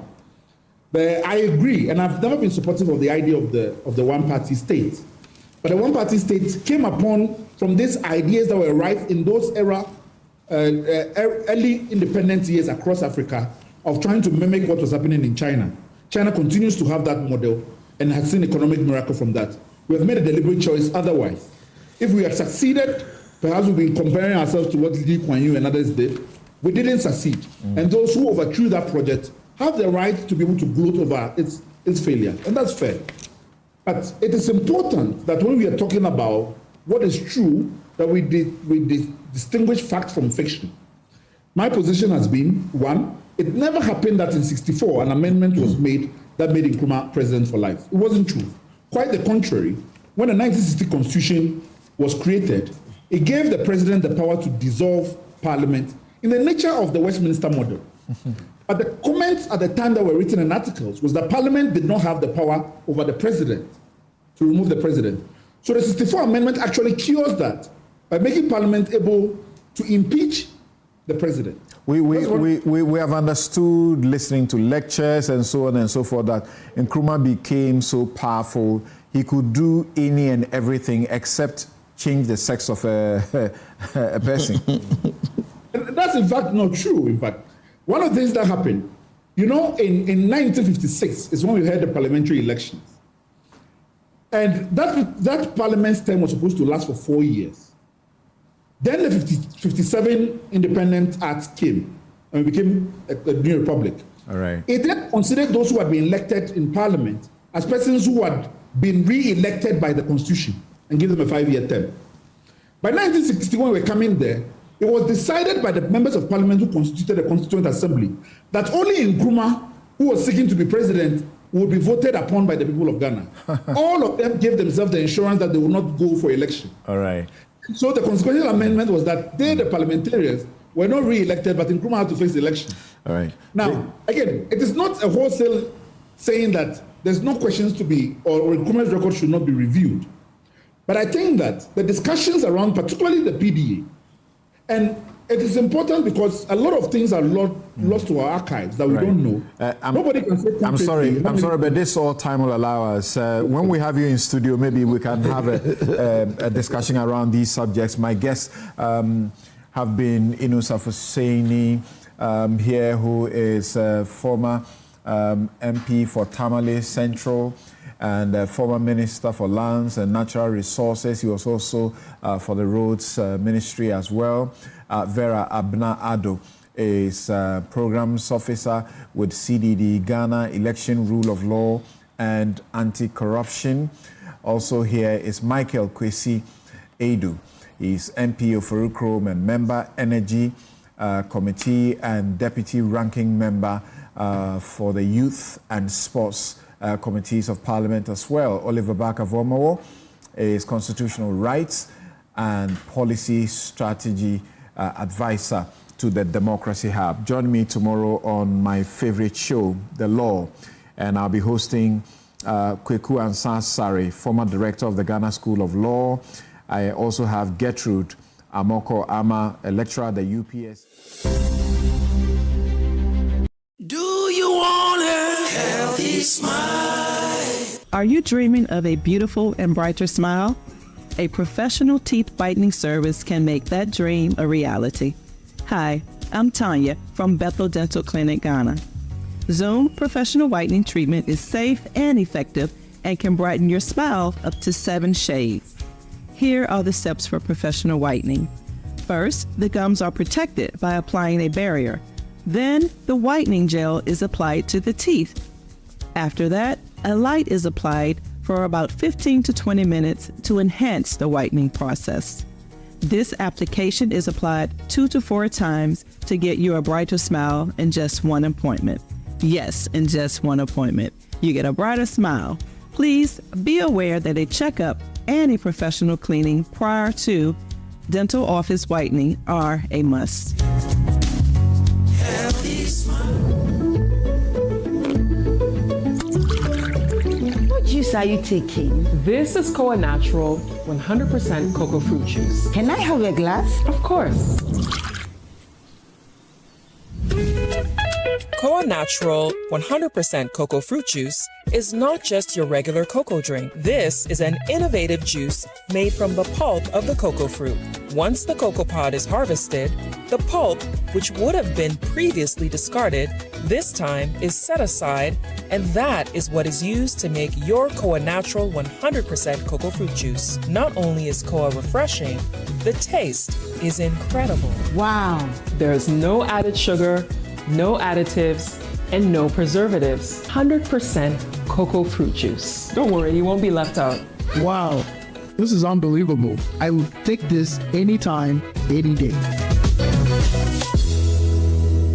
February is here, and Love has a new deal every week at Goldboard Jewelry from 1st to 7th. Celebrate yourself with stunning self-love gold from 8th to 14th. Say yes with our promise of gold deals. Honor family, friends, and special people with meaningful gold gifts from the 15th to 21st. In the final days of February, experience the Goldboard Jewelry Discovery Week. These deals will not wait. Visit Goldboard Jewelry showrooms and website today and enjoy our February of Love deals. Enjoy up to 30% discount across our entire range of jewelry. Goldboard Jewelry, pure, precious, and proudly Ghanaian. Hi, now let me share my wildlife experience with you at Safari Valley Eco Park. Welcome to Safari Valley. Our electric shuttle pulled up, and in no time, our tour began. We were surrounded by wildlife from the moment we entered the eco park. We were greeted by experienced tour guides who took us through orientation and how to better enjoy the experience. Watch these animals roam freely in their natural habitat undisturbed by our presence. We saw zebras, sable antelope, brown cranes, mara, silky chicken, nyalas, Shetland ponies, and so many animals I just couldn't keep up. Our tour guides taught us so much about the wildlife, their behavior, and how to interact with them. I even fed them. We also went fishing on a man-made canal. Then we took a break to have lunch in this serene environment. All this amazing experience for this price for adults? This price for teenagers. It's a bargain. As the sun began to set, it was time to go back home, but not before dinner by the campfire. It has been a thrill of a lifetime, and I can't wait till my next visit. Safari Valley Eco Park, bringing you closer to nature. Are you weary of land disputes and never-ending legal battles? It's time to claim a legacy that truly belongs to you. Welcome to Rehoboth Havens, where we simplify the journey to home ownership for Ghanaians, whether you are at home or abroad. Located in the Tranke Hills of Ayimensa Damfa, our community offers stunning vistas of the Pediasi Ebri Mountains. Experience peace of mind in our secure, gated community, thoughtfully designed for your comfort amidst beautifully landscaped surroundings and premium recreational spaces. At Rehoboth Social Housing, we are here to turn your dreams into reality. With just 30% deposit, move into one of our ready-to-occupy homes today. We will extend your remaining balance over 5 years, providing the flexibility and assurance your family deserves. Choose from our modern 2-bedroom homes, the luxurious 3-bedroom sunbay, or our spacious 4-bedroom detached residences. Starting at just 675,000 Ghana cedis, your dream of home ownership is finally within reach. Don't wait any longer. Call us today at +233 55 375 1933 or +44 7917 376631. Rehoboth Social Housing. Your housing dream becomes reality. My name is Williams Ayaba Apungbabre. I am a Ghanaian. I come from Upper East region, Zebula to be precise. And I'm a creative artist.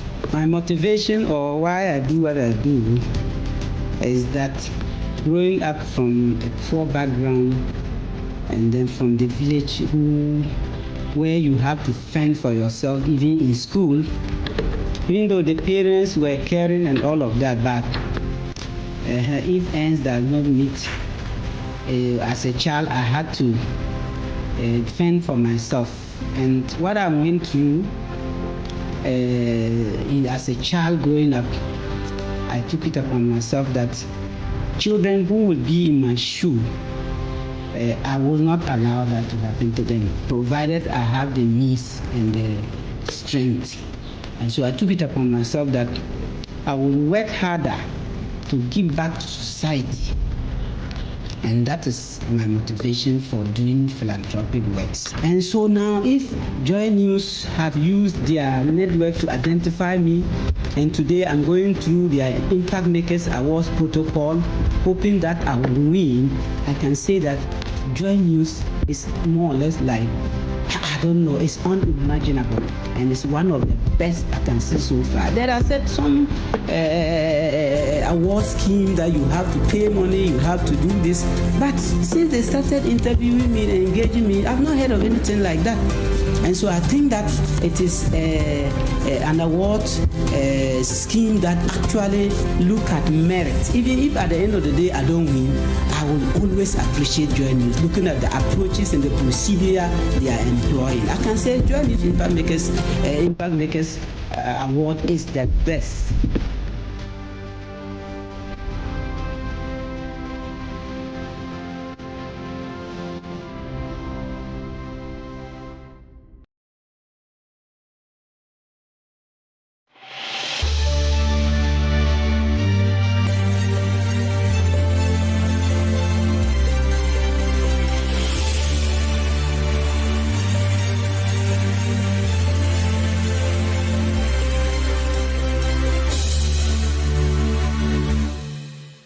Now, on this episode of The Sages, we delve into the rich, multifaceted life of a writer of an excellent nature, Professor Nuruddin Farr.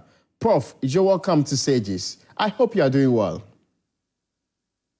I'm doing well, thank you. I mean, it's a privilege to have you join us this afternoon. Let's start by exploring those early influences and literary background. Can you describe how your upbringing, which was with a father who was an interpreter and a mother who was an oral poet, how did they influence your decision to become a poet, sir? Well, I was very lucky to have a wonderful mother who looked after me quite well, and not only me, but also a number of children. My mother was an oral poet. Unfortunately, I did not become a poet. I became a novelist.